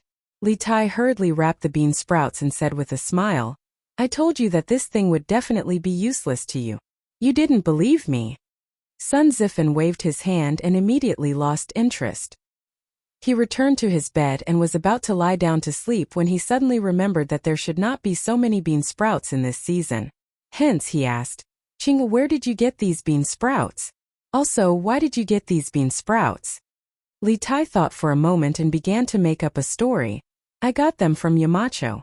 Yamacho asked me to take them back and plant them. He said that he wanted me to understand the principle of reaping what you sow. This is a profound knowledge." Reaping what you sow? Sun Zifan muttered a few words. Inexplicably, many doubts arose in his heart. But at this time, a wave of sleepiness hit him, causing his eyelids to start to droop. He could only go to sleep with doubts in his heart. However, a few days later, he would probably have the intention to kill Li Tai. "What the F***ck do you mean by reaping what you sow? I really believed in your nonsense." Chapter 994. Wife later on, ask Uncle Wong to purchase a batch of soybeans, the more the better. After purchasing them, mobilize all the servants in the residence to distribute bean sprouts. When the time comes, send a portion to the academy and another portion to the Drunken Immortal restaurant. Li Zishuan said to Han Yushi when he left the Yunshan residence in the afternoon. "Yes. Husband wants to start a bean sprouts business?" Han Yushi responded and asked again. "Yes. Since we plan to introduce bean sprouts to the academy's cafeteria, why not take out a portion to sell in Chang'an City? If we don't make money, what are we if not fools?" Li Zishuan smiled and said, "Actually, at the very beginning, he didn't plan to sell the bean sprouts. His purpose of making bean sprouts was to give his family a change of taste so that they could eat vegetables in this season." However, what Li Tai said earlier made a bit of sense. He was the Yamacho of Yanhuang College, and the students in the academy were all his students. He couldn't leave something good for himself and not share it. Therefore, when Li Tai left, Li Zishuan had already made up his mind to introduce bean sprouts to the academy's cafeteria. Since there were bean sprouts in the cafeteria, how could there be no Drunken Immortal restaurant? After all, no one would complain about having too much money. "Oh, if you ask all the servants in the residence to help distribute bean sprouts, aren't you afraid that our method will be leaked?" Han Yushi blinked and suddenly thought of a problem and quickly asked. Now the bean sprouts in the Li family were all personally prepared by her, Xiao He and Xiao Shi, so naturally there wouldn't be any leaks. However, if there were more people involved, then it would be hard to say. When Li Zishuan heard this, his eyes narrowed slightly and he said coldly, "If it's leaked, then so be it. It's not something valuable.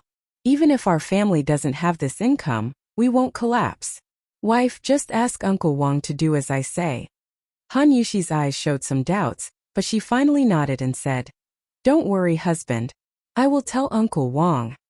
"Yes, then I'll go to the academy." After saying that, Li Zishuan left the room. "Feiji, for the time being you don't have to stay by my side and protect me. Go back to Chang'an and keep an eye on the mansion. See if there are any servants acting strangely or colluding with outsiders. If there is, don't alert them. Wait for me to go back and deal with it." On the way, Li Zishuan suddenly instructed Peng Feiji, who was beside him. Peng Feiji was startled. After a while he regained his senses. His expression changed as he said in a low voice, "Marquis suspects that there is a spy in the residence?" Li Zishuan smiled and said casually, "No, I'm just trying to see if there's a spy in our residence." Han Yushi's words earlier had indeed given him a warning. Since ancient times, benefits had moved people's hearts. With his current identity and status, he could ignore the benefits brought by bean sprouts, but what about the others? Would others not care as much as he did? If there was no spy, then he would use the bean sprouts to make money. If there was a spy, then he would not lose out. He could use the bean sprouts to clean up the disloyal servants in the residence. This could prevent more losses in the future. In short, you can make a killing, but I will definitely not lose out. Peng Feiji was a little confused. He did not quite understand what Li Zishuan meant. Li Zishuan smiled and said, "You don't have to worry about anything else. Just do as I say. Yes, Marquis. I'll return to Chang'an tomorrow. Peng Feiji bowed and cupped his fists. Add oil. Add more salt. It's too little, add more. Add bean sprouts. Stir fry. Add onions, add onions. Add more vinegar. In the evening, the chefs of Prince Wei's residence met their master, Li Tai, in the kitchen. They heard that Li Tai wanted to make a new dish, and that if they did not do well, everyone would be punished. All the chefs were under immense pressure. They raised their spirits and carried out Li Tai's orders meticulously. How did Li Tai know how to stir-fry bean sprouts? He heard it from Han Yushi in the afternoon. Now, the little fatty was applying what he had learned. He personally demonstrated what it meant to cook with one's mouth. Your Highness, can we take the wok out? The chef who was in charge of cooking felt that it was about time, so he carefully turned his head and asked. One could not cook with one's mouth. Without the help of these experienced chefs, Li Tai would not be able to stir-fry a plate of fragrant bean sprouts based on the information given by Han Yushi. Most of the time, Li Tai would only talk about the general process. The specific details would still depend on the experience of the chefs. Yes, you can take the wok out. Li Tai went forward to take a look. Seeing that the bean sprouts in the wok were similar to the ones he ate at Li Zishuan's place, he hurriedly instructed the chef to take the wok out. Yes, the chef who was in charge of cooking responded. Then, he picked up the wok and poured the bean sprouts into a porcelain plate that was prepared beforehand. The tender white sprouts were wrapped in oil droplets. Reflecting the light of the setting sun that shone in through the window, it looked even more appetizing. The white porcelain plate, the white bean sprouts, and the emerald green onions made one's appetite even more aroused. The most unbearable thing was the fragrance of the bean sprouts that had just come out of the wok. The fragrance of such fresh vegetables was extremely rare in winter. Yes, not bad. There will be rewards for all of you. In a while, all of you can go and get your rewards from Officer Wu. Li Tai went forward and sniffed. He was in a good mood and said to everyone in the kitchen, Thank you, Your Highness. Everyone heaved a sigh of relief and hurriedly bowed to thank him. Li Tai was about to instruct the servants to bring the dishes to the main hall when he suddenly paused inexplicably, as if he had thought of something. After a while he said, Fry the remaining bean sprouts and put them in the food box. This prince is going to the palace. Yes, Your Highness. The people in the kitchen bowed and answered. A quarter of an hour later, Li Tai carried an exquisite wooden food box and rode a carriage toward the palace. Reporting to Your Majesty, Prince Wei requests an audience. West Court of the Imperial Palace, Empress Zhongxuan's bedroom. Li Er was eating with Empress Zhongxun when the palace maid outside the door suddenly came in and bowed. Qingke? Let him in. Li Er nodded and instructed the palace maid. Then he looked at Empress Zhongxun and said with a smile, Oh, how strange. This boy actually thought of his father and mother? Your Majesty, what are you saying? Back then you agreed to let Qingke study at Yanhuang College. Now that Qingke is busy with her studies and doesn't often enter the palace, Your Majesty is blaming her. Empress Zhongxun smiled and exonerated Li Tai. Your son pays his respects to father and mother. While chatting, Li Tai had already walked in. The little fatty carried a food box in his hand and couldn't salute, so he could only bow. Chapter 995. Dispense with the formalities. What is that in your hand, Qingke? In the Lijiang Palace, Li Er was sitting cross-legged on the couch. Seeing that Li Tai was holding a food box, his curiosity was piqued and he asked. A smile immediately appeared on Li Tai's face. He took a step forward and said, Replying to Imperial Father, this son happened to come across a delicacy today. The taste is very good, and I specially brought it for Imperial Father and Imperial Mother to enjoy. Li Er's eyes lit up and he immediately said, Oh, what delicacy is it? Quickly bring it up. Zhao Song quickly took the food box from Li Tai's hand, opened it, and brought it to Li Er and Empress Zhongxun. Then, a silver needle quickly popped out from his sleeve and fell between his fingers. Just as he was about to secretly check if the bean sprouts were poisonous, Li Er grabbed his wrist and pushed it to the side. His meaning was self-evident. Tender and white, fragrant, and with soybeans stuck to the tail, is this a bean sprout? Li Er glanced at the things on the plate, then looked at Li Tai and asked, "Your Majesty, this shouldn't be a bean sprout. Firstly, there shouldn't be so many bean sprouts in this season. Secondly, bean sprouts from the ground shouldn't be so white." Empress Zhongxuan's observation was very detailed. After hearing Li Er's conclusion, she softly retorted, "Oh, it really isn't a bean sprout. Maid Guanyin is indeed attentive." Li Er looked carefully and found that it was as Empress Zhongxun said. So he changed his words. "Qin Ke, quickly tell Imperial Mother what kind of dish this is. Where did it come from?" Empress Zhongxun said with a smile, "Mother, this dish is called bean sprout. It is raised with clear water and changed the water daily. When the stem is an inch long, it is stir-fried in a pot to obtain this delicacy." Li Tai stepped forward and answered, "I see." Empress Zhongxun was enlightened. Then she said, "Qin Ke, you haven't said where this bean sprout came from. Could it be that you asked the servants of your mansion to train him?" When she said this, even Empress Zhongxun herself didn't believe it. Her own family knew her own matters. Li Tai was a person who liked to eat and didn't like to move. Wasn't it making things difficult for him to do these things? Replying to Imperial Mother, "This bean sprout was obtained from a Yamacho family. This son did not create it myself." Li Tai replied honestly, "Marquis of Yong'an? No wonder. Sure enough, it's easy for greedy people to discover delicacies." After Empress Zhongxun finished speaking, the corners of her mouth couldn't help revealing a trace of a smile. Li Er coughed lightly, interrupting the mother and son's conversation. Then he said, "I've only been talking about it. Guanyin maid, quickly taste it. See if this dish is as good as Qin Ke said." After 20 years of mutual help, Empress Zhongxun knew that Li Er truly wanted her to try first, so she didn't refuse. She reached her chopsticks into the plate, picked up a few bean sprouts, and then put them into her mouth. Her eyes seemed to brighten a bit. "How is it?" Li Er asked. Yes, it was fragrant and juicy, crispy and sweet, with a hint of sourness. It was very appetizing. "Your Majesty, please try it too." Empress Zhongxun smiled and said.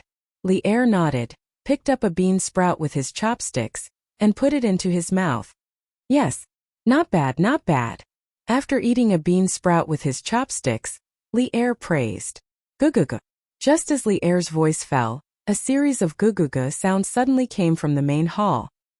He saw Li Tai with one hand on his abdomen, his face full of embarrassment. Actually, at this moment, the little fatty wasn't embarrassed at all. Instead, he secretly rejoiced. Abdomen. Abdomen. UF** King made a contribution again. Well said, well said. Hee. So you didn't eat Qin Ke either? Come over quickly and eat with Imperial Father and your Imperial Mother. Come, add a set of chopsticks for Prince Wei. A trace of warmth flashed in Li Er's eyes, and then he ordered. Many thanks, Imperial Father. Li Tai had been waiting for this sentence. Hearing this, he eagerly rushed over. Yo! Dr. Qin? Dr. Wang? The next morning, Li Zishuan went to Yanhuang College after breakfast. Once he entered Guanghua Building, he met Dr. Qin and Dr. Wang from the Imperial Medical Department. The two of them were talking to Li Gang, and behind them were two young men in white clothes and white hats. Marquis is here. When Dr. Qin and Dr. Wang heard this, they quickly bowed. Li Zishuan smiled and helped them up, saying, The two of you don't have to be so courteous. But what is the matter today that brought the two of you all the way to Cloud Mountain? What a distinguished guest. Quick, please come in. Li Zishuan didn't only admire these two doctors from the Imperial Medical Department for their medical skills, but also for their character. As the saying goes, doctors have a benevolent heart, and these two were truly benevolent doctors. A moment later, they arrived at the meeting room on the first floor.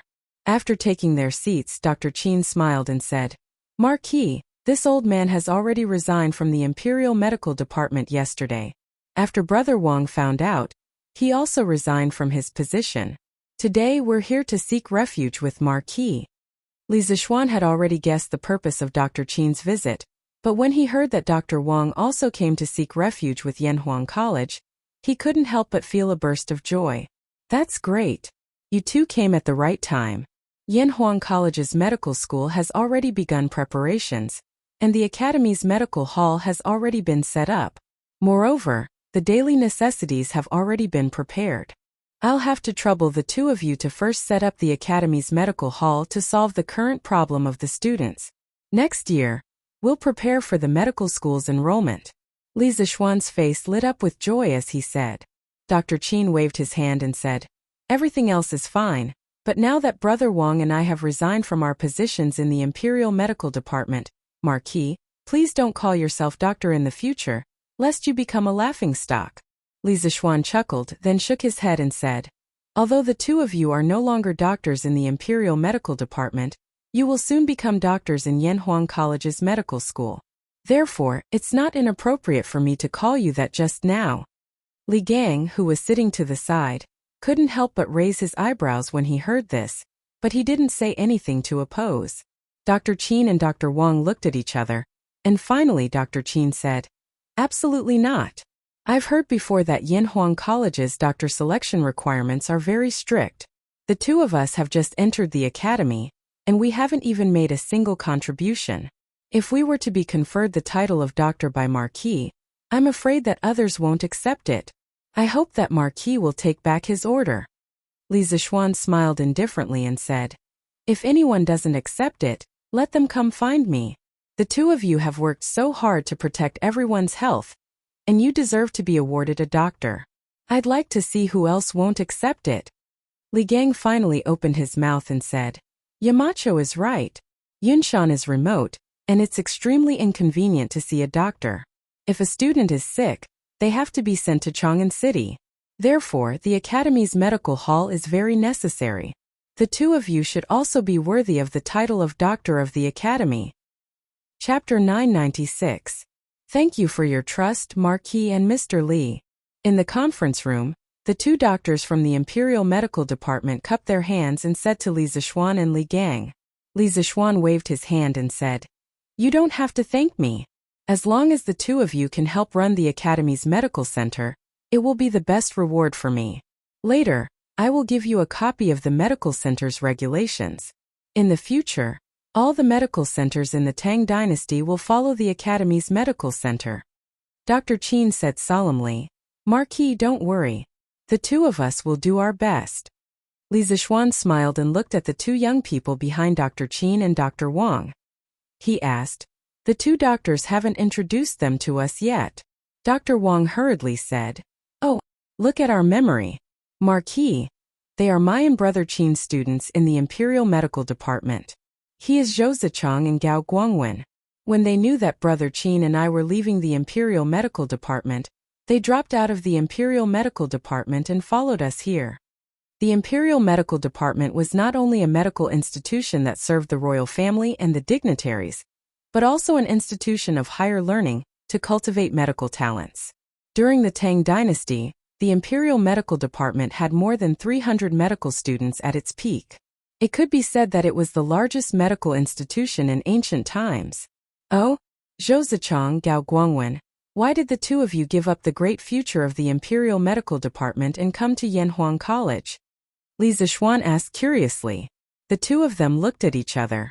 Finally, Gao Guangwen cupped his hands and said, "Marquis, a teacher for a day is a teacher for life. Wherever master goes, we will follow." Zhou Zichang nodded, showing that he agreed with Gao Guangwen. Li Zixuan looked at them with appreciation and then laughed. "Haha, good. Those who value friendship and righteousness will be rewarded with good fortune. The two of you can stay in the academy. After the medical department is established, you will be medical students." "Thank you, Marquis." When the two heard this, they hurriedly cupped their fists with joy. Li Zixuan chatted with Professor Qin and Professor Lu for a while more before he left. The results of the monthly exam had been tabulated and he had to go take a look. As for the Academy's medical center, it was managed by Dr. Qin, Dr. Wang, and Li Gang. Nothing would go wrong. Chang'an City, Yongla Lane, Lord Ho's mansion. Today, the Marquis's mansion was unusually lively. Housekeeper Wang Zhong had bought 4 carts of soybeans from the West Market, which added up to about 1,000 caddies. All the servants in the mansion were assigned to work, moving the soybeans, carrying water, washing the soybeans, and washing the pots and pans. It was as if the new year was coming. It was very lively. San Bao, bring someone to the kitchen and get a bucket of water. All right, young madam. Ah Fu, bring a few people to help Uncle Wang unload the soybeans. Yes, I'm on my way. Xiao He, get someone to wash these gauze. We need to use it later. In the front yard, Han Yushi was commanding. Now, all the internal affairs of the Li family were under her control. Li Jingma and Mrs. Li rarely interfered. The old couple was now living a leisurely life. If there was anything they were dissatisfied with, it would be that they were short of a grandson. After all, when people got older, they especially liked children. Yes, young madam. Xiao He responded and skipped down to make the arrangements. Xiao Shi, let's go see if the first batch of soybeans is done. Han Yushi said again. Yes, young madam. The master and servant walked towards the backyard. In the main hall, the old lady of the Yi family said with a smile, It's lively. Yuzhu, although there are not as many people in this mansion as in Nanyang, without the scheming, it's more lively. In a big family, there were many open and secret struggles between the branches and the first and second branches. Of course, the Yi family was no exception. The old lady of the Yi family had stayed in the Li mansion for so many days, and she liked the atmosphere here more and more. Yi Guozhong's old face darkened. Was this a roundabout way of scolding him, the former head of the Yi family, for not managing the Yi family well? Mother, it's not the new year yet. It's even more lively during the new year. Yi Yuzhu sat beside the old lady of the Yi family and said with a smile, Hee. Good. My family's Yuzhu is indeed blessed. Mother is also blessed. This time the mansion got so many bean sprouts. This old one is blessed. The old lady of the Yi family narrowed her eyes, and her face was full of happy smiles. At the same time, her heart was full of gratification. Before she left for Chong, and who would have thought that there would be such a perfect ending? Now that she saw that her daughter and grandson were living well, how could she not be gratified? I'm afraid that it won't be long before the method of making bean sprouts is spread out. At that time, won't it be a wedding dress for others? Xiao Xian didn't consider it thoroughly this time. You can't be too hasty in everything. While everyone was laughing and chatting, Yi Guozhong said something that ruined the atmosphere at the wrong time. Master, I think you're used to fighting and scheming with people in Nanyang. How can the servants in this mansion be as bad as you say? I don't think there will be anyone gossiping outside. The old lady of the Yi family said unhappily. Yi Guozhong didn't give up and said, Madam, you can't say that. As the saying goes, people's hearts are hard to predict. If it's 10 people, you can ask them to work together. But if it's hundreds of people, it's too difficult to ask them to work together. People chase after benefits. As long as there are people who want to give benefits to the servants, they will definitely not hesitate to tell the method of making bean sprouts. That's why Xiao Xian didn't consider it thoroughly this time. Yi Yuzhu pursed her lips. It could be seen that at this moment, her heart was very tangled. Finally, she gritted her teeth and said, Father, your daughter and Jing Mo have always been kind to the servants. We have never been overly harsh. Although people chase after benefits, your daughter believes that the Li family's servants will not do such a treacherous thing. Yi Guozhong sighed and said, Ai. Then let's wait and see. Father Li, who was in the room, didn't say anything from the beginning to the end, but in his eyes there seemed to be a flash of light. Yun Xiang, why do you think young madam suddenly bought so many beans? In the backyard of the Li family, Lana ran off to play somewhere. The maids were washing the beans diligently, while the servants were helping to carry water from the well. One of the maids, who was slightly plump, asked in a low voice, How would I know? Besides, Lian, why are you asking? The other maidservant who was asked answered as she washed the beans. The maid named Lianer hurriedly said, No, nothing. I was just casually asking. There was a noise at the door of the courtyard. Maid Yun Xiang quickly said, Young madam is here. Don't talk, quickly wash the beans. Oh. Chapter 997. Hey, Iron Egg, he's practicing Taiji. At the Han village, Old who had just returned from the market in Chong, and when he saw Iron Egg practicing Taiji under the haystack at the entrance of the village, he was already used to it. After all, every weekend, the villagers would see Iron Egg practicing Taiji here. Yes, Uncle Hu. Did you go to the city to buy meat again? Iron Egg stopped and turned around with a smile. In the past, the Hu family had a dumb son and a blind daughter. Everyone sympathized with Hu Hanyun. But now, the dumb son had become a student at Yanhuang College, and the blind daughter had become the only disciple of the miracle Dr. Sun Simiao. Hu Hanyun, who was pitted in the past, had become the object of envy. Hey, sure enough, it's rare for that kid to come home. Your uncle who went to the city to buy 2 caddies of meat for him. Iron Egg, come over for lunch. Call your father over too. Old Hu grinned. Iron Egg hurriedly waved his hand and said, No need, Uncle Hu. My father is probably cooking by now. Old Hu heard this and did not insist. After all, they were fellow villagers. Who had not eaten at each other's house before? 1 or 2 meals would not make a difference. Hey, that's fine. Iron Egg, if you have time, come and play with Taiji. Old Hu laughed and was about to leave when he suddenly remembered something. He stopped and said, Oh, that's right. Iron Egg, your uncle Hu heard something in the city. You might be interested. Do you want to hear it? Something to do with me? Iron Egg heard this and looked puzzled. He walked over and asked, Uncle Hu, what is it? Old Hu pointed at the haystack next to him. The 2 of them sat under the haystack. Old Hu placed the things he bought on the ground and said, Iron Egg, when your uncle Hu was in the city, I heard that the Lin family is looking for a teacher who is proficient in new mathematics for their young master, Lin Hao. His monthly salary is at least 5 strings of coins and there is no cap. Do you want to try the Iron Egg? Iron Egg's heart skipped a beat. The monthly salary was at least 5 strings of coins, which was a very, very good job. No one would believe him if he said that he was not tempted. After all, not everyone had a mine at home. Although Li Zishuan was his rich brother-in-law, Li Zishuan's wealth did not mean that he was rich. Most of the time, it was more comfortable to spend one's own money. However, he was still a little hesitant. Uncle Hu, I'm just a student at Yanhuang College. How can I be someone else's teacher? Aren't you making fun of me? Hu Hanyun repeatedly waved his hands and said, Hey. It's not like that. The steward of the Lin family even said that as long as you're familiar with the first volume of the new mathematics book written by young master, they'll welcome you, even if you're a student. As long as you can guide their young master from time to time, it'll be fine. Iron Egg said in disbelief, There's such a good thing? Uncle Hu, are you trying to trick me? Hey, you child, why would I trick you? But this position is quite suitable for sure. Uncle Hu, why don't you let Sure give it a try?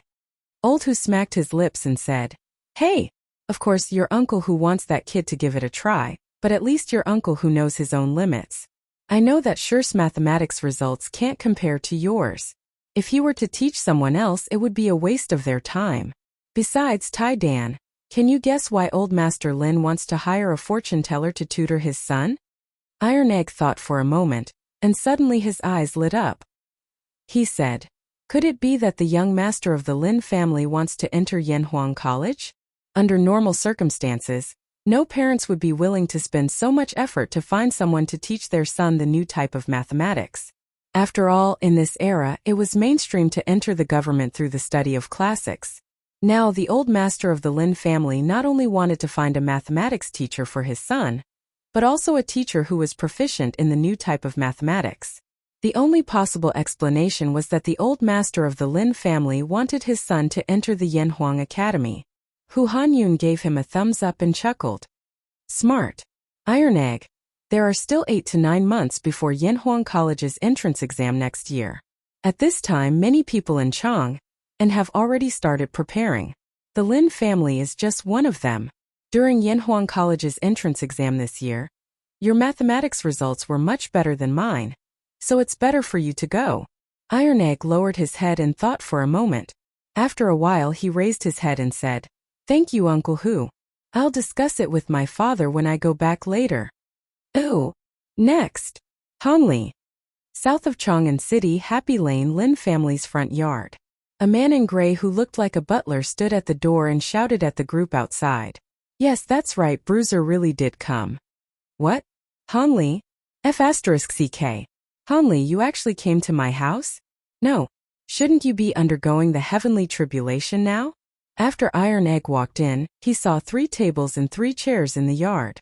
There were 3 people sitting on each of them, an old couple and a young man. As soon as he walked in, the young man jumped up and made a fuss. Iron Egg didn't know whether to laugh or cry when he heard that.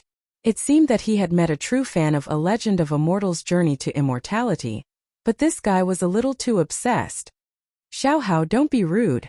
Who else could this young man be other than Lin Hao? Lin Wenyuan saw that his son had lost his composure and hurriedly reprimanded him. Oh, Dad. Lin Hao shrunk his neck and replied gloomily. Lin Wenyuan looked at Iron Egg and sized him up. He said, Young man, do you know the requirements of the Lin family? Iron Egg nodded and replied, Of course I do. I'm just proficient in new arithmetic. Lin Wenyuan nodded and said, Young man, you're already proficient in new arithmetic at such a young age. Are you a student of Yanhuang College? Iron Egg was a little nervous. He said, Does Master Lin not want to recruit students? Lin Wenyuan waved his hand and said, No. No matter who it is, as long as they can answer my 3 questions, I'll hire them. Young man, do you have the confidence to give it a try? Of course. Master Lin, please give me the questions. Iron Egg cupped his hands and agreed. Lin Wenyuan clapped his hands and praised. Haha, good. Young man, you're very straightforward. Then I'll give you the questions. Please listen carefully. The first question is, today, there is an object but its number is unknown. 3 by 3 is 2, 5 by 5 is 3, 7 by 7 is 2. How many is the object? This was an ancient arithmetic question from Sun Tzu Arithmetical Classic. The translation of this question was, There is a batch of objects but I don't know how many there are. If you count 3 by 3, there will be 2 left. If you count 5 by 5, there will be 3 left. If you count 7 by 7, there will be 2 left. Question. How many objects are there in this batch?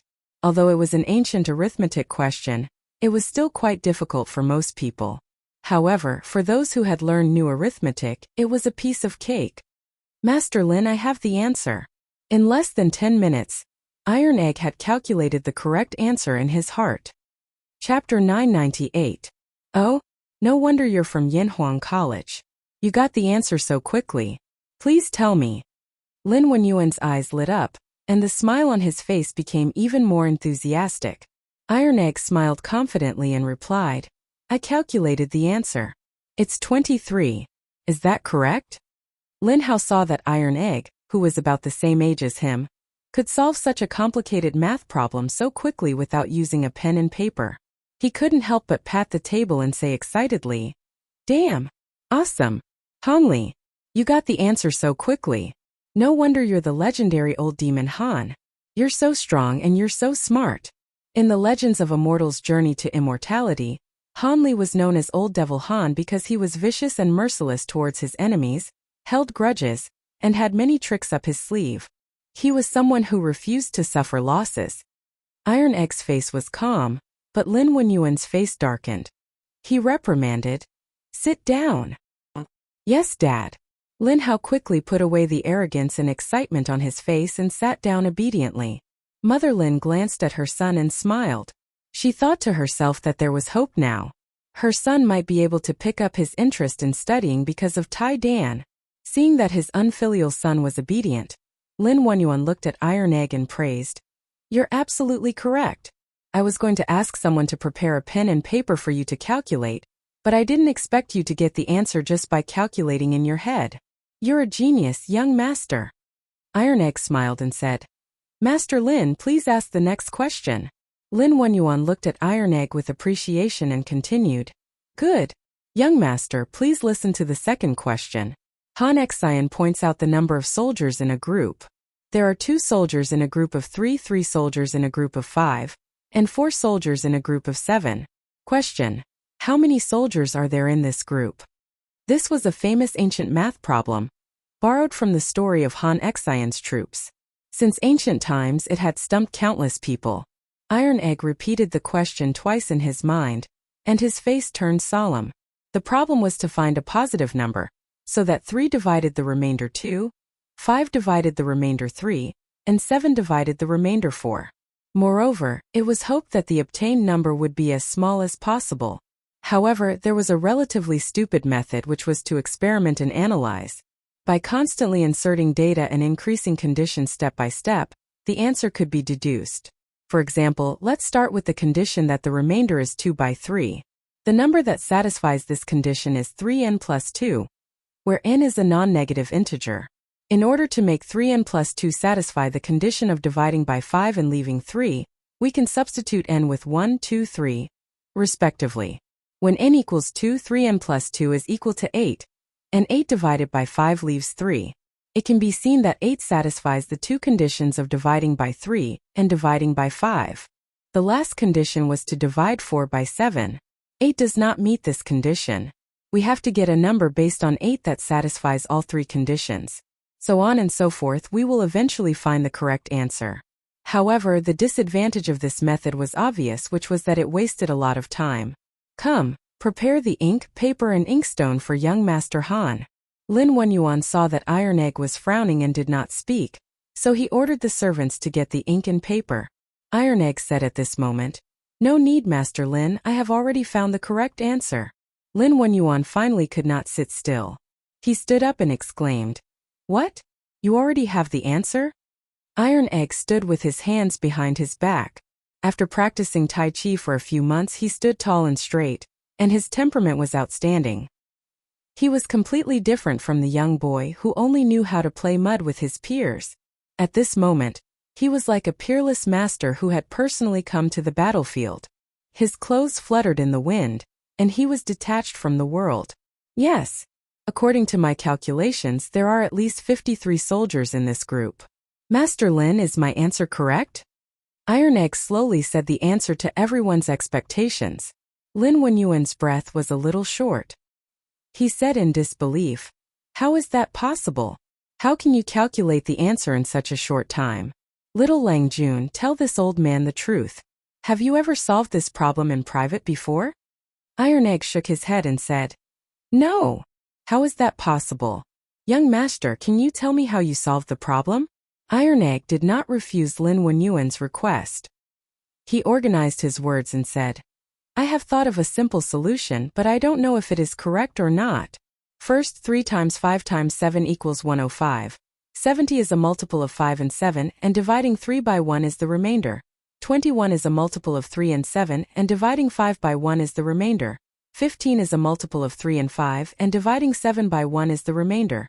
70 times 2 is a multiple of 5 and 7, and dividing 3 by 2 is the remainder. 21 times 3 is a multiple of 3 and 7, and dividing 5 by 3 is the remainder. 15 times 4 is a multiple of 3 and 5, and dividing 7 by 4 is the remainder. 70 times 2 plus 21 times 3 plus 15 times 4 is equal to 263 is equal to 2 times 105 plus 53.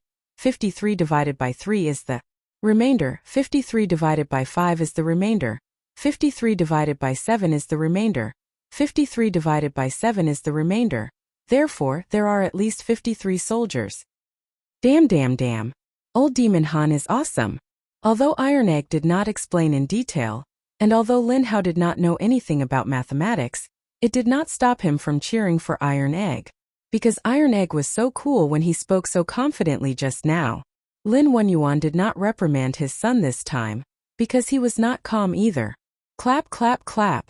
Lin Wenyuan could not help but applaud. He had inherited his father's business from a young age, and was very sensitive to numbers.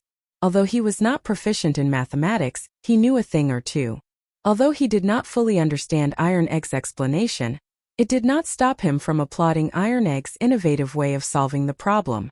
Black cat, white cat. A cat that catches mice is a good cat. Facts had proven that Iron Egg's method was faster and more accurate. That was enough. Brother Han, you are a genius. This old man admires you. Previously, there were many people who had come to participate in the selection who had failed at this second question. Who would have thought that little brother Han would come and find another way to solve this question in less than a quarter of an hour? Since ancient times, heroes have been born from the young. Today, this old man has broadened my horizons. There is no need for the third question. Brother Han, you have passed. I wonder if you are willing to be my son's tutor? This old man is willing to pay you 20 strings of coins a month. You don't have to come every day. According to the school calendar of Yanhuang College, you just have to come every holiday. To be honest, my son, Lin Hao, is planning to take part in the entrance exam of Yanhuang College next year. As everyone knows, Yanhuang College emphasizes mathematics. If my son can be admitted into Yanhuang College under Brother Han's guidance, this old man is willing to pay you 200 strings of coins in one go as thanks. I wonder if Brother Han is willing?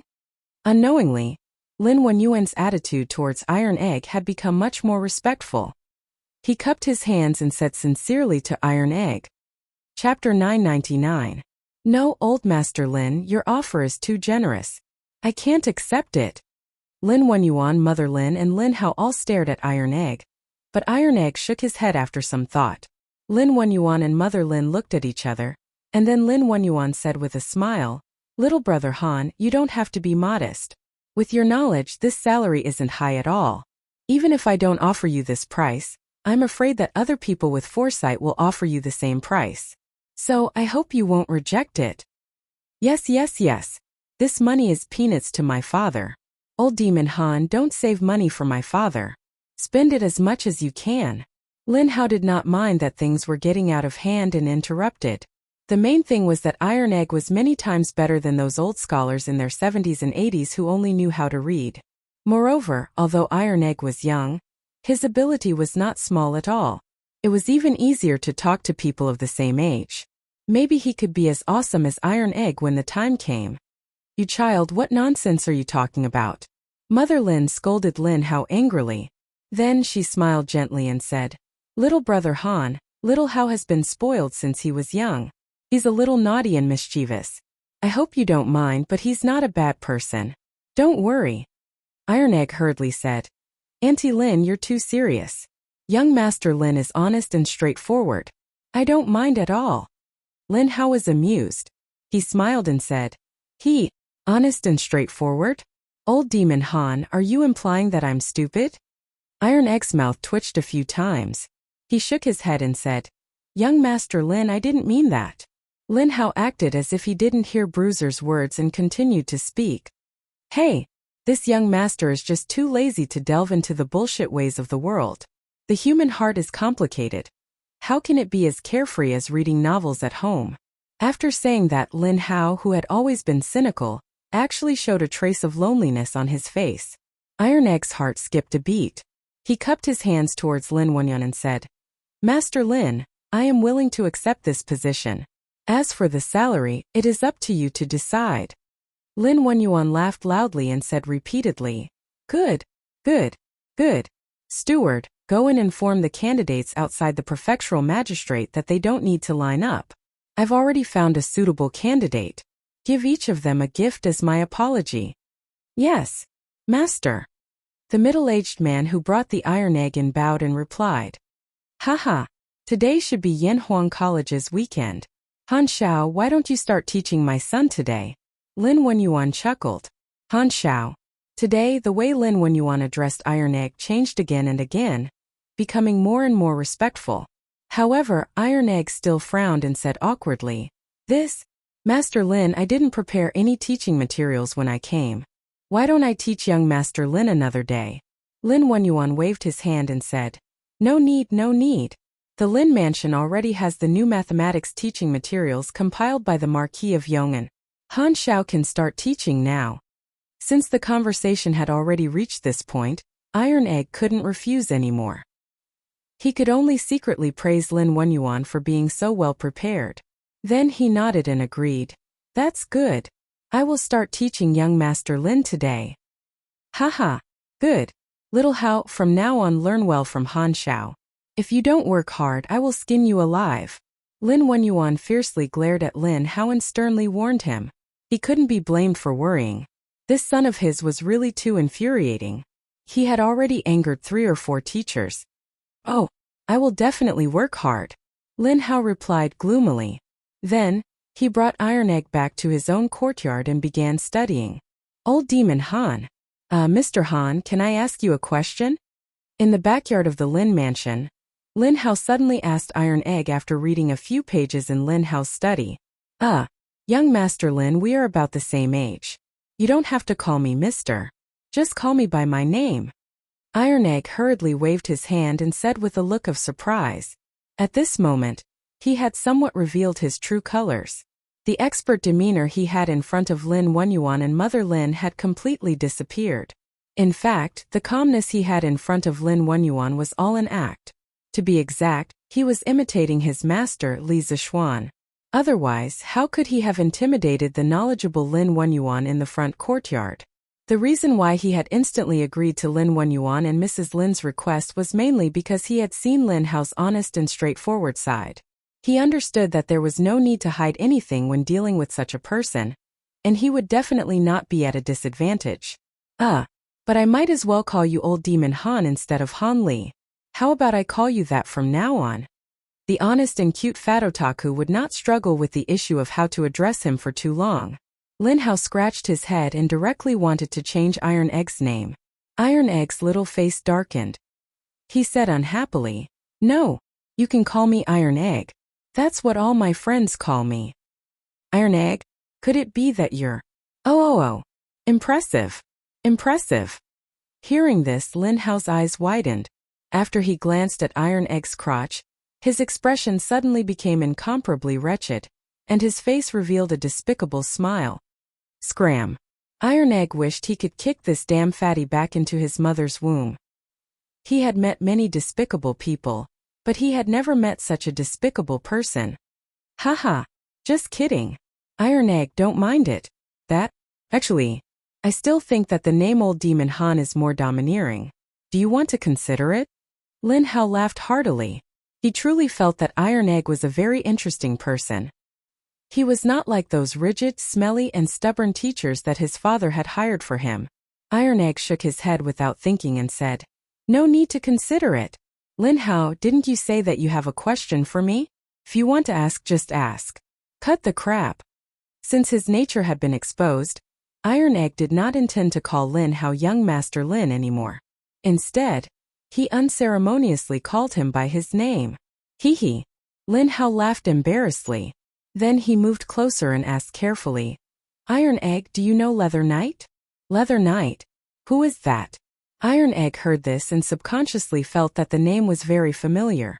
However, he suddenly could not remember who that person was, so he asked, "The person who wrote A Legend of a Mortal's Journey to Immortality? Haven't you heard of Iron Egg?" Lin Hao said anxiously and excitedly. "I've heard of him, but I don't know him." Iron Egg was frantically covering for Li Zixuan. Of course, the truth was not like this. In fact, he had helped Li Zixuan write a novel by hand. However, Li Zixuan's identity as a novel writer could not be known by outsiders. Otherwise, he would be accused of not doing his job properly. TSK. Iron Egg, if you had nothing to do with Leather Knight, would Leather Knight let you be the main character in the novel? Who are you trying to fool? You two must know each other. Chapter 1000. Night, Lin Residence West Courtyard Study. Old Master, I found it. There is indeed a Han Li in Yanhuang College. The butler excitedly pushed open the door and said to Lin Wenyuan, "Oh? Tell me quickly. What is his family background and character like?" Lin Wenyuan turned around and hurriedly asked. Iron Egg's knowledge and ability naturally went without saying. However, Lin Wenyuan was still a little worried about Iron Egg's character, so he asked the butler to find someone to investigate.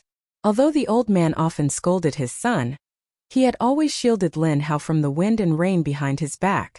Perhaps this was fatherly love. "Old Master, it's hard to say about the others, but this Han Li, you can rest assured. There is absolutely no problem with him." The butler chuckled. Lin Wenyuan frowned. "Nothing is absolute. Butler, why do you have so much confidence in this Han Li? The subtext is that you are not related to that brat, so why are you speaking up for him? Could it be that you have received some benefits?" The butler did not dare to keep him in suspense and hurriedly said the truth. "Old Master, this Han Li has another name, Iron Egg. Moreover, other than being a student of Yanhuang College, he has two other identities. One is the disciple of the Marquis of Yong'an, and the other is the Marquis of Yong'an's brother-in-law." Brother-in-law, referring to the wife's younger brother. What? Lin Wenyuan's expression suddenly changed, and then became ecstatic. He said in disbelief, There is actually such a coincidence? Because of the Yanhuang Chamber of Commerce, Lin Wenyuan had specially gathered a lot of information about Li Zixuan. He knew that Li Zixuan had a disciple called Iron Egg, but he did not know that Iron Egg's real name was Han Li. Actually, he could not be blamed, because usually people called Iron Egg, and very few people knew Iron Egg's real name. It was normal that he did not know that Han Li was Iron Egg. Kiki. When this old servant heard this news, I was also shocked. Han Li's mathematics results, whether it was in the Imperial College or Yanhuang College, have always been among the best. With his help, what is there to worry about young master's mathematics results? Young master is really lucky this time. The butler's eyebrows were knitted together as he spoke to Lin Wenyuan. Lin Wenyuan's face was flushed red, and it was obvious that he was very happy. After a pause, he said in a low voice, "Pass down the order. In the future, when Han Xiao comes to our residence, no one is to be negligent. Give him whatever he wants. His orders are my orders. If there is anyone who is disrespectful to Han Xiao, you don't have to explain to me. Just chase them out of the Lin family. Do you understand?" The butler's heart trembled, and he cupped his hands respectfully. This old servant understands. Lin Wenyuan nodded. He put his hands behind his back and paced in front of the desk. He said, "Pass down the order to the accounts office. Give Han Xiao a monthly salary of 50 strings of coins." The butler was shocked. He hesitated for a moment and said, "Old master, this old servant doesn't think Han Xiao is a greedy person. We previously agreed on a monthly salary of 20 strings of coins. If we suddenly increase it to 50 strings of coins, I don't think he will accept it." Lin Wenyuan frowned. He also felt that the old butler's words made sense. After thinking for a moment, he said, "Let the accounts office think of a way. If Han Xiao accepts it, this old man will reward him handsomely. If he doesn't, then forget it. But there is one thing. No matter what, you must not provoke him into disgust." The butler was speechless. Who would rack their brains to give money to someone like this? The world was really big, and there were all kinds of strange things. "Yes, old master." The next day, Monday, the cold wind blew. Although there was no rain or snow, the wind in this season was like a knife on one's face. F***CK. The weather is getting colder and colder. I really want to stay in bed forever. Outside the entrance of Yanhuang College, Li Tai walked in while rubbing his hands and cursing. At this time, he could not help but touch his stomach.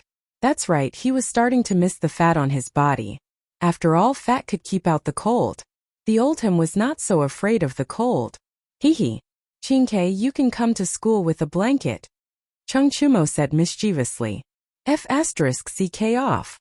Li Tai kicked Chung Chumo, but the latter easily dodged. Then he said unhappily, "Chonyo, have you written your self-reflection?" Speaking of which, if it were not for Chung Chumo's instigation on Friday, they might not have gone to a small shop to drink. Naturally, they would not have been punished by Li Zixuan to write a self-reflection. "Of course I wrote it." "Then hurry up and let me take a look at yours." "Why? If you want to take a look, go look at yours," Chung Chumo said with an unnatural expression.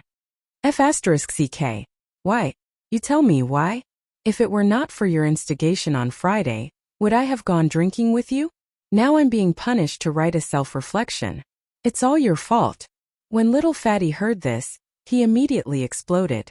Chung Chumo pulled Sun Zifan over and said, "Heh, I wasn't the only one who said I wanted to drink. Didn't Sun Zifan say it too? How is it only my fault?" Sun Zifan, who was implicated even when he was not doing anything, almost vomited blood. He said gloomily, F***CK. Chonyo, you're so mean. The two of you were having a good conversation. Why did you suddenly drag me into it? All right. I'm too lazy to argue with the two of you. Let's go quickly. We'll be late. Li Tai waved his hand in annoyance and then led the way into the academy. F***CK. Quick look. What's that? After entering the academy, Sun Zifan suddenly exclaimed and pointed in front of him. F***CK. Could it be? Chung Chumo's face darkened as if he thought of something terrifying.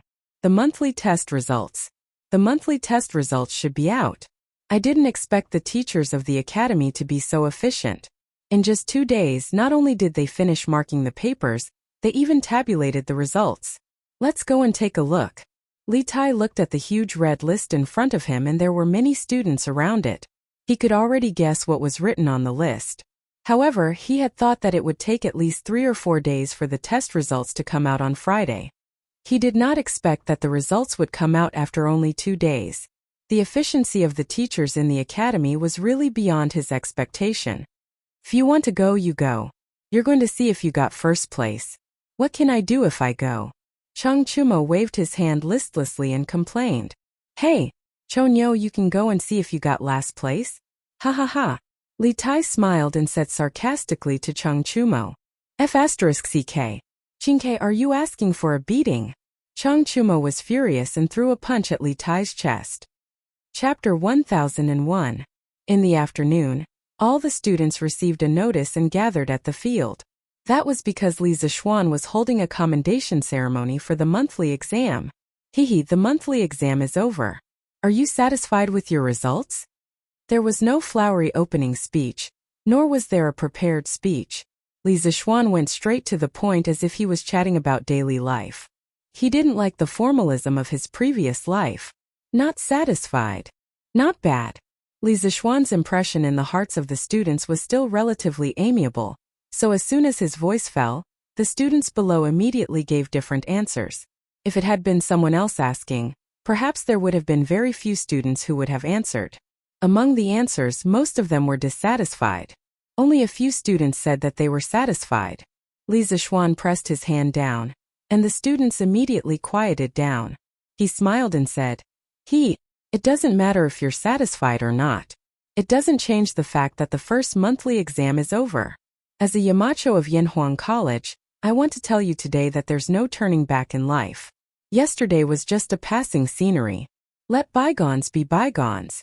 What you need to do is to work hard to make today a sunny day, and tomorrow's hope a reality. No one is born worse than others. If you can't beat others now, it only means that you're not working hard enough. As long as you're willing to work hard, the first place in this monthly exam may be trampled under your feet next time. Do you still have confidence? Yes. Although Li Zishuan's words were not comforting, if one listened carefully, it seemed to contain some kind of magical power. It filled one's body with strength, and some even had goosebumps. Perhaps this was the power of chicken soup for the soul. Therefore, after he finished speaking, more than 600 students immediately roared in unison. Li Zishuan pursed his lips and pretended to be disdainful. He said, Sorry, I don't feel your confidence at all with such soft voices. Tell me loudly, do you still have confidence? Yes. 600 people roared in unison.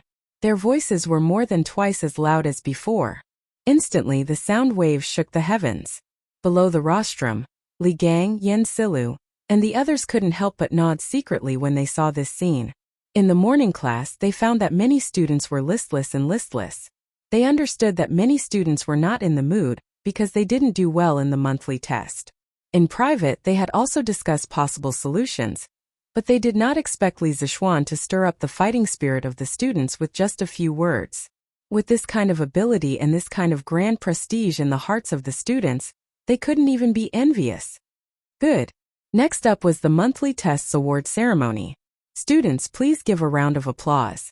Let's welcome Mr. Li Gang to present the prizes to the top 10 students. Seeing this, Li Zishuan nodded in satisfaction. Smack, smack, smack. Li Gang slowly walked up to the rostrum. The students below the stage cooperated very well and gave a warm round of applause. Looking at the young but vigorous faces below, Li Gang felt as if he had become several decades younger. At this moment, he took a piece of paper from Li Zishuan and began to read. The first place of this monthly test is Jia Join of Year 1 Class 2. He is rewarded with a football and 50 strings of copper coins. Second place is Li Tai of Year 1 Class 1. He is rewarded with a football and 30 strings of copper coins. Third place is Meng Wenhao of Year 1 Class 1. He is rewarded with a football and 10 strings of copper coins. Fourth place is Li Yin of Year 1 Class 2. He is rewarded with 70 strings of copper coins. Ninth place is Zhong Jinsheng of Year 1 Class 12. He is rewarded with 20 strings of copper coins. 10th place is Di Jishuan of Year 1 Class 2. He is rewarded with 10 strings of copper coins. Let's invite the students I just read to come up to the stage to receive their prizes. Li Gang was already 80 years old this year. He was not as young and strong as Li Zishuan. Moreover, he did not practice martial arts, so his voice could not reach every corner below the stage. However, the impact was not great. This was because every sentence he said, Mo Zhong would help him pass on a sentence. With this human-shaped microphone, there was no one who could not hear what Li Gang said. As soon as he finished speaking, 10 students quickly walked out from the group of students. The rest of the people immediately cast envious and jealous gazes at them. This was because the Academy's rewards were really too generous, especially those children from poor families. At this moment they finally understood that exams could really make one's family rich. Moreover, the results were too fast. It only took a month. After the 10 lucky students went up to the stage, Li Gang one by one gave out the prizes that were prepared on the rostrum to each student. Then, Li Gang said a few words of encouragement to all the students. Then, he handed the stage back to Li Zishuan and went down alone.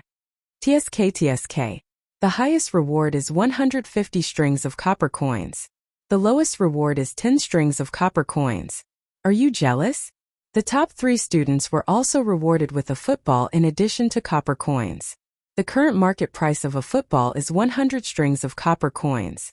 Therefore, the person who received the highest reward would receive 150 strings of copper coins. Li Zishuan said in a strange tone. The students who did not receive any prizes all vomited blood. How could he be so heart-wrenching? Previously, I told you that there is no turning back in life. Now I have another sentence to say to you. Knowledge can change your destiny. Knowledge can really change your destiny. Especially for those students whose family background is not very good, you have to work harder to learn. Only when you have completed your studies will you be able to let your parents and siblings live a good life. Li Zishuan said with an extremely serious expression.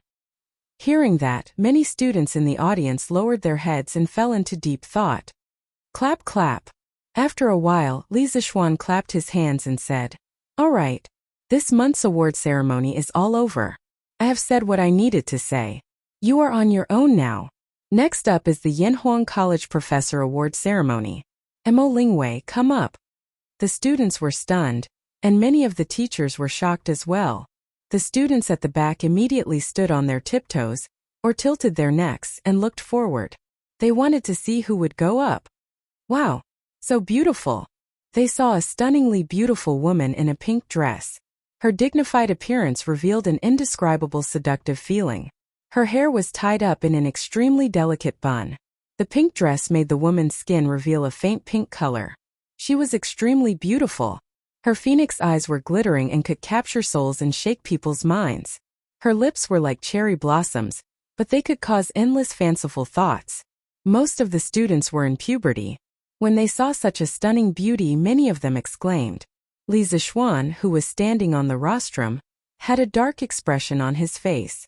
This was because Mo Lingwei had obviously dressed up in advance. He said in his heart, Big sister. This is the Academy Professor Award Ceremony. It is very solemn and serious, okay? You dressed up like this, are you here for a blind date? Chapter 1002. Oh, who is this woman? Why did Yamacho ask her to go up? Didn't Yamacho say that they were going to hold a professor appointment ceremony? Could this woman be a professor at our academy in the future? How is that possible? A professor position is so honorable. Only Mr. Li Gang and the head of the mountain are professors in our academy. What does this woman do to deserve the position of professor? Gulp. But this lady is too beautiful. Since when did our academy have a female teacher? I just don't know which class this woman teaches. I have to go and listen. Mo Lingwei, who was dressed up, caused a huge commotion among the students. The average age of this batch of students was about 13 years old. 13 years old was the age when hormones were secreted. Usually, the academy was full of men. It was hard not to be excited when they suddenly saw a beauty. Of course, the students thought of the professor appointment ceremony that Li Zishuan had just mentioned and exclaimed in disbelief. How could a woman be a professor at the academy? When did a professor at Yanhuang College become so worthless? F***CK. Isn't this Mo Lingwei? Is she going to become a professor at the academy? In class 1, Li Tai widened his eyes and said in shock. Others had not seen Mo Lingwei before, but how could he not? Not only had he seen her before, but he also knew that Mo Lingwei was from the Mo family. Haha. Qingke, listen to the voices around you. I really want to see the expression on Xiaoning's face now. Chang Chumo said with a naughty smile. Haha. What other expression can he have? His nose is probably crooked from anger. Yan Xiaoning's expression was unknown, but Mo Huai's old face was as black as the bottom of a pot. When Wang Ji saw this, he joked, Hey, old Mo, your Lingwei's title is now higher than yours. As her father, you have to work hard. Haha. TSK. It's said that daughters follow their fathers. I didn't expect old Mo to have such a beautiful daughter. The curly-bearded guest said in a strange tone. He and Mo Zhong were the top fighters in the academy, so it was not a big deal for them to get to know each other better. My daughter is insensible, please don't make fun of her. When this old man returns, I will definitely discipline him strictly. Mo Zhong wasn't in a good mood, so he didn't say much. After a few perfunctory words, he turned around and left with a dark face. Although Li Zixuan had already discussed the matter of Mo Lingwei joining Yanhuang College, he was very dissatisfied with his daughter's attire on such a solemn occasion. Pa. Seeing Mo Lingwei step onto the rostrum, the students below the stage spontaneously applauded. The applause seemed to be much louder than before.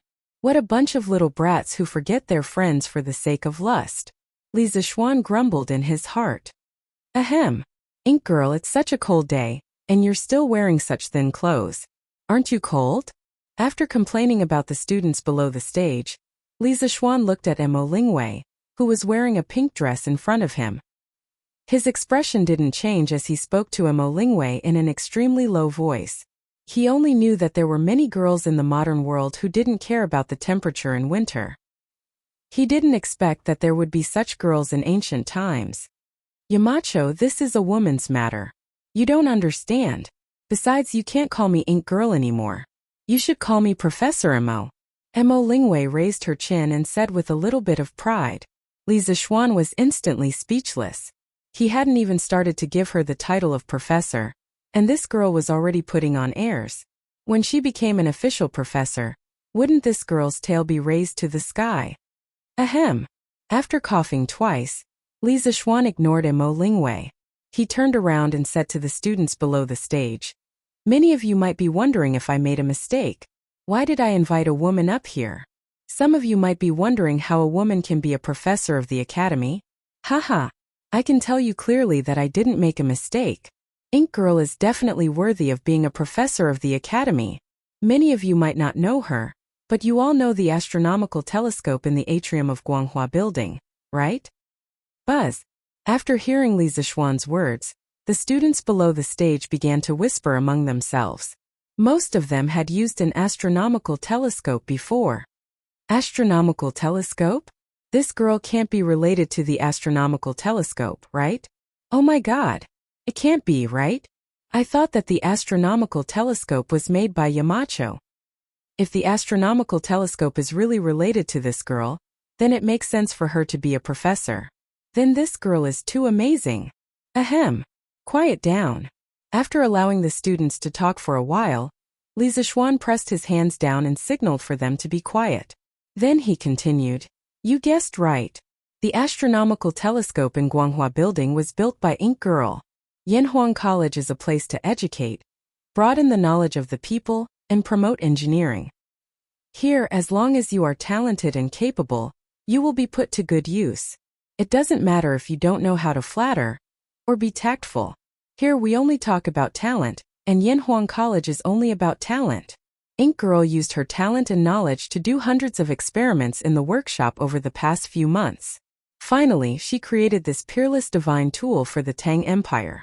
The astronomical telescope has broken through the limits of ordinary people's vision, and even mortals can observe the stars in the sky. Tell me, is she worthy of being a professor? She is. She is. She is.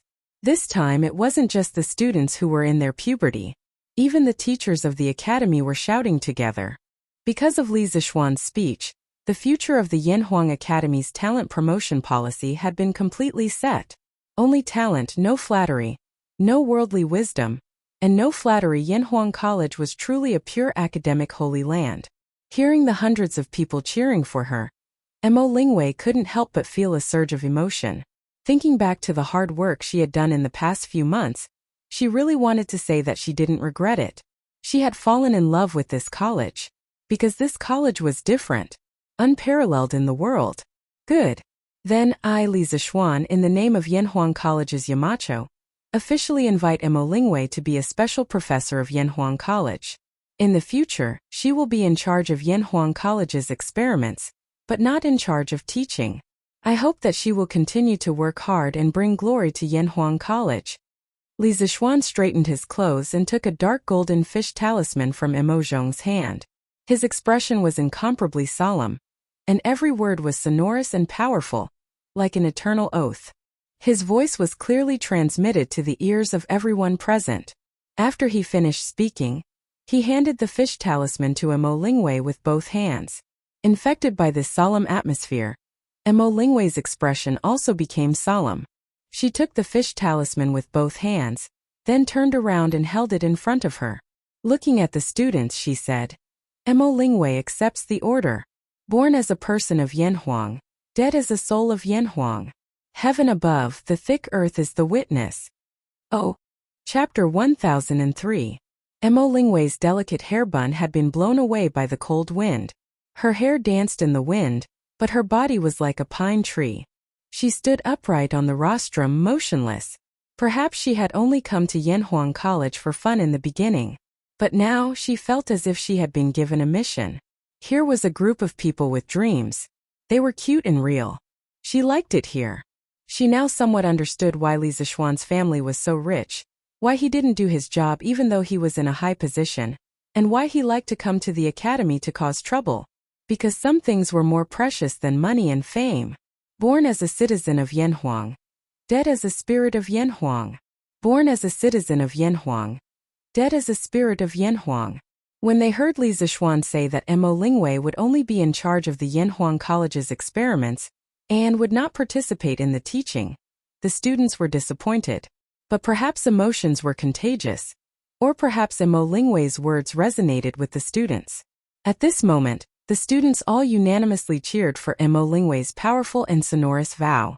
After a full quarter of an hour, the cheering stopped. Mo Lingwei bowed and then walked down the rostrum. Everyone thought that today's assembly would be over, and that they would return to their classes and find their respective teachers. But who knew that Li Zixuan was going to stir up trouble again? Chung Chumo, come up. Li Zixuan looked at the students of Class 1 and said expressionlessly.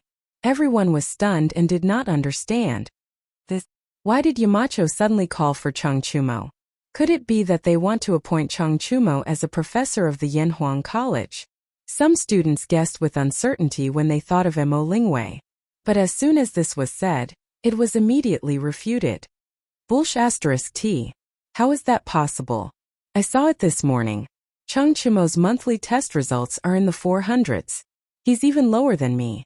If he can be a professor, then the rest of us can too. Yeah, I'm in the 200s this time.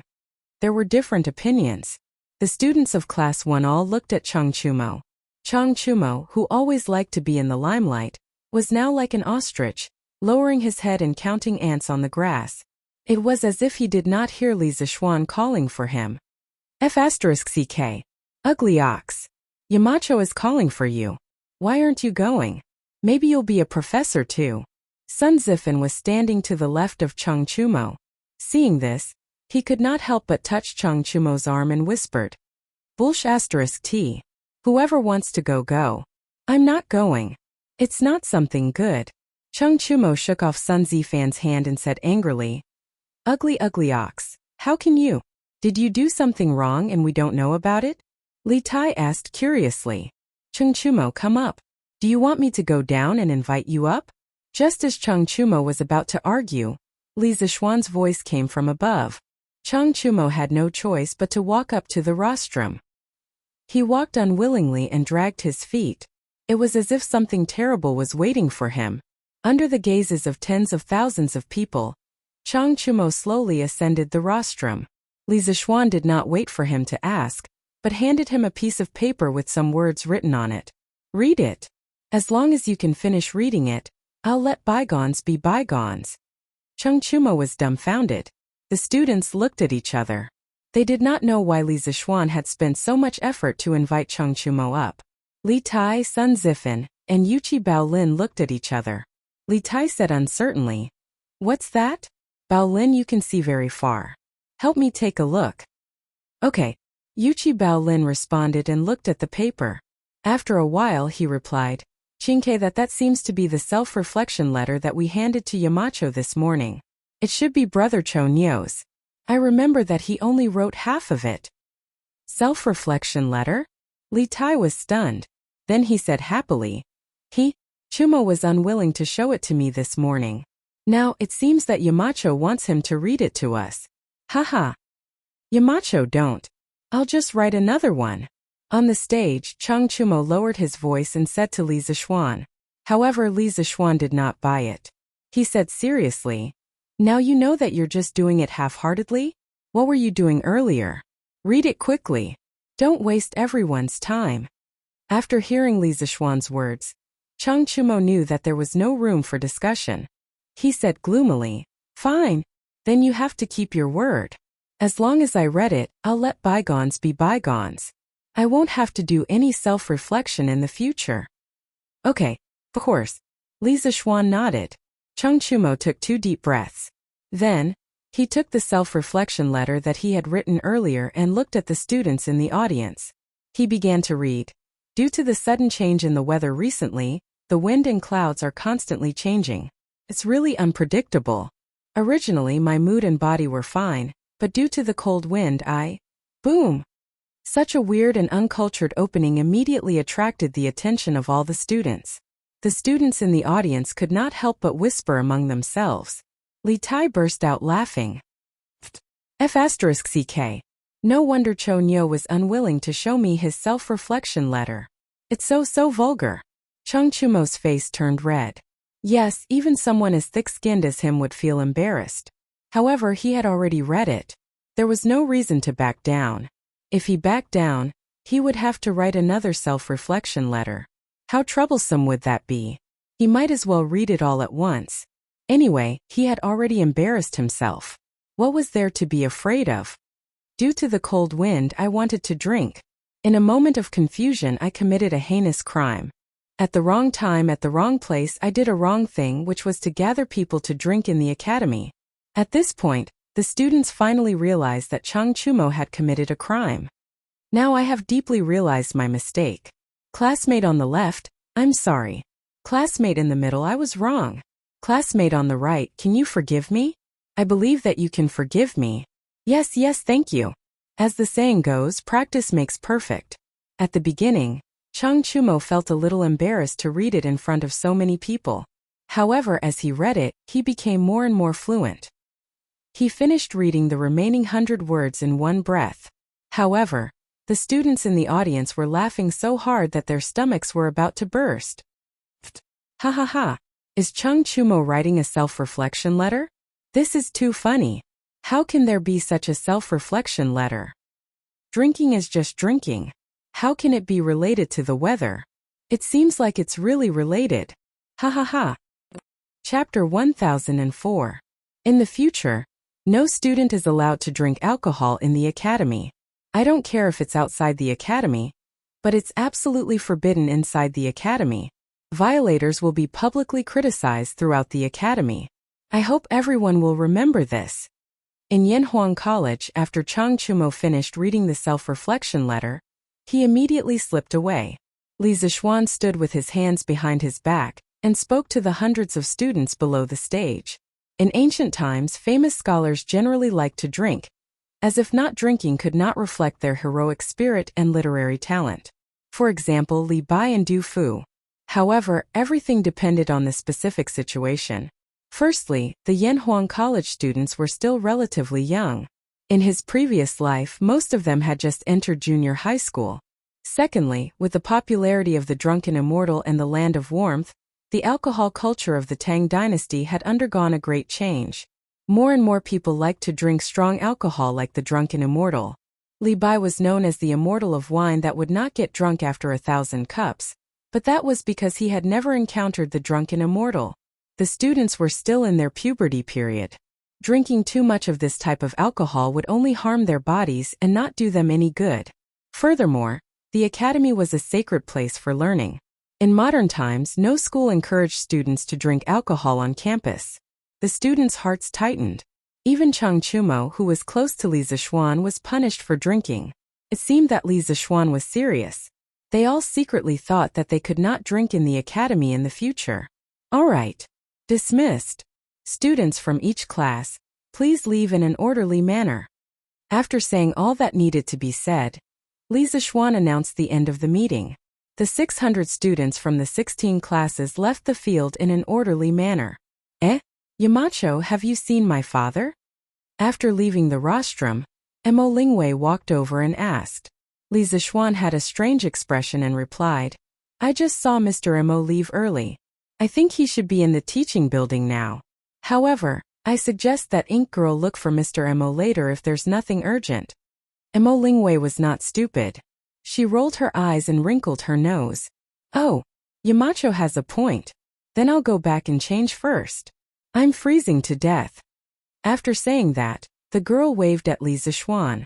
Then she hugged her shoulders, curled up into a ball from the cold, and quickly walked out of the field. Li Zixuan was speechless. Women were indeed creatures that were hard to understand. Ooh. Volume 11. The Descent of a True Immortal, Chapter 2446. Ascending to the Immortal Realm. Daoist Xie nodded in response. This is merely an unfulfilled wish of my former master, and he'll only be able to fulfill it after you ascend, Daoist Xie replied. At this moment, the five-colored cloud in the sky grew larger and larger, and an indescribably heavy aura emanated from it. In the south of Chang'an, in the reclining lane, Lin Mansion. On this day, Lin Hao was lying in the courtyard, basking in the sun while enjoying the massage from the maidservants. At the same time, he was also listening to the maidservants reading him the latest issue of A Record of a Mortal's Journey to Immortality. After an unknown period of time, Han Li slowly opened his eyes in a cool breeze, and the face of a handsome young man appeared in front of him. The man smiled at him, revealing a set of white teeth. My name is Gao Shang, and I welcome you to the Northern Frost Immortal Realm. Lin Hao's eyes narrowed as he was enjoying the grotesque and variegated world of cultivation. Suddenly, he heard the servant girl say the words complete, and he couldn't help but be startled. After a long while, he muttered with a complicated expression, It's finished. He was introverted by nature and did not like to interact with others. Before this year, his biggest dream was to stay at home. However, there was only one form of entertainment at home, and it was inevitable that he would feel bored if he stayed at home for too long. However, the most he would do was go fishing and boating. He would never go to places with a lot of people. In March and April of this year, Li Zixuan launched Datang Daily. The newspaper recorded new things every day to pass the time. However, it was only to pass the time. It was far from being interesting. What was really interesting was the Dahua Jianghu section at the back of Datang Daily. At first, this section only had A Record of a Mortal's Journey to Immortality. However, this novel alone was enough to support the entire section. The huge world structure and the magnificent scenes attracted Lin Hao almost from the beginning. Perhaps it was because he had never read this type of novel before, but he could not deny the greatness of Immortal.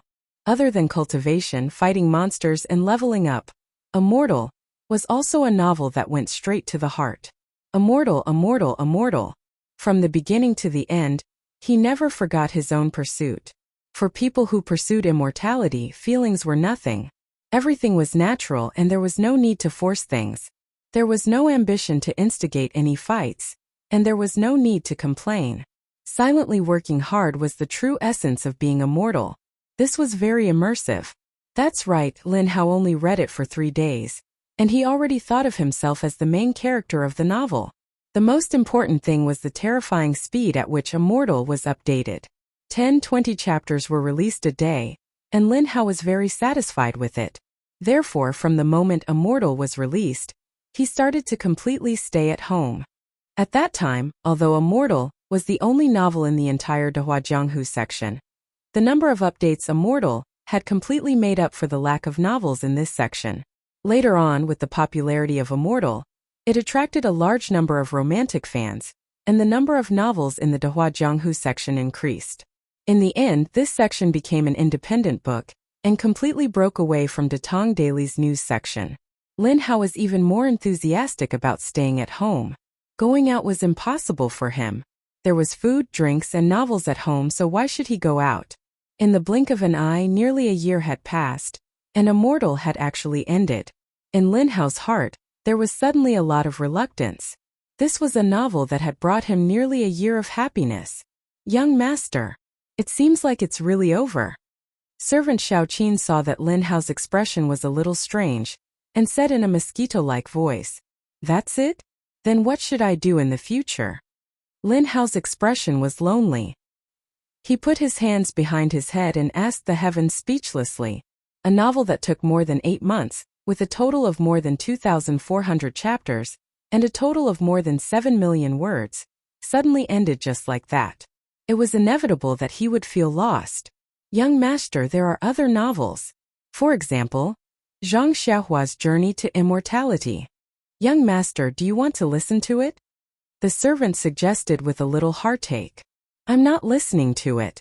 It's too slow. I'll save it for a month before reading it. Lin Hao said disinterestedly. As the saying goes, there is no harm if there is no comparison. Although there were more than 50 novels in Datang Daily Dehua Jianghu that were being updated at the same time, compared to Immortal's speed of more than 10 chapters per day, the rest were really just trash. This made Lin Hao feel very dull. Oh, Chapter 1005. Young master, when I went to Shi City to help Madam buy something, I overheard some people talking about something very interesting. Xiao Shi, who was massaging Lin Hao's shoulders, suddenly said with a smile when she saw that her young master was in low spirits. Oh? Tell me about it. How is it interesting? Lin Hao opened his eyes and asked with great interest. Xiao Shi thought for a moment and then began to act out vividly. Young master, one of the 2 young men was called Su Liang, and the other was called Wan Hong. When I was buying things, they were bragging. At that time, Su Liang said, "Alas! Brother Wan, I was about to form my gold core a few days ago, but my father took me to see a quack. That quack used medicine to dissolve my gold core, which hadn't yet formed in my body. Now I've completely become immortal. What a pity." Wan Hong also sighed and said, "Brother Su, my condolences. You're nothing, but a few days ago, the young lady next door had the strength of a nascent soul cultivator, but she was beaten to the bottom in one day. Compared to that, she's the one with the greatest misfortune." Hearing this, Lin Hao couldn't lie down anymore. He stood up and asked curiously, "Xiao Shi, are those 2 immortal cultivators? There are actually nascent soul cultivators in Chang'an City?" As a senior fan of Mortal, he naturally knew the immortal cultivation realm in the book like the back of his hand, so when he heard Xiao Shi mention the words gold core and nascent soul, he became inexplicably excited. Unexpectedly, the maidservant Xiao Shi giggled and continued, "That's not it. Young master. At that time I had the same thought as you, but at that time another young man came and said, 'Hey, Su Liang, I heard that you had stone rain a while ago. How are you now?' In ancient times, all kinds of calculi were called stone showers. Different from modern high-tech methods, when ancient people got calculi, if the calculi were not big, they could expel the calculi from the body through 3 methods: exercise, drinking water, and traditional Chinese medicine." In the courtyard, Lin Hao was stunned for a full 3 to 4 breaths of time before he burst into laughter. Haha!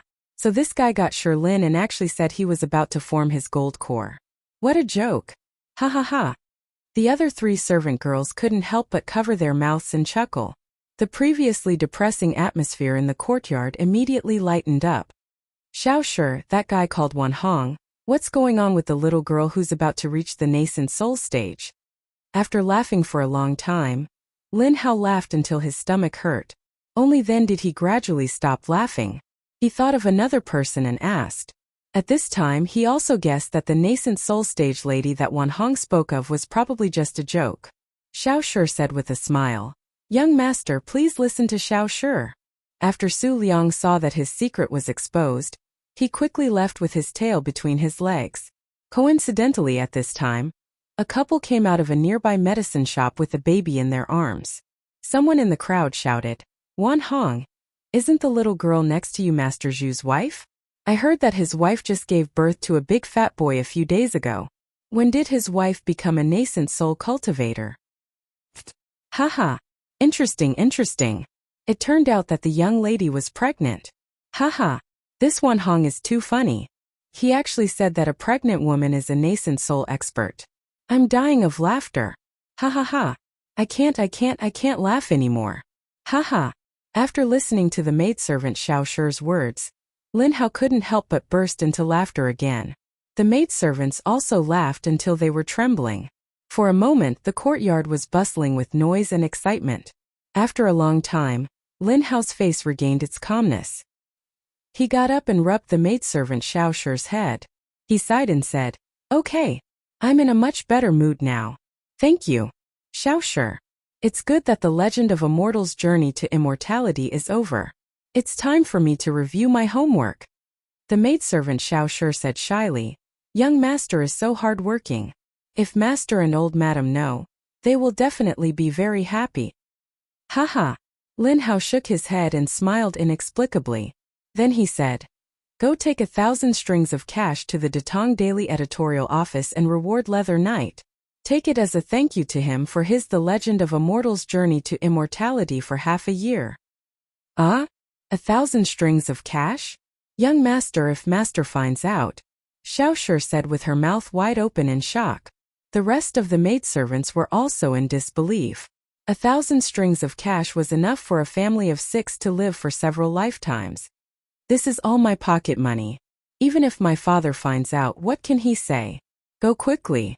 Lin Hao rolled his eyes and said unhappily. As the only son of the Lin family, he had been doted on since he was young. How could he lack money? Yes, young master. In the new workshop of the Strange Interest Pavilion, in the editorial office of Datong Daily, when Li Zixuan moved the workshop here, in order to facilitate Ma Zhou's teaching activities in Yanhuang College, he moved the editorial office of Datong Daily over as well. In this way, Ma Zhou could take on 2 jobs at the same time. Today, the editorial office of the new workshop welcomed many people. These people were the staff of the various Datong Daily offices in Chang'an City. The eldest son of the Chao family in Chang'an, Xiao Shi, rewards The Legend of a Mortal's Journey to Immortality Leather Knight 3,000 strings of cash. The eldest son of the Murong family in Chang'an, Murong Jun, rewards The Legend of a Mortal's Journey to Immortality Leather Knight 1,000 strings of cash. The eldest son of the Wang family in Taiyuan, Wang Runbiao, rewards The Legend of a Mortal's Journey to Immortality Leather Knight 10,000 strings of cash. Ever since the first carriage full of copper coins drove into the workshop, the page boys' singing never stopped.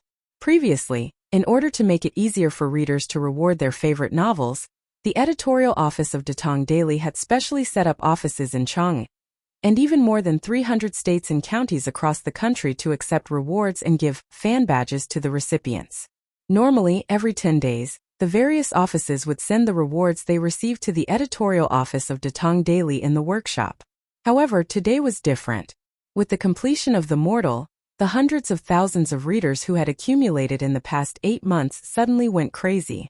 They lined up to the Datong Daily office to reward The Mortal. The rewards ranged from a few hundred copper coins to tens of thousands of strings of cash. The warehouses of the major offices in Chang'an City where the copper coins were stored were immediately filled to the brim. For safety reasons, the various offices hurriedly sent people to the new workshop in Plum Village to deliver the copper coins. On the cement road from Plum Village to Chang'an City, one after another, money trucks appeared in an endless stream. Fortunately, the road from Chang'an City to Plum Village had already been repaired. Fortunately, this place could be considered the foot of the emperor, so the security was not bad. Otherwise, such a huge amount of money would be tempting. What's the 100th? When Ma Zhou received the news, he immediately rushed over from Yanhuang College. Hearing the rewards coming in one after another, His head started to ache. This scene was simply too crazy. Godfather Ma, this is the 950th person who has rewarded more than 100 strings of cash. Song Xiaoxi replied. 951? Oh my God, are there going to be 1,000 league leaders today? Ma Zhou was not someone who had not seen the world. However, when he heard such a result, he could not help but be flabbergasted. 1,000 league leaders appearing in a day? Wasn't this too crazy? The income that the mortal brought to the editorial office of Datong Daily was actually several times more than the total income of the other 50-plus novels combined. How could anyone live with this? Oh. Chapter 1006. The ending of The Mortal triggered a huge tipping chain effect. Datong Daily's offices in Chang'an City were overcrowded with people. Thousands of copper coins were being pulled in continuously. The shopkeepers of the other shops were envious, because the income of this office in a day was equivalent to 10 or even 100 years of their income. TSK. It really made one's eyes red with envy. But the one who benefited the most should be the Leather Knight who wrote The Legend of a Mortal's Journey to Immortality. Right? He will get a share of the tipping Datong Daily receives. I didn't expect this. Writing novels can actually make so much money. The shopkeeper of a calligraphy and painting shop next to the Datong Daily's office stood at the entrance of the shop. He couldn't help but sigh as he looked at the rich people next door. This old man must have not seen the miserable situation of the other failed authors. That's why he was so emotional, right? Xiaolu? Why did you come out from there? The shopkeeper's eyes suddenly widened. He saw his shop assistant coming out of the office. He quickly went forward to grab the assistant and asked, Shopkeeper, I saw that it was quite lively here, so I went to take a look, the assistant said hurriedly. Just to take a look? The shopkeeper was old and experienced. How could he not see that the assistant was lying? I really just went to take a look. Nonsense. Tell me, how much did you tip them? The shopkeeper was so angry that he kicked him. The manservant subconsciously dodged, but he didn't expect that a light blue badge would fall out from his sleeve. The shopkeeper bent down and nimbly picked it up. After looking at it carefully, he suddenly said in a bad mood, You're too young. You're too young. You stinking brat. Just a while ago, you were complaining to me that you were poor and that your mother was sick. Now, you actually went to tip The Legend of a Mortal's Journey to Immortality. How much did you tip? Apprentice? If I remember correctly, you need to tip 500 copper coins in order to get the apprentice badge, right? You're really something. After saying this, the shopkeeper kicked the manservant 2 more times in exasperation. Shopkeeper, I didn't lie to you. My mother was indeed sick before, but she has already recovered. These 500 copper coins were saved by this little one over the past half a year of frugality. I feel that A Record of a Mortal's Journey to Immortality is well written. Now that it's finished, I have to do something. The manservant rubbed his buttocks and argued. The shopkeeper frowned. A moment later, he slapped the back of the manservant's head and said, Bastard! Why didn't you tell this old man that you wanted to give a reward? Go and tell the accountant to withdraw 10 strings of coins. Help this old man reward. The Legend of a Mortal's Journey to Immortality. The manservant was stunned, and then he replied with a smile, Hey, I'll go right away. A moment later, the manservant came out with a large bag of copper coins. Suddenly, he hesitated for a moment and said, Shopkeeper, are you only giving 10 strings of coins? I feel that with your status, you should at least reward him with an alliance master. He had yet to see what the guild leader badge looked like. It was a good opportunity to broaden his horizons. Scram. The shopkeeper's face darkened as he roared. This was only a miniature version of Mortal's fans, but it also showed how popular Mortal was among the masses. From the commoners at the bottom to the officials and dignitaries at the top, there would always be people who would laugh and be moved by Mortal. Now that Mortal had finished, it was like a fuse that completely ignited the love of Mortal in their hearts. Naturally, the rewards would come flooding in. In the afternoon, Li Zixuan found out about the crazy rewards caused by the ending of Mortal. In fact, he hadn't paid attention to this novel for a long time. This was because he had already finished writing the rest of the novel more than a month ago. At Datong Daily, the daily updates were the drafts that he had submitted in advance.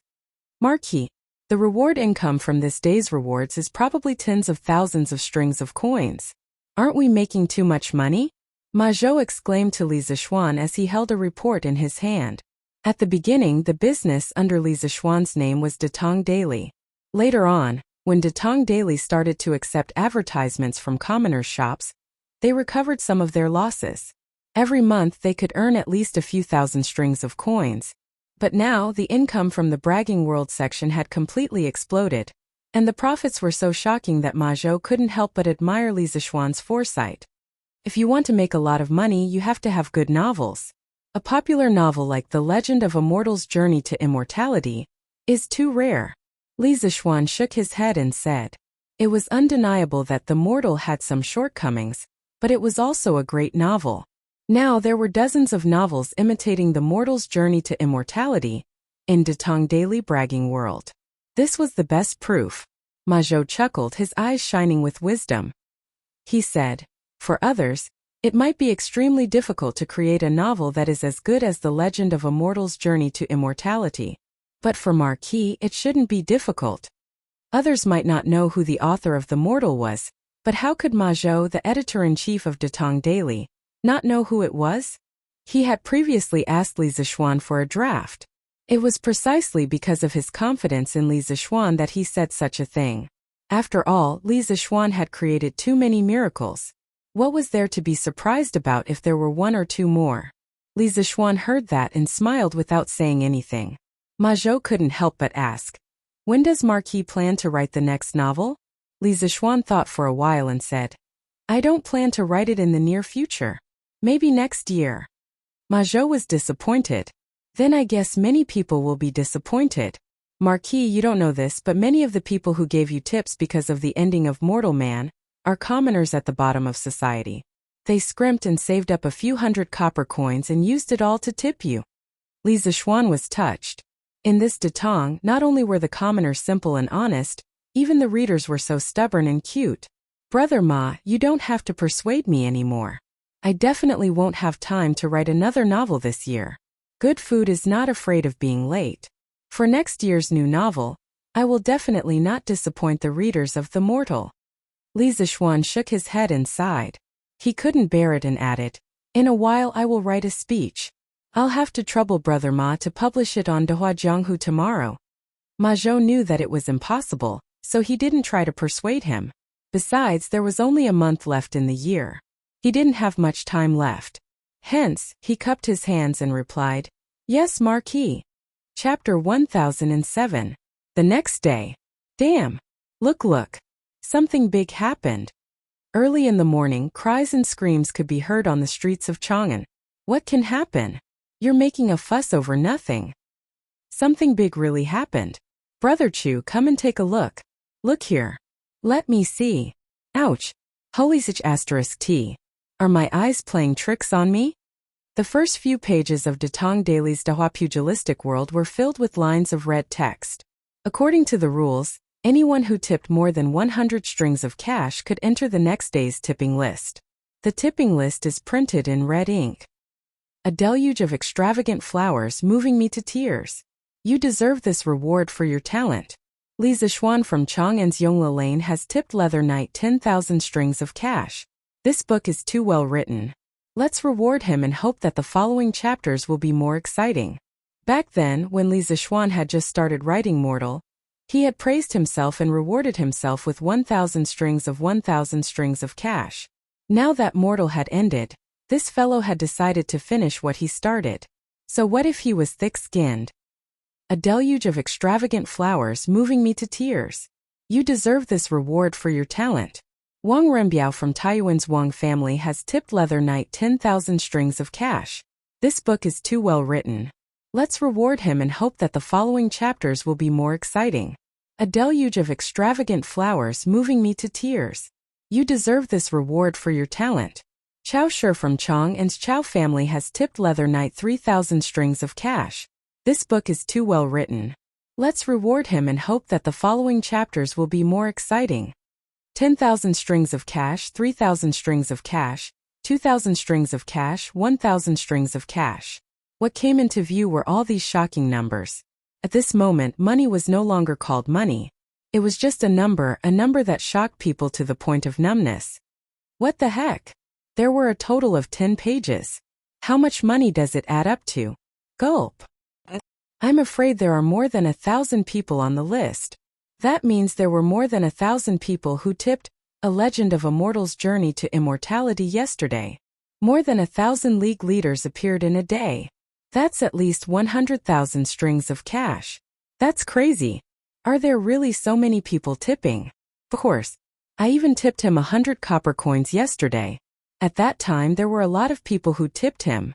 The news of a record of a mortal's journey to immortality, collecting thousands of alliance members, spread like wildfire among the crowd. Chang'an City and some of the counties near Chang'an City immediately boiled over. In the streets and alleys, in the restaurants and tea houses, there were basically people talking about yesterday's grand occasion. Many people proudly took out their mortal badges, indicating that they were also part of the reward army yesterday. From this, one could see how popular mortal was. However, compared to the huge amount of rewards, the mortal section in Tang Dynasty Daily Bragging World was even more touching. Final thoughts. I heard that the streets and alleys of Chang'an City were emptied yesterday. Countless people tipped swordsmen, ranging from dozens of copper coins to tens of thousands of strings of cash. Swordsmen were moved to tears. The Legend of a Mortal's Journey to Immortality was completed in March and finished in November. It took more than 8 months to complete, with a total of more than 7 million words. During this period of time, I would like to thank everyone for their continuous support. Swordsman will return in March next year. Please look forward to it.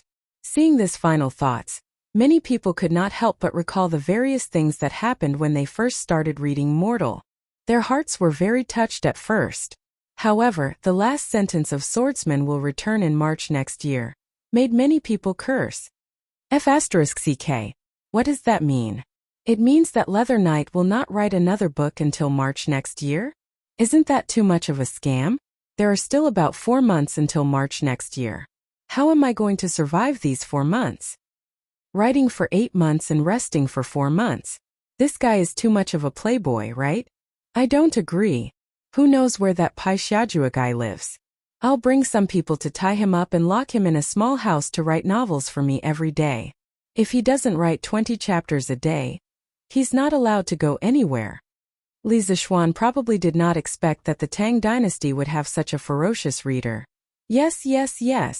This is a good suggestion. Tie him up. Yes. Tie him up.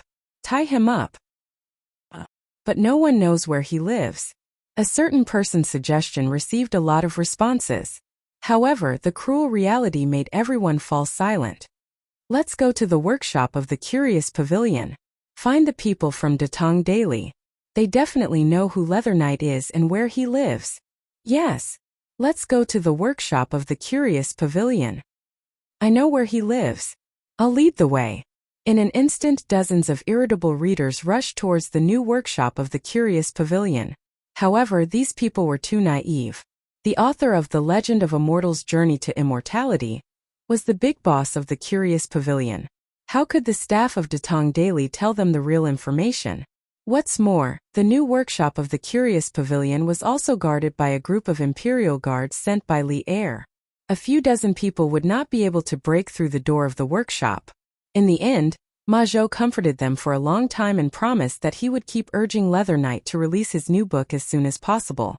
Only then did the irritable readers disperse.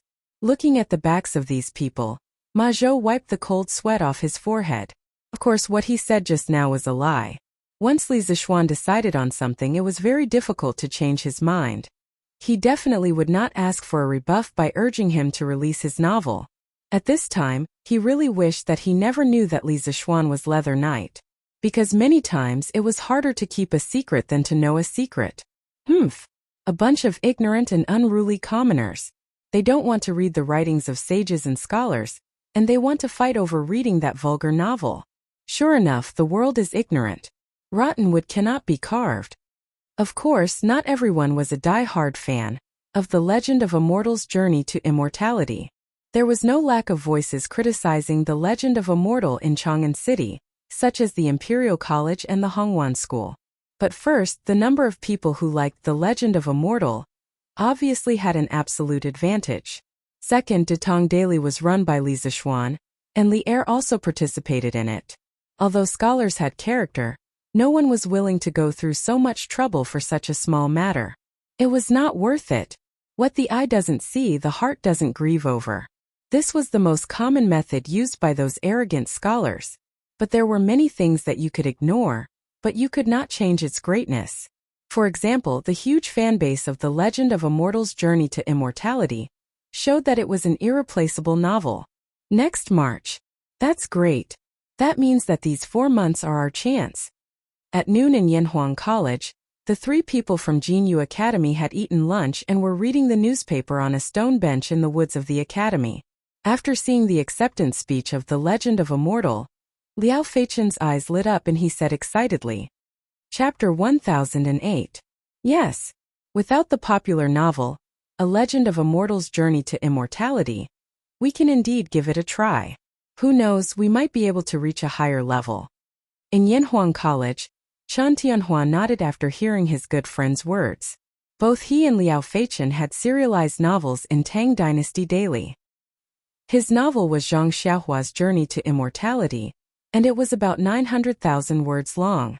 Liao Feichen's novel was called The Long Road to Immortality, and it was slightly slower, but it was also about 800,000 words long. Even though they had been admitted to Yanhuang College a few months ago, they still insisted on writing novels in their free time. In fact, this kind of half-study, half-work state did not affect their studies because there were many poor students in the college who were in this state. The difference was that the others were working at the posts provided by the college, while the 2 of them were using their free time to write novels. In the past, A Legend of a Mortal's Journey to Immortality was an insurmountable mountain in front of Chen Tianhua and Liao Feichen. Now that Immortal had ended, the 2 of them felt that their opportunity had come. This was especially so for Chen Tianhua. Other than Mortal, his Legend of Zhang Xiaohua's Cultivation to Immortality was the novel with the best results in talking about pugilistic world.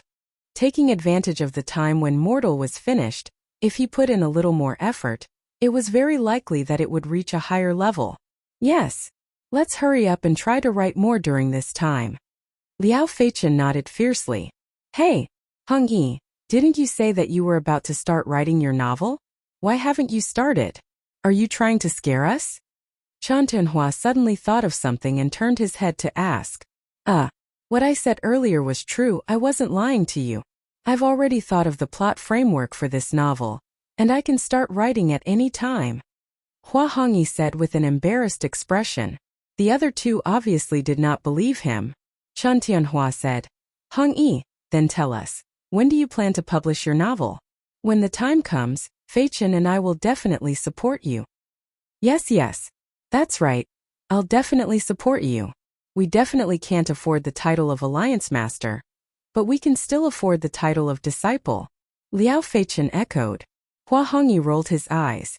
After thinking for a moment, he said, although the framework of the plot has been conceived, the specific details still need to be considered. Next March, I'll publish the book next March. Poof. What? F***CK. Hongyi, are you still asleep? Why do you want to publish your book in March of next year? Aren't you courting death? Liao Feichen almost vomited blood when he heard that Hua Hongyi was going to publish the book in March next year. He stared at his old friend as if he was looking at a madman. How is that courting death? Feichen, didn't you want to say that Leather Knight will also release a book next March? Hua Hongyi shook his head and said nonchalantly, if he wants to publish books, then so be it. Who said that we can't publish books together with him? What's more, didn't you and Tianhua publish books together with Pai Xiajua back then? Chen Tianhua said gloomily. Heng Yi, how can it be the same? Back then, when novels were just becoming popular, who would have thought that Leather Knight's Mortal Cultivation would be so popular? Yes, the next time I publish a book, I definitely won't publish with that person. Liao Feichen also shook his head. Hua Hongyi, on the other hand, was somewhat disapproving. Tianhua Feichen were 7 feet tall men. Even if we can't beat him, we can't be afraid before the battle. Besides, I have confidence in my novel. It might not lose to Leather Knight. Chen Tianhua and Liao Feichen shook their heads. They secretly thought that their good friend was really fearless because he didn't know anything. Let's talk about it when he gets bumped. Marquee Manager Fu and Fubin request an audience. In the afternoon, Li Zixuan was handling official business in Yanhuang College's principal's office. When Mo Zhong pushed the door open and entered, he bowed and cupped his fists. Fubin? He's back? Li Zixuan was startled, then said happily, "Quick! Let them in." More than a month ago, Fubin had set off from Chang'an with the mining team and the iron ore distribution map. After more than a month, this group of people had finally returned. And they had returned at the right time. Because the bicycles produced by the Strange Taste Pavilion were in short supply, the price of the bicycles had been inflated to more than 600 strings of coins. Seeing the money being taken away by the scalpers, Faubert was anxious. Chao Wendong, Lin Wenyuan, and the other members of the Flaming Yellow Chamber of Commerce were also anxious. But was this because the workshop's production efficiency couldn't keep up? Absolutely not. The workshop could already produce 40 to 50 bicycles a day, and the speed was not slow at all. The problem lay in the lack of raw materials, the lack of iron and rubber. The workshop had already bought almost all the iron and sulfur that could be bought. Because of this, the price of iron and sulfur in Chang'an City had increased by quite a bit. But this amount of iron and sulfur was still insufficient to meet the huge demand for bicycles. Now that Fubin was back, as long as they could find an iron or sulfur mine, no matter how big or small, they could alleviate the Strange Taste Pavilion's urgent need. Young master. Not long after, Fubin came in under Faubert's lead. He cupped his fists and bowed to Li Zixuan. Obviously, Fubin had gone to find his uncle as soon as he returned. "Faubert, you don't have to be so courteous. Quick, have a seat." Li Zixuan stood up and pointed to the sofa opposite him as he hurriedly said to Faubert. Faubert saw that Li Zixuan was not purposely being courteous, so he thanked him and sat down. Only then did Li Zixuan look at Fu Bin. Compared to more than a month ago, this guy's face was a little less immature. Presumably, this was his first time going on a long journey, and he had gained a lot of experience. "Haha, Xiaobing, did you encounter any danger along the way?" Li Zixuan asked with a smile. Fu Bin's heart warmed when he heard this. Li Zixuan did not ask him about the results of the mining. Instead, he asked if he encountered any danger. This was very heartwarming. "Young master, we did not encounter any danger. There were only a few small twists and turns. But in the end, we did not disappoint you. Not only did we find 2 iron and sulfur mines in Yifang County, we also found a big coal mine. But this coal mine does not seem to be of much use to you." Fu Bin knew his limits and did not wait for Li Zixuan to ask. He took the initiative to tell Li Zixuan the results of this trip. When Li Zixuan heard that Fu Bin had found 2 iron and sulfur mines in Yifang County, he was shocked. He had only marked a few rough locations on the map. He did not expect such a small place like Yifang County to have so many mines. But when he heard Fu Bin mention the coal mine, he could not help but smile. "Haha, who says the coal mine is useless? Xiaobing, the few of you did well this time. I am very satisfied and will reward you handsomely. Haha." Oh. Chapter 1009. It was normal that Li Zixuan did not know about Yifang County, but if it was Lan County, he would definitely know about it. In the modern era, Shaanxi province had 546 billion tons of usable reserves and 514 million tons of unusable reserves, ranking 4th in the country. This did not include the Shaanxi type of limonite or that was widely distributed but had not been explored. Among them, 89.3% of the discovered iron ore resources were concentrated in Lan County, 2 billion tons, and Wutai Mountain 625 billion tons. Other than iron ore resources, Lan County was also rich in other mineral resources, such as coal, iron, manganese, sulfur, marble, granite, and so on. It could be said that it was a real mining county. Lan County was called Yifang County during the Tang Dynasty's Zhengguan period, and it was the capital of Lan Province at that time. Therefore, it was not surprising that Fu Bin could find 2 iron ore mines, 2 sulfur mines, and a big coal mine in Yifang County. Thank you, young master. In Fubin's eyes, Li Zishuan was a real big shot.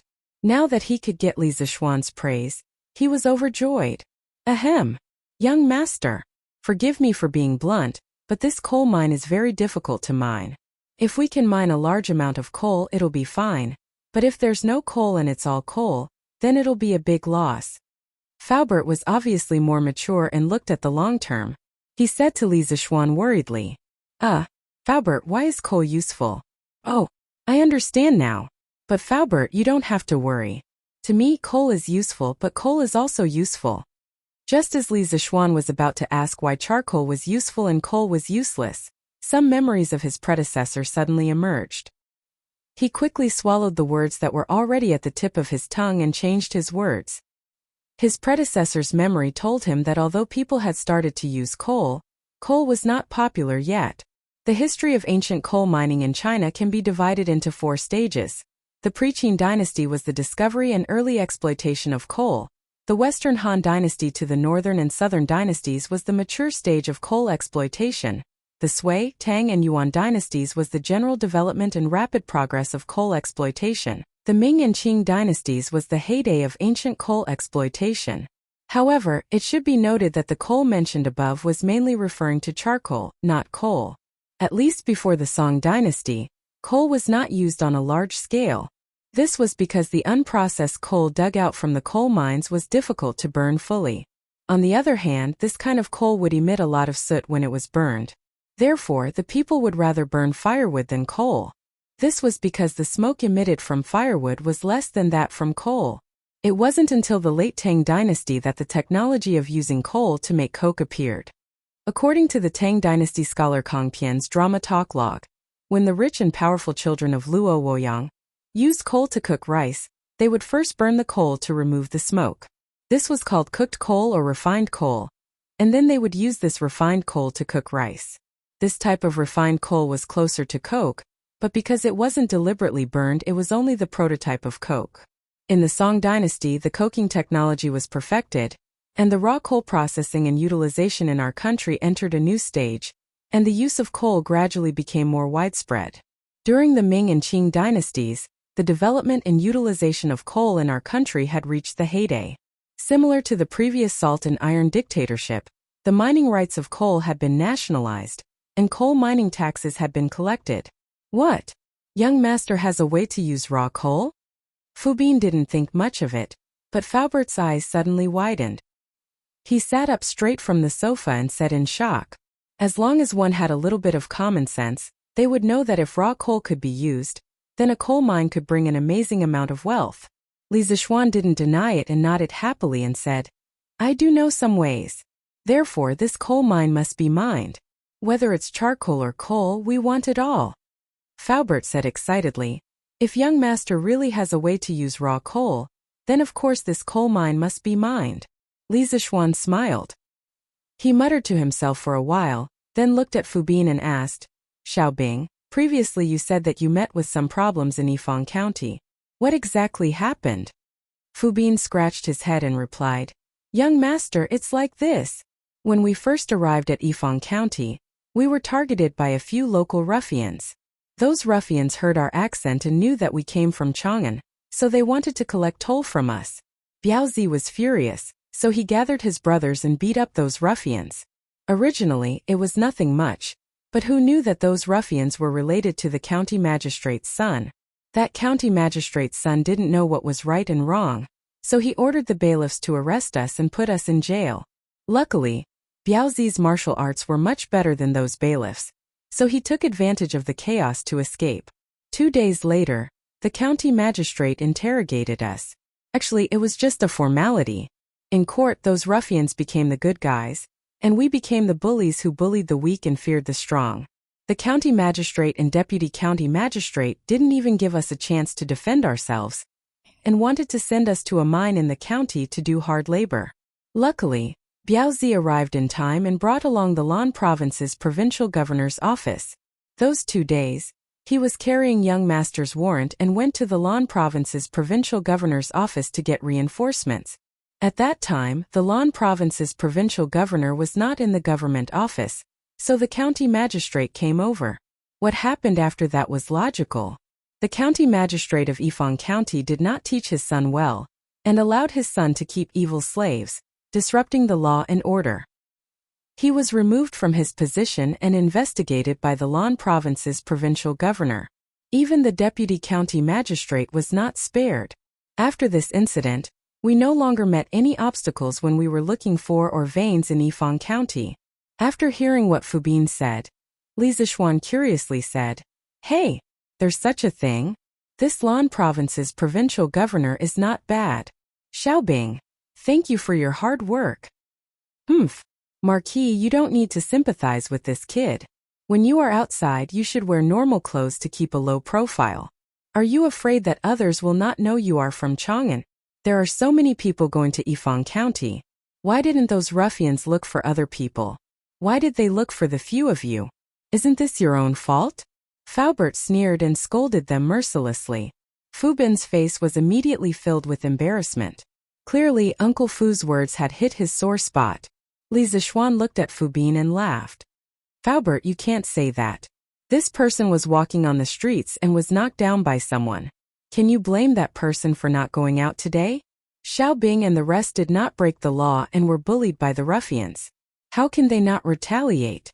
Before they left, I had told them not to create trouble, but they cannot be afraid of trouble. I feel that they had done well this time.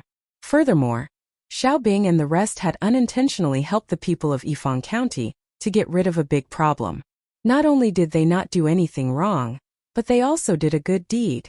Haha. Chapter 10:10. Thank you, young master, for your magnanimity. Fubin will definitely follow young master's lead. Yinhuang College, Principal's Office. Fubin was moved to tears when he heard Li Zixuan speak up for him.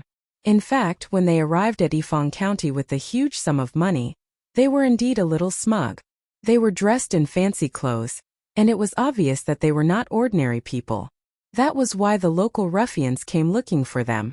Before coming to Li Zixuan's place, his uncle had already harshly reprimanded him. Originally, he thought that he would be reprimanded again. He didn't expect that not only did Li Zixuan not reprimand him, he even spoke up for him. How could he not be touched? Haha. Li Zixuan heard this and could not help but laugh. Perhaps Fubin had been hanging out in the streets since he was young, and he had the aura of a ruffian, which could be heard from his words. Calling him a ruffian was not referring to him being bad. Normally, people like him were more loyal and righteous. If you treated him well, he would also treat you well. That was the general meaning of it. Are you so easy to bribe?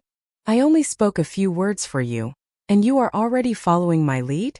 Li Zixuan found it funny. Fubin quickly waved his hand and said anxiously, "It's not like that, young master. I, Fubin, have been hanging out in the streets for so many years. Whoever is sincere to me, in my heart I will—" "All right, that's enough. I understand everything." Li Zixuan smiled and interrupted Fubin, then said, "Xiaobing, you are now familiar with Ifong County. You should be able to handle the local officials. I want to let you manage those few mines. Are you willing?" Fubin's body trembled and froze on the spot. Before he could say anything, Faubert quickly said, "Young master, you can't do that. Fubin is still young and inexperienced. How can he manage such a big mine? If this brat were to ruin young master's plans, how would this old man have the face to see young master again?" In fact, Faubert was doing this for the sake of his nephew, because he knew better than anyone else how capable Fubin was. Fubin also reacted at this time. He cupped his fists and said, "Young master, you'd better take back your order. If you want me to help you gather information or search for people, then I can do it.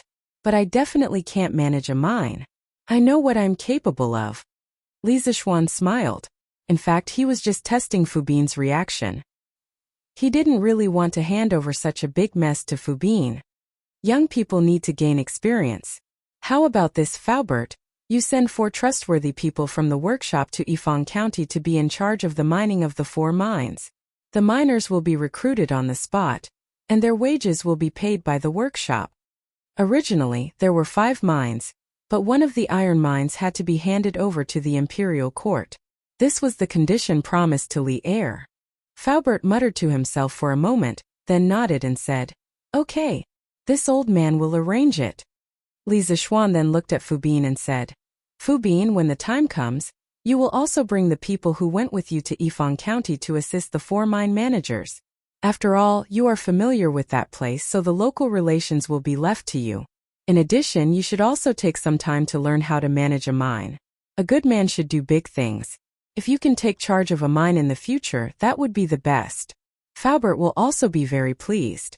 Sending Fu Bin over was not only to let him manage the relations with the local government, but also to secretly monitor the 4 mine managers to see if they were embezzling anything.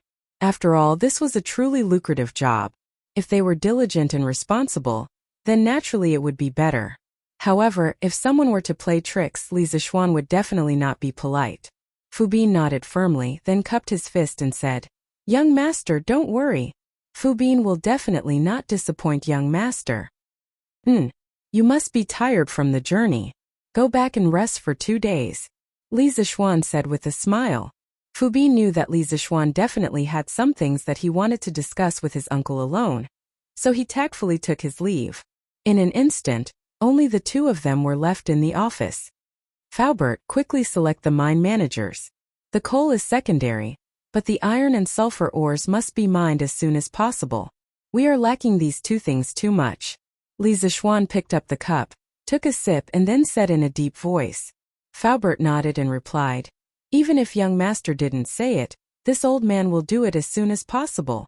Previously, after selling the first batch of bicycles, the workshop's iron and sulfur ores were all in short supply.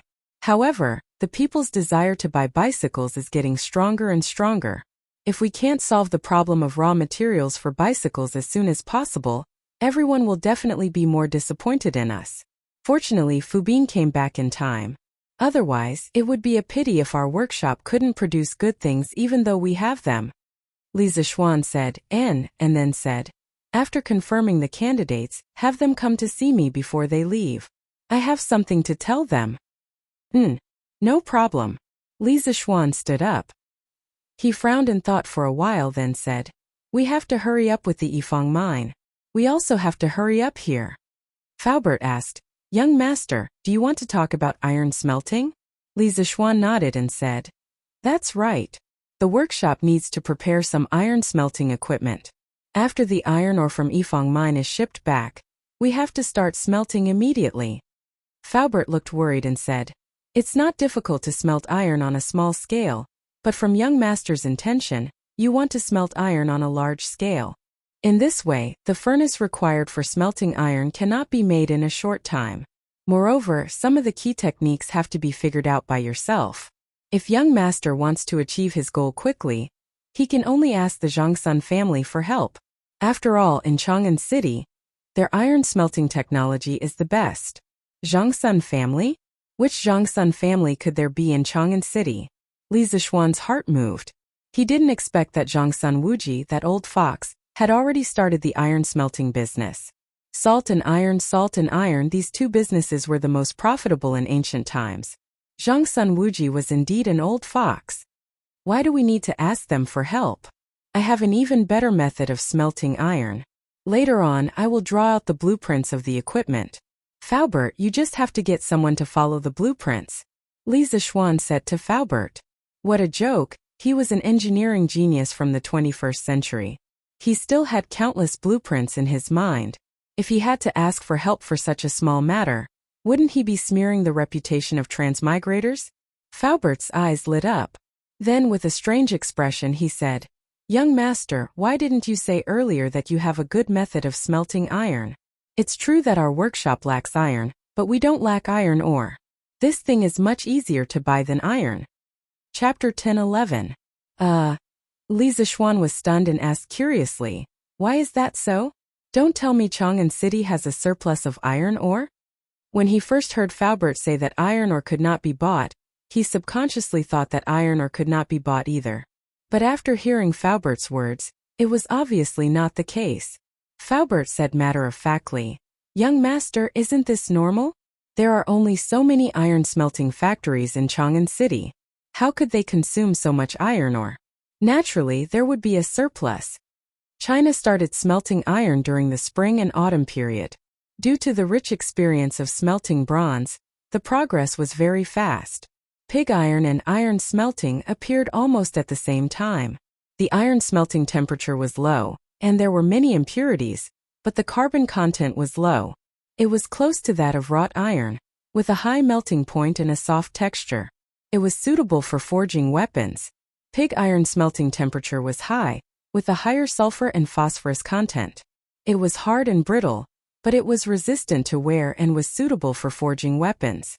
Since the Han Dynasty, various metal smelting and processing techniques had been developed comprehensively and were becoming fixed in terms of technology. For example, the 100-tempered steel technique was not used often due to its low efficiency. As the early form of the infused steel technique, it was widely used. During the Sui and Tang dynasties, the smelting technology continued to develop, but there were not many breakthroughs. They mainly followed the infused steel technique at the end of the Han Dynasty, and the smelting efficiency was not high. Furthermore, the smelting business in this era was owned by the country. People like Zhang Sun Wuji who could mine and smelt iron were few and far between.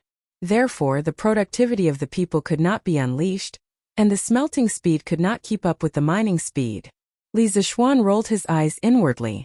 He thought to himself, what a shame. If I had known about this earlier, would I have waited until now? Sigh. Forget it. Since it's already like this, another 10 days or half a month won't make a difference. When the smelting equipment is completed, the iron ore from Yifang County should be transported back. By then our workshop will not lack iron anymore.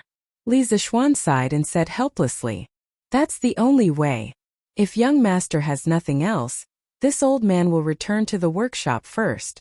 Faubert could hear the confidence in Li Zishuan's words.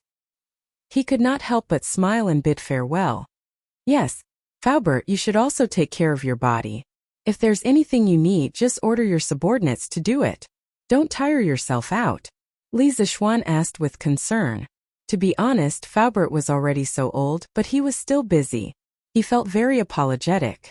But at the moment, he really didn't have anyone who could replace Faubert. Fubin might be able to do it in the future, but he was still too inexperienced to take on such a huge responsibility. If possible, he really hoped that Faubert would live a long life. Haha. Young master, there's no need to worry. This old man's body is fine. With that, Faubert left the room. Your Majesty, the Marquis of Yong and requests an audience. Afternoon, Sweet Dew Hall. Li Er was busy flipping through memorials. It was the end of the year and there were always a lot of things to do. He had been busy for many days until late at night. Compared to the carefree Li Zishuan, he, as the emperor, was even more miserable. At this moment, the attendant at the yellow door came in and reported with a bow. Yes, let him in. Li Er held the brush and said without raising his head. Yes. Not long after, Li Zishuan stepped into the hall and cupped his hands in salute. Your subject pays his respects to your Majesty. No need for formalities. What's the matter? Li Er cherished his words like gold and said softly. Li Zishuan strangely choked. He paused and replied. Replying to your Majesty, the iron mine that you asked this subject to find has been found. It's located near the Hua family village in Yifang County. Your Majesty can just send someone to receive it. Li Er finally raised his head. Oh, so fast? It seems that your ability to find ores is quite effective. Don't most people look for ores for 3 to 5 years? How could there be someone like Li Zishuan, who was able to find 5 mineral veins in just over a month? This time, this guy really had a mine at home. It seems that your harvest this time is not small. Tell me about it. Li Er's eyes were like torches as he hit the nail on the head. Old Li was asking the obvious. Li Zishuan did not believe that Li Er did not know this information. After all, the 100 Cavalry Special Agent Organization was not to be trifled with. The people that this subject sent found a total of 2 iron mines, 2 sulfur mines and 1 coal mine. Your Majesty said that you only need iron ores, so this subject did not say anything about the other mines. What he meant was that old Li, as the ruler of a country, had to keep his word. What kind of person was Li Er? How could he not see Li Zishuan's cunning mind? He said unhappily, Stinky brat. Do you think that I will go back on my words? How could I? Your Majesty is wise and wise. Even if everyone in the world goes back on their words, Your Majesty will definitely not. Li Zishuan chuckled as he flattered him. Li Er scoffed and said, Don't flatter us. Speaking of which, where is the other iron mine that you found? Li Zishuan's eyebrows slightly wrinkled. Then he unfurrowed them and replied, Your Majesty, the other iron mine is also in Yifang County. However, it is about 20 li away from the Hua family village, and is near Peach Blossom Village. Li Er smiled meaningfully and said, That iron mine must have more ores than the one in Hua family village, right? Li Zishuan secretly cursed Li Er for being a sly old fox, but he said, Your Majesty, how can this kind of thing be accurate? According to the people that this subject sent, the two iron mines look the same from the outside. As for the situation inside, this subject has no idea. Although this was what he said, the actual situation was more or less the same. However, when this fellow came, he compared it to the map and recalled the distribution of mineral resources in his previous life. He found that the iron mine near Peach Blossom Village had more ores than the Hua family village by 30%. This was why he gave the Hua family village's iron mine to Li Er. Li Er looked at Li Zishuan suspiciously. Although what Li Zishuan said was similar to the information that he received, he could not help but suspect that there was something fishy going on. After all, Li Zishuan was too clever. If he was not careful, he would be tricked by him. This subject will believe you for now. After all, there were so many ores that he would not be able to refine them all. After a while, Li Er helplessly sighed and said, In the next few days, this subject will let the Ministry of Works start mining. If you have nothing else to do, you can go and do your own things. The subtext was, If you have nothing else to do, you can get lost. Li Zishuan did not like to stay here, so he straightforwardly said his goodbyes. Your Majesty is wise. This subject still has things to do at the academy, so I will take my leave first. After he finished speaking, he saw that Li Er nodded in agreement and quickly turned to leave. Chapter 10-12. After coming out of the palace, Li Zishuan went straight back to Yunshan. He had to quickly draw the drawings of the equipment needed to make iron because these things were not easy to make at all.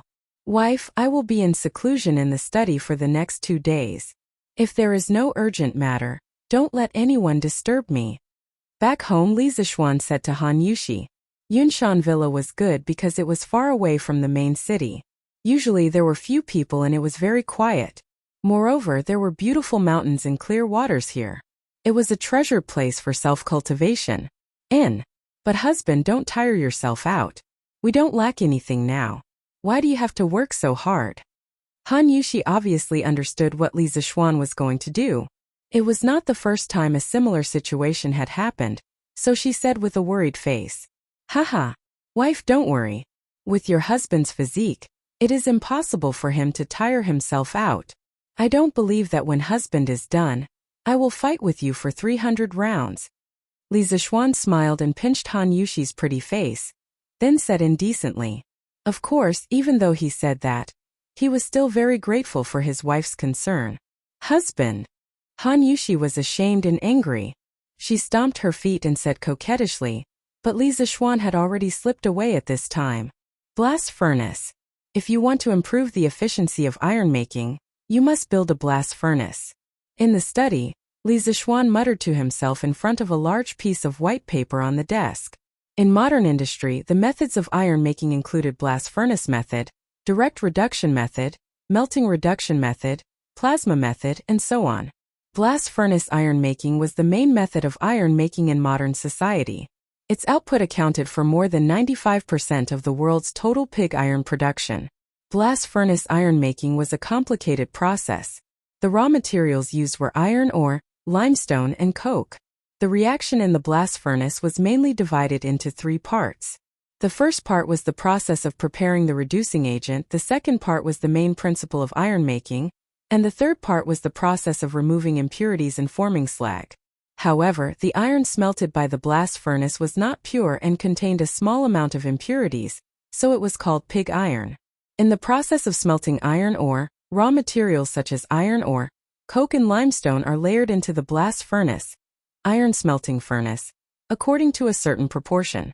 A large amount of oxygen-rich air heated by the hot blast furnace is blown into the blast furnace through the air inlet, so that the coke is burned to form carbon dioxide. The carbon dioxide then reacts with the hot coke on the upper layer to reduce into carbon monoxide. Carbon monoxide was added from the top of the furnace and reacted with the falling iron ore. The iron oxides were gradually reduced to liquid iron, commonly known as molten iron. After the restored liquid iron accumulated to a certain extent, it was released from the bottom of the furnace. When smelting iron, limestone was added to create slag.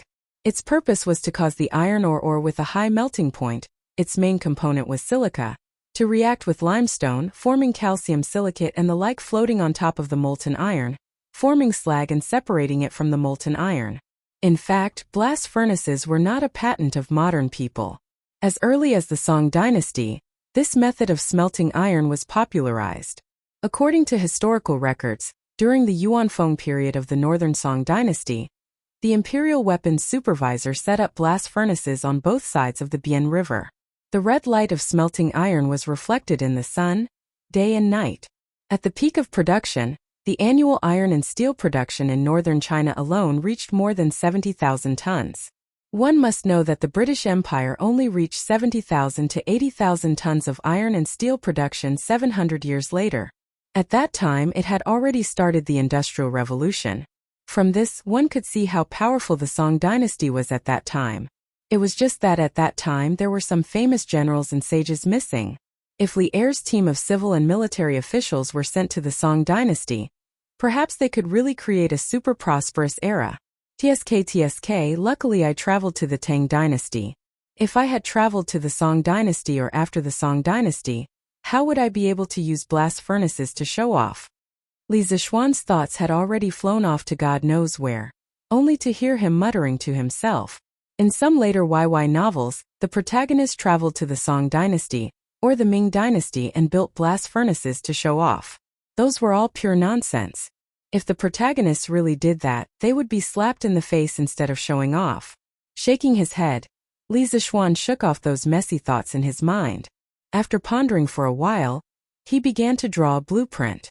At this time he already had a three-dimensional model of the blast furnace in his mind, and naturally he had become a human printer. He intended to completely replicate the blast furnaces that were often used in modern ironworks, and then modify them according to the current conditions of the Tang dynasty. This was not an easy job. The structure of blast furnaces was not very complicated. In the Great Movement at the end of the 1950s, people all over the country were called to smelt iron and steel. Even some elementary school students, villagers, and non-staple store clerks formed groups to build blast furnaces to smelt iron and steel. But the structure of blast furnaces was by no means simple. The technical level of blast furnaces in modern China was about the same as that of the Song dynasty. In theory they could smelt iron, but the technical mastery was not up to standard, so most of them were left unfinished. Li Zishuan wanted to build a blast furnace, not a defective one. If he wanted to build one, he wanted to build the best one. Generally, a complete blast furnace was composed of a shell, a throat, a body, a waist, a belly, a hearth, a bottom, a foundation, a lining, and a throat guard plate. The shell referred to the outermost layer of the blast furnace. Its main function was to stabilize the blast furnace and protect the furnace body from leakage. The body of the blast furnace iron ore was mainly in the body of the blast furnace for indirect reduction. The throat of the blast furnace was the uppermost part of the blast furnace body. It was shaped like a cylinder. The raw materials for smelting iron were added from the throat of the blast furnace. The gas was also discharged from the throat of the blast furnace. The throat guard plate referred to the protection plate of the throat of the blast furnace. The waist of the blast furnace was the largest in diameter. It connected the body and the belly of the blast furnace. The belly of the blast furnace was in the shape of an inverted cone. It was the main area of the blast furnace for melting and making slag. The hearth was used for fuel combustion, slag and iron reaction, storage and gas emission. It was shaped like a cylinder. The bottom of the blast furnace was located at the bottom of the blast furnace. The bottom of the blast furnace was subjected to the static pressure of the charge, slag and molten iron. It was also subjected to the high temperature, mechanical and chemical corrosion of 2000 to 4500 degrees Celsius. The main function of the furnace base was to evenly distribute the weight borne by the blast furnace to the ground. Its shape was also gradually expanded from top to bottom. Generally, there were circles or polygons to reduce the uneven distribution of thermal stress. Time passed bit by bit. Even though Li Zixuan had the super speed of a humanoid printer, it was already dark when all the internal and external structures of a blast furnace were drawn. Bang bang! Just as Li Zixuan was intoxicated by the sea of construction machinery, there were 2 knocks on the door, followed by a series of footsteps. Li Zixuan frowned at first, but then he relaxed because he knew that Han Yushi pushed the door and came in just by listening to the footsteps. Although they had been married for less than a year, the husband and wife had already engraved everything about each other in their hearts, including the sound of footsteps. Husband, let's eat something first. It's not a big deal anyway. Your health is the most important. Han Yushi put the food box on another table and turned back to speak to Li Zixuan. Li Zixuan put away his thoughts, clapped his hands, got up and walked toward Han Yushi. Haha. Thank you for the meal, my wife. Sigh. I didn't feel hungry at first, but when I smelled the aroma of the food, the gluttonous worm in my stomach began to make a ruckus. Even the god of cookery in the sky would probably have to admit defeat when he meets my wife. Li Zixuan sat down and said with a smile when he saw Han Yushi take out 2 plates of fragrant dishes from the food box. Husband, stop fooling around. Hurry up and eat. Han Yushi glanced at him and said coquettishly, Haha. Eat, eat, eat. Aren't we eating? Wife, do you want to eat some too? No, husband, eat. I've already eaten. Han Yushi responded and then turned her gaze to the several large drawings on the desk. The complicated and winding lines on the drawings seemed to have a life of their own, outlining a huge and majestic blast furnace. Perhaps it was because Li Zixuan's drawings were too lifelike, but Han Yushi seemed to be able to feel the terrifying heat in the furnace and couldn't help but take 2 steps back. What? Is my wife still interested in engineering? Li Zixuan asked with great interest while chewing the food in his mouth. No, I'm just looking around. Han Yushi came back to her senses. She thought for a moment and said, When I saw that my husband's drawings were so good, I was thinking that if my husband were to use this technique in painting, he wouldn't lose to Yan Xiaojian, soon to be Yan Liban. Don't think that engineering drawings were all stiff and unesthetic lines. The key was to look at the craftsmanship of the person who drew them. The engineering drawings of a skilled person could definitely feel the beauty of a work of art. Li Zixuan now belonged to this kind of person. Oh, leave things like drawing to Yan Xiaojian and the others. Your husband doesn't have the time for that. Although I'm outstanding, I can't do everything. I have to leave a way out for others, right? Li Zixuan said smugly, half-jokingly. Han Yushi covered her mouth and laughed when she heard that. Husband, how can you praise yourself? Aren't you ashamed? Li Zixuan rolled his eyes. Why is it that my wife can praise him, but your husband can't? Han Yushi shook her head and couldn't be bothered to argue. At this moment, she suddenly thought of something and said, Oh right. Husband, I helped you lock the drawings you drew last time in the cabinet. Why didn't you use them? Did you forget? She was actually referring to the generator blueprints that Li Zixuan had drawn last time. Not for the time being. It's almost the end of the year. I'm too lazy to bother with those things. Let's have a peaceful new year first. Li Zixuan replied. Yes, yes. In the past, I spent the new year with Iron Egg and Daddy. Husband, can you bring them over for the new year this year? At the mention of the new year, Han Yushi's eyes instantly glowed. Although she was already a wife, she was only 13 or 14 years old. Perhaps she still retained some innocence in her heart, and looked forward to the liveliness and joy during the new year. Haha, why can't I? As long as my wife is happy, I'll even pluck the moon from the sky for you, let alone such a small matter. Li Zixuan laughed. Logically speaking, even if Han Yushi didn't say it, he would do it when the time came.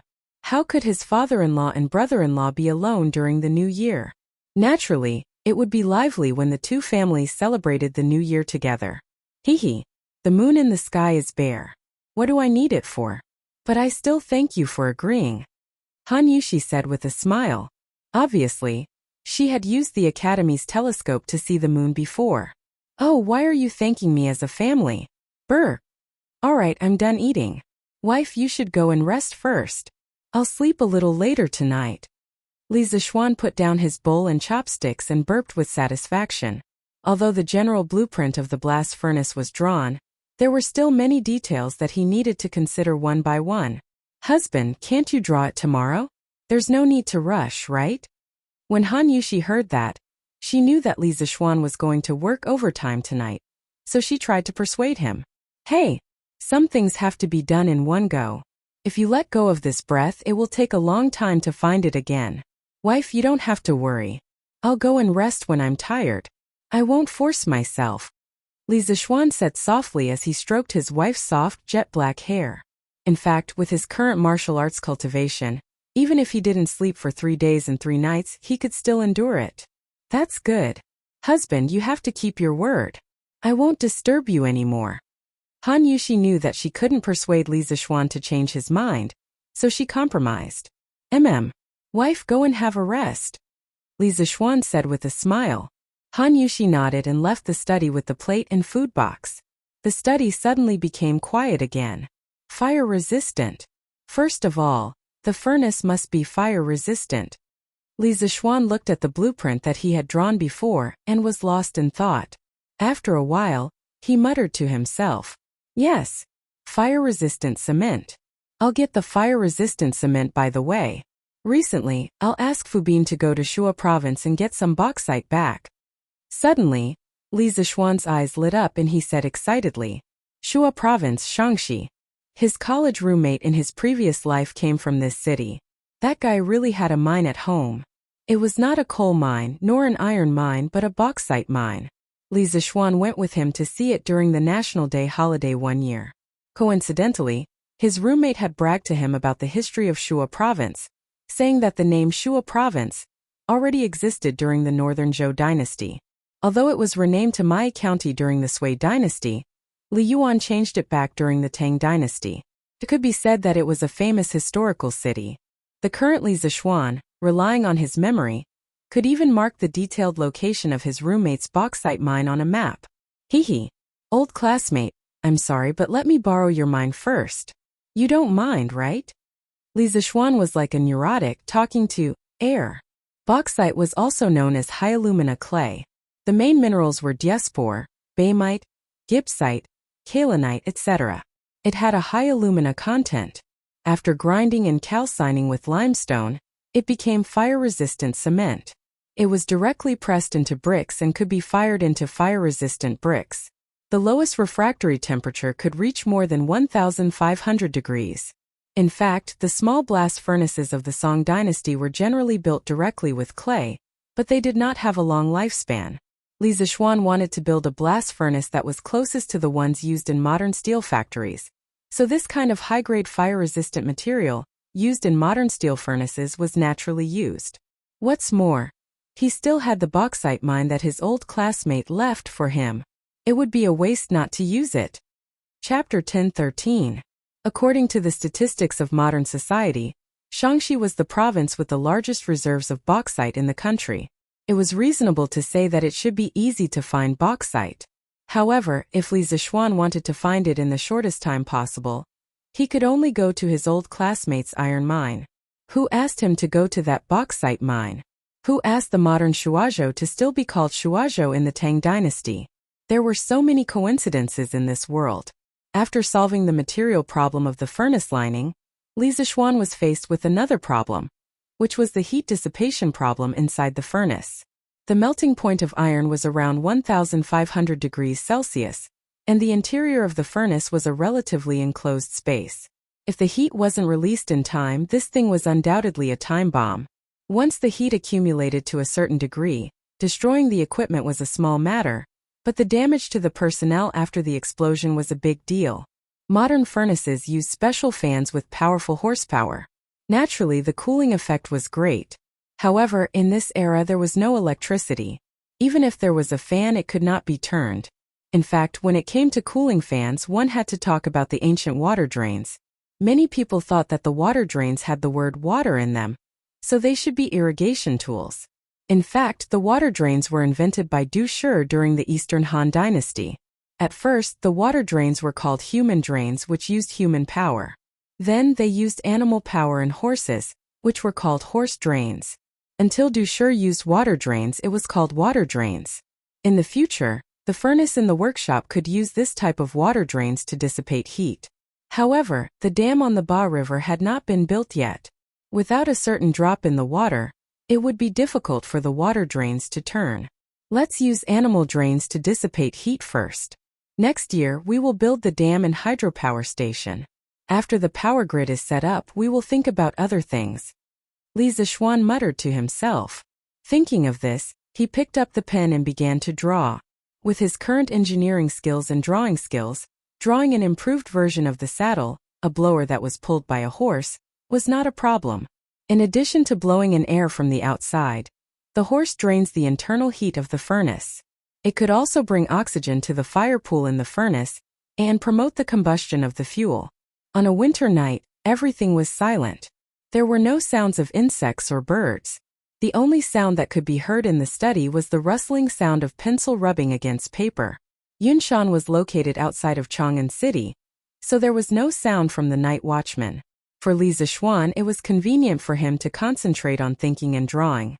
Under his modification, the blast furnace moved from modern times gradually lost its original appearance, but its efficiency did not decrease much. Moreover, the blast furnace after the modification was more and more suitable for the conditions and environment of the Tang dynasty. 2 days passed in the blink of an eye. Li Zixuan hadn't left the study for 2 whole days. Han Yushi, who knew her husband's character, didn't persuade him to go back to his room to rest even though she wanted to, because she knew that it would be useless to persuade Li Zixuan. Instead, it would only add to his troubles. In the past 2 days, Li Zixuan had been eating and living in the study. In front of him there was already a thick pile of drawings. Those drawings that had been ruined were thrown all over the floor. On the other hand, his face did not look haggard at all. This was all thanks to the enormous spiritual power brought to him by the Supreme Mystery Sutra, as well as the endless flow of inner strength. Otherwise, if it were someone else, they would have collapsed from exhaustion. Why did he work so hard? Li Zixuan might not be able to answer this question himself. Logically speaking, he now had power and a beautiful wife. He only needed to eat and wait for death like other rich second generations. There was no reason for him to work so hard. If there was a reason, perhaps it could only be said that this was the stubbornness of an engineering nerd. Phew. Haha.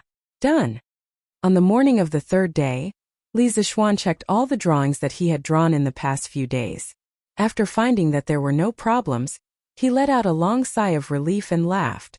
Creak. Almost at the same time, Han Yushi pushed the door open and entered.